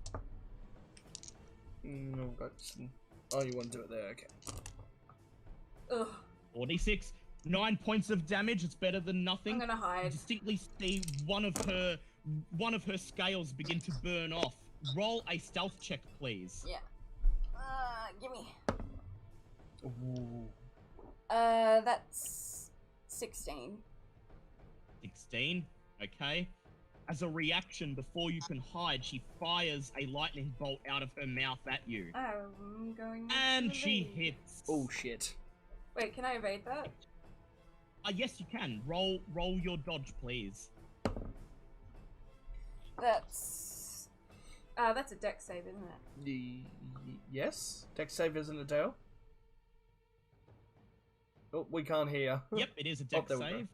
What did I get? Yep, dex save. Plus. Yes, dex save. Oh, Alright, she just ended them up. 17. 17, that's a pass. Okay, Oh, so good I'll still work. roll, and you take half. I think I take 11. none. 'Cause No, that's only if it was a save. Oh, Did okay. a save anyway. This is just a normal attack. So, you take 11 points of lightning damage. Okay, it is Angus's turn. Alrighty then. This definitely counts as a giant enemy, doesn't it? Yes. It sure does. Alrighty, and since I'm nicely wrapped up in talons, I might as well go for a two-handed hammer throw. There's not much else. None of my other spells are going to really help out much here. Alright, go ahead. Alright. So 24 to hit. I just dropped my phone. 24 to hit, that hits. Roll for damage. Alright. I actually... because I figured I could do the math while I was waiting. That's 31 point damage all up. Nice. Ooh, good hit. You say that, but I'm pretty sure this thing has, like, you know, thousands upon thousands of HP. And Yeah, we're really she has more- over we're 500 just annoying HP, it more than but- we actually are doing anything that's gonna turn You the tide of this you battle. still hurl your dwarven thrower and it still hits her and she looks at you and hisses, although you don't seem to have done much, if any, damage to her. Outstanding. As a reaction, she uses her frightful presence, opening up her wings and revealing the full span of her body across the room to all of you. Everyone make a wisdom save, please. DC 20. DC 20. Oh my god, that's exactly Oh, wait, 20. no. I still have advantage. Okay. 7. Oh, I got exactly 20. Crap, Yes. I failed. Oh, I Okay, rolled you two failed. 17s. I'm about to fail. Okay, I failed. Dan Cooper failed, Reaver failed. Let me see for Bartleby. Well, Wait. I forgot. Hold on. I forget. Oh, I you should. have a legendary. Yes, you have a legendary resistance with your dragon mask. I do. Would you like to pass? I would. All right. Okay, here we go.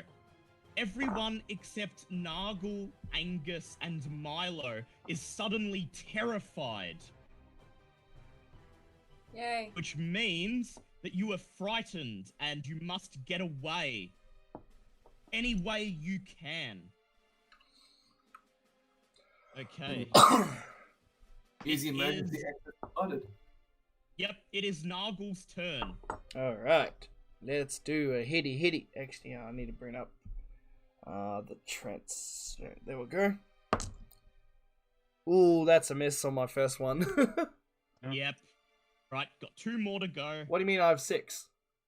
No, only Yeah. multi-attack is only for slam. It doesn't Oh, okay. Yeah. Okay. Rock takes a full action. Or Yeah, 3 and rocks. he's not in range to do his multi-attack. Oh, at least I still have my acid breath, and And the 2 rocks, you get 2 more rocks. that one's a miss. Shit. Yep. That is a 16. That's who it is. 16. That's also a miss. You hurl 3 pieces of debris God damn from the it. nearby 22 statues in hit. quick succession. One by one, like an athlete hitting a baseball, she lashes them with her tail, breaking glad we them decided to into stay. bits. And acid breath. Alright, go ahead, make an acid breath. I will roll for her and Harshnag. Oh crap! What is it again? Oh yeah, because Harshnag's gonna cut. We're doing more damage to Harshnag right here. Point. And they both fail. All right. Harshnag's gonna So 3d6. Yep. 2, 5, 6. Okay. Yep. 6 damage all up. You breathe acid. She looks at you and she laughs and in Draconian says, "Haha, you pathetic excuse for a dragon."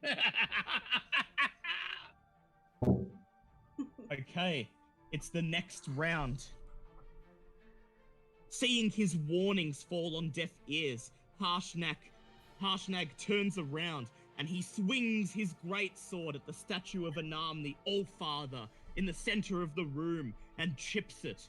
The entire temple shudders. The frost giant scowls, dodges the dragon's attack, and strikes the statue once more. This time, its arm that's holding the roof up. This act of desecration causes cracks to form in the ceiling, and the temple begins to collapse around you. This is Flee! bad. Harshnag, your fate lies elsewhere! You know what? I'm inclined to listen to him. This whole place is coming down. We're not staying. You now have a chance to flee. I would like everybody to please make dex saves. Oh, well, That's never mind. 19. I'm clearly not 19. running. That's a pass. That's a 9. I fail. It's a 9. Wait, do I have to make a death save since I'm wrapped up in Bluebeard's talent? Oh no, you don't. You don't. You're Oh, fine. thank God. I got an 18. 18. 14. Right. Yeah, Right. basically, you pass if I pass. Thank Yep. God. Yeah, that's Dan fine by Cooper me. passed. I will roll for Bartleby. Bartleby did not pass, but he's here, so it's okay. Bartleby begins to levitate through the air, and taking heed of Harshnag's words, you begin to run through the crumbling hall. As you run past Imrith, all of you, except for Milo, are targeted by an attack of opportunity from her. You say all except Milo? Yep. Yeah, so Angus. Does And that include Angus. Yeah. Yeah, Am and I Angus, invisible? so- Yes. yes, so she's going to do it with disadvantage. And She she's still. She still manages to hit all 4 of you, Jesus Christ. and you take, okay, roll 2d6, 9. Okay, you each take 18 points of damage, and you must make dex saves. It's just a quick question. Is she still affected by our dark That's a- resisting cloud? Yeah. Yes, she is, but she lashed out outside of it to hit you. And that's a pass. Oh, for me. okay. Pass. Okay. And what are we doing? Did- Dex saves. You're doing a dex save now. How much of a bet that I'm a dead body? Yeah. Fail. Okay. That's a fail. Right. Just gonna rearrange the icons. Okay, how did Reaver do? I got a nat 1. Oh. Nat 1.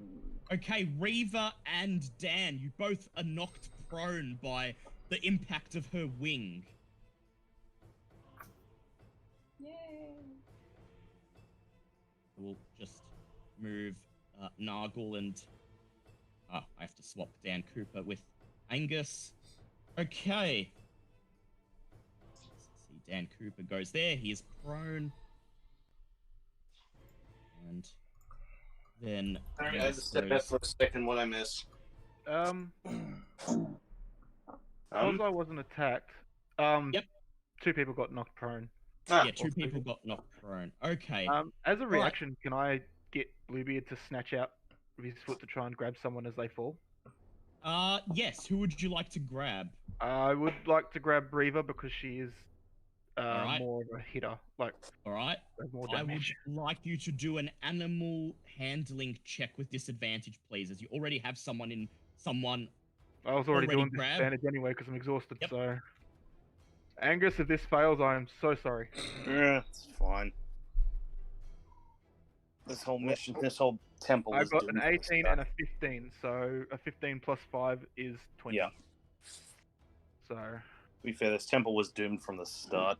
As Angus climbs up onto Bluebeard's back, he roars and snatches Reaver in his talons, saving her, leaving Nargle and Dan Cooper at Imrith's wrath.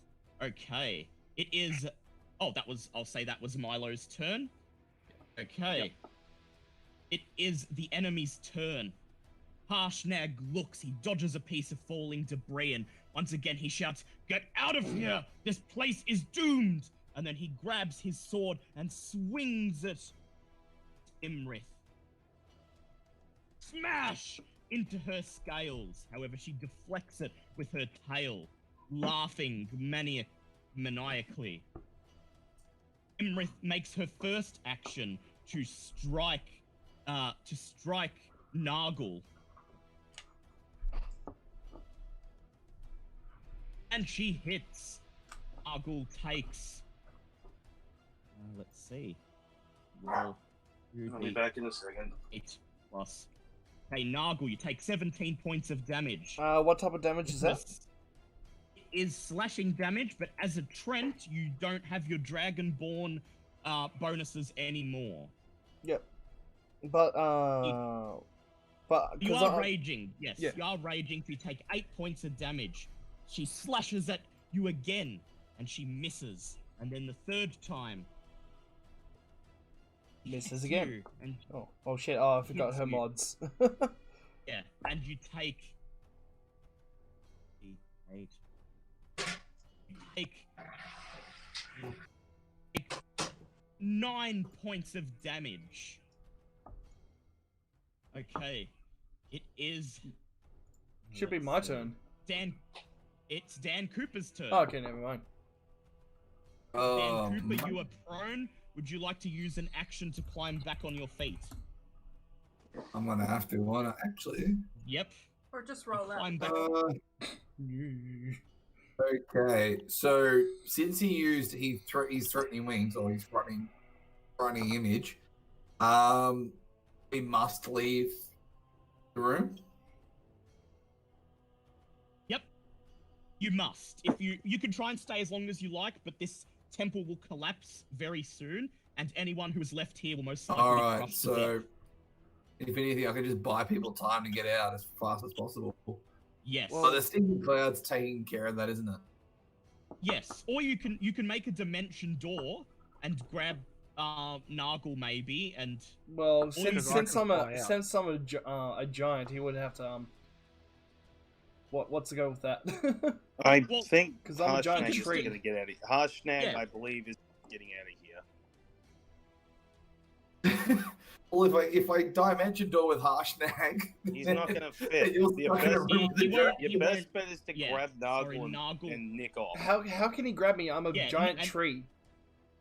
If he don't grabs know. you and you want to go through the dimension door, you turn back Yeah, into you your just normal change back. form. Okay. Yeah, I think it's time, as much as fighting this thing would be lovely and all, I think it's time to cut our losses and bail. Because this place is coming Alright. down. If we don't leave, we're dead. Who am I closest? Am I closest to the door? Don't look at the tokens Yes. now. Thank Oh, you. so- You're closest to the door, but you can grab Nargle and use a dimension door to get well clear of here. Yeah, which is probably for the best. Because the rest of us are on Bluebeard, and Yeah, I'm going the to rest fly of them out. are flying. Yes, and Alright. Bartleby is on Nargle's shoulder, so if you take Nargle through the Yeah, dimension door, Bartleby you goes can with Bartleby us. as Yeah, well. that's the plan. Grab Nargle and Bartleby, get out. All right. We will be right behind you. Are you say your goodbyes? Just take me. I will take you. You close your eyes, and you hold out your hands, and the stone door begins to emerge from the ground. It opens. Uncle transforms back into his normal shape, and then you both step through. You're teleported out to the pool at the top of the ravine outside. Bartleby, Dan Cooper, and Nargle are now safe. Okay. Milo, you're in control, and it's now Reaver's turn, but I'll give it to you since you're on Bluebeard. Yeah, we're just trying Somebody to fly get out. the fuck out of here. First, I will ask you to make a dex save to avoid the falling debris. Disadvantage. Can I get help from anyone doing this, or is it literally? I don't think anyone of us. Well, actually, you can roll normally because you're using Bluebeard's dex for it. Yeah. Do you happen to know offhand what Bluebeard's dex is? Because I Let me just check. don't have it I do. open because I haven't used. Let me just check. Wyvern has a dex mod of 0. Oh, Hmm. So whatever you roll is just what you roll. I'm gonna do it with his because it's better than doing disadvantage. Although I have 8. Fuck it, I'm doing it disadvantage to try to do it myself. Yes. Right. Go ahead. That's a Well- 9 plus 7 for my saving throw plus a 1. So that's Yep. 7, 17. 16, 17. Yeah. That'll do it. Ugh. Bluebeard swoops to the side, dodging a piece of debris as it falls down and smashes to the ground. And then, as the temple begins to crumble, Oh, no, you no, notice no. a hole in the roof. You direct Bluebeard towards it. "Anchors away!" he shouts. "Make an animal handling check, please."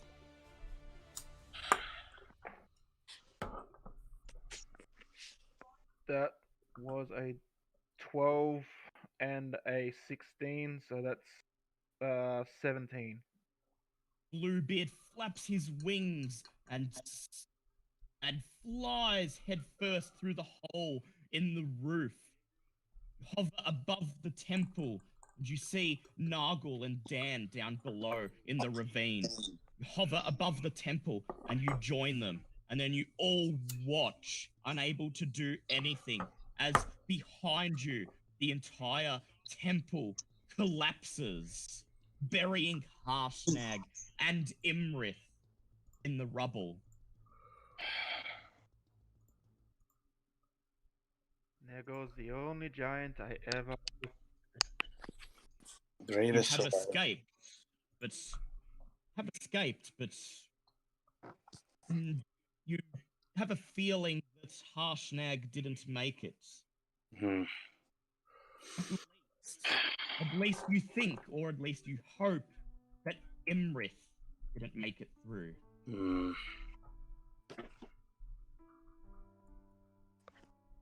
And do you have any last words to say as you see the crumbled temple before you? No sign of movement in amongst the stone. Imrith and Harshnag presumably crushed. If she survives, my friend, you will be avenged. I just walk Aye. away. I'm sorry we Just couldn't. walk away. I'm sorry we couldn't save And then you. you, Back. and then you take. Yep, finish. I'm gonna put a flower on the Yep. bridge. Yep. Turn around, you take one last look at the rubble, and then you begin to walk across the snow bridge, across the ravine. I As just the cloud castle. I find the Yep. nearest rock and start wailing on it. As the cloud castle hovers above, and Nargle grabs a rock. As soon as you reach the other end of the bridge, Nargle just grabs the nearest boulder, collapses into it, and begins to wail, spitting acid leaking out of his mouth onto the rock. And then behind you, you see Reva pluck a lone rose from her tunic, lean over and place it in front of the bridge. Put my. Oh, I know he's pissed off right now. And put my hand on Noggle and go. It hurts, I know, lad, but it's what he would have wanted. And then each of you, struck by grief and grieving in your own way, you just sit there and let the sadness wash over you in the bitter, cold, snowy winds as the cloud castle bears down upon you, and you see the shadows of wyverns appearing in the clouds above to come and collect you. And then, there, at that note, this week's session comes to an end. Damn. Oh, I always hated that temple. Would you like me to do a small epilogue? Yep. If you could. Inside the temple, as Harshnag watches Bluebeard fly away, he waits until Bluebeard recedes into the distance, and as the temple collapses around he and Imrith, he wipes a tear from his eye and says, "Fare thee well, friends." And then the hall collapses. Imrith smiles. She extends her wings and reaches for the conch of teleportation in the folds of her wing. And as the debris falls down, she vanishes back to the Storm Court. Damn.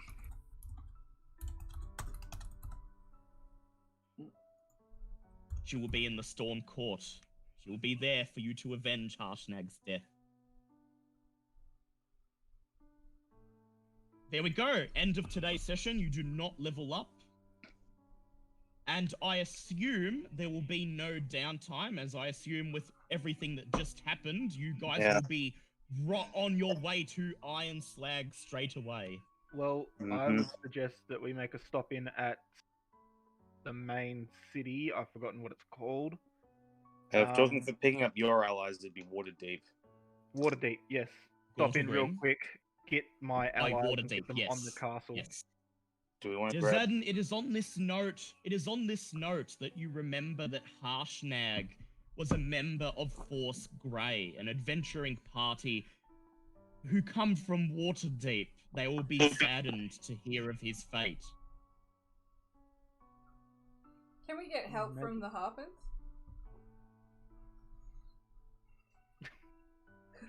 They could just like teleport to us.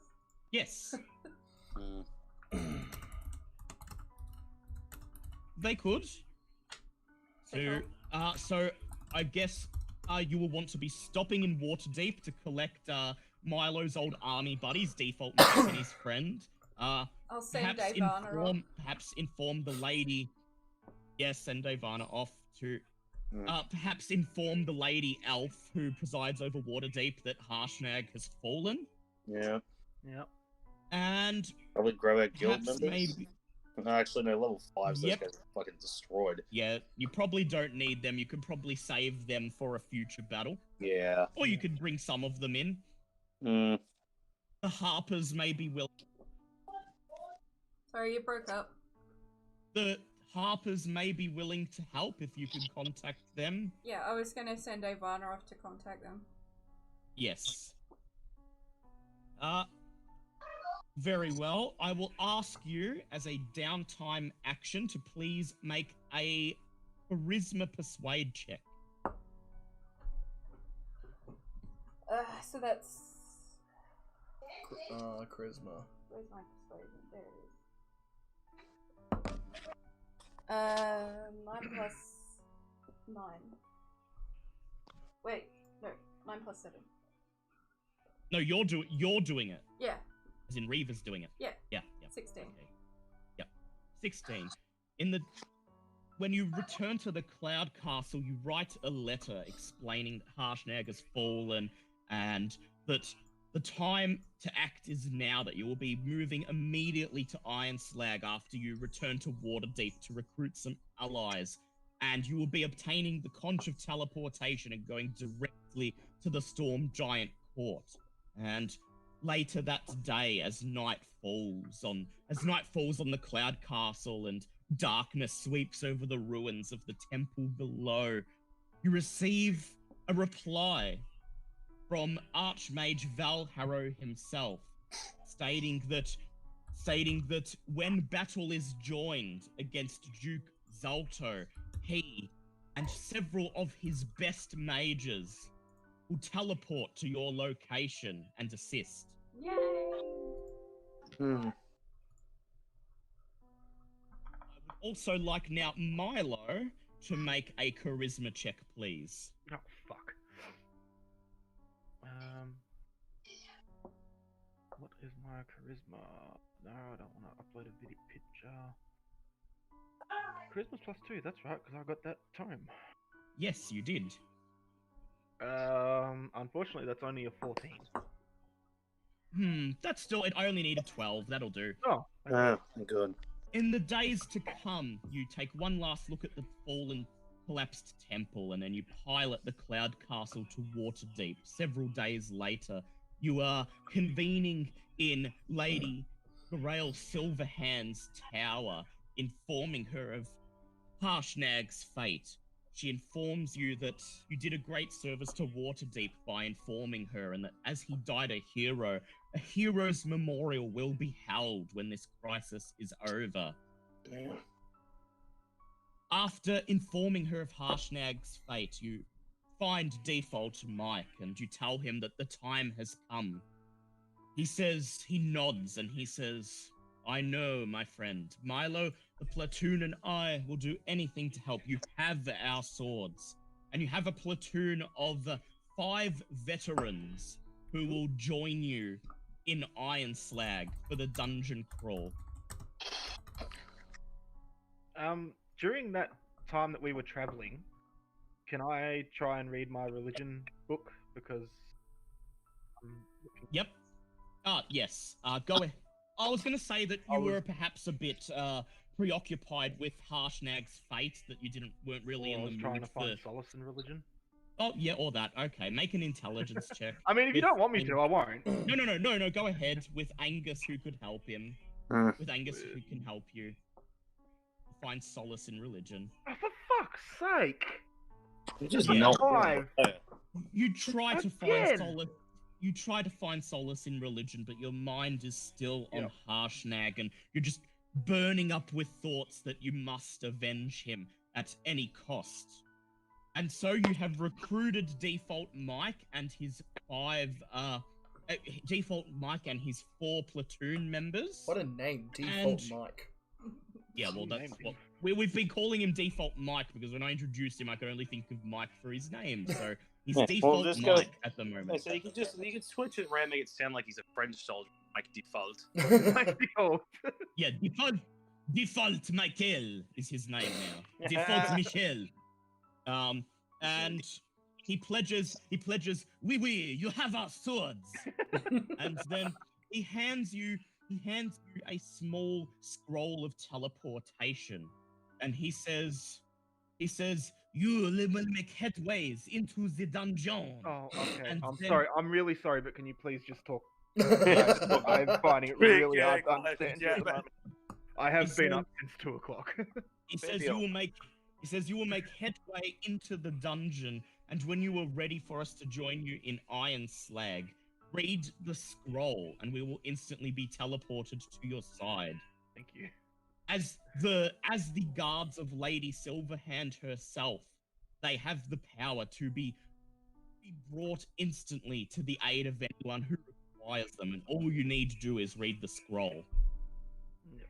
So, you have the Harpers, Lord Valharrow, and 2 of his mages, who will join you when battle is joined with Duke Zalto, and 5 veterans, who may be teleported whenever you like once you have reached Iron Slag. And Angus may call upon any of the guildmates at any time, and they sort of act like summons and will join whenever you wish, but any that perish will not be replaced. Yeah, it's kind of harsh. So you do have backup going in, but we'll have to wait to see next week what happens. Hey, we have trolls. I also Yeah, have do you want the guys operating our ship? Yes, you do have the ogres as well, but they do kind of keep your cloud castle running. Okay. and I You have can always five- recruit more just ogre mercenaries, but they've taken a shining to you. Yeah. And with that, this week's episode is concluded. Oh boy. Thank you everyone to That was an emotional roller coaster. Ending. 2 Yeah. weeks in a Yes. row with emotionals. God damn it. Mm. Yes, we're at that point in the campaign. Yep. Poor Harshnag. And he's canonically dead. If you look him up, he is actually Oh, yeah. canonically dead in Forgotten Realms. Yeah. He died to give us a chance. Yes, so that you may stop Imrith once and for all. You will be at 12th level, at least when you face her. Yes, why have you not used Thaumaturgy? Probably because it's very... Probably It's because he probably- likes lightning bolt more. Yeah, I was gonna say he enjoys hitting us with shatter and lightning instead. Yes. Probably because your other spells are far more useful. Alright, well, Never do you want to mind. give No, us a figure- sneak peek of what's happening next week for the viewers? Alright, so next week, now that they have returned to Waterdeep and gotten the assistance of the Harpers, they will be flying directly to the icy peaks to the east of the spine of the world, where Duke Zalto's Iron Slag lays buried, supposedly underneath a Yakfolk village. They will penetrate deep into Iron Slag and hopefully come toe-to-toe with Duke Zalto himself, defeat him, and acquire his conch of teleportation so that they may finally get to the court of the Storm Giants. Will they be able to avenge Harshnag's death? We'll have to watch to find out. But make sure you don't forget to join us tomorrow night for the end of Call of Cthulhu's Day of the Beast. Yes. Yeah, everyone. That will be a death-filled day. Yes. See you next week, says John Ross, I think his name is. Bob Ross. Artist guy. Bob Ross. Yeah, Bob Ross, yes. See you next And week, guys. here's where I paint the Ian, happy you're little keeping murders. sharply. Alright, I'll be back. Yes. Yeah. The stream. Alright, there you go, guys.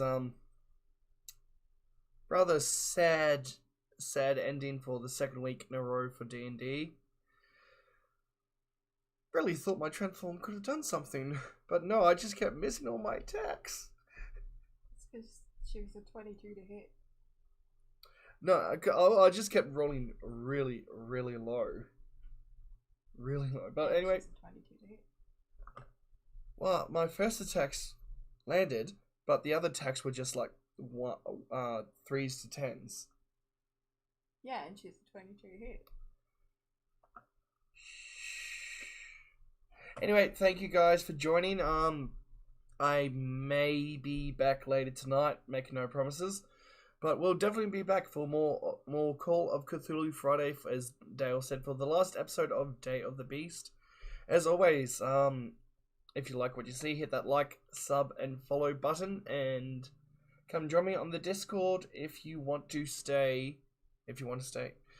Oh. Join me on the Discord if you want to stay up to date whenever I'm streaming, or come hang and chill. And I will see you guys tomorrow. Until then, have a good one.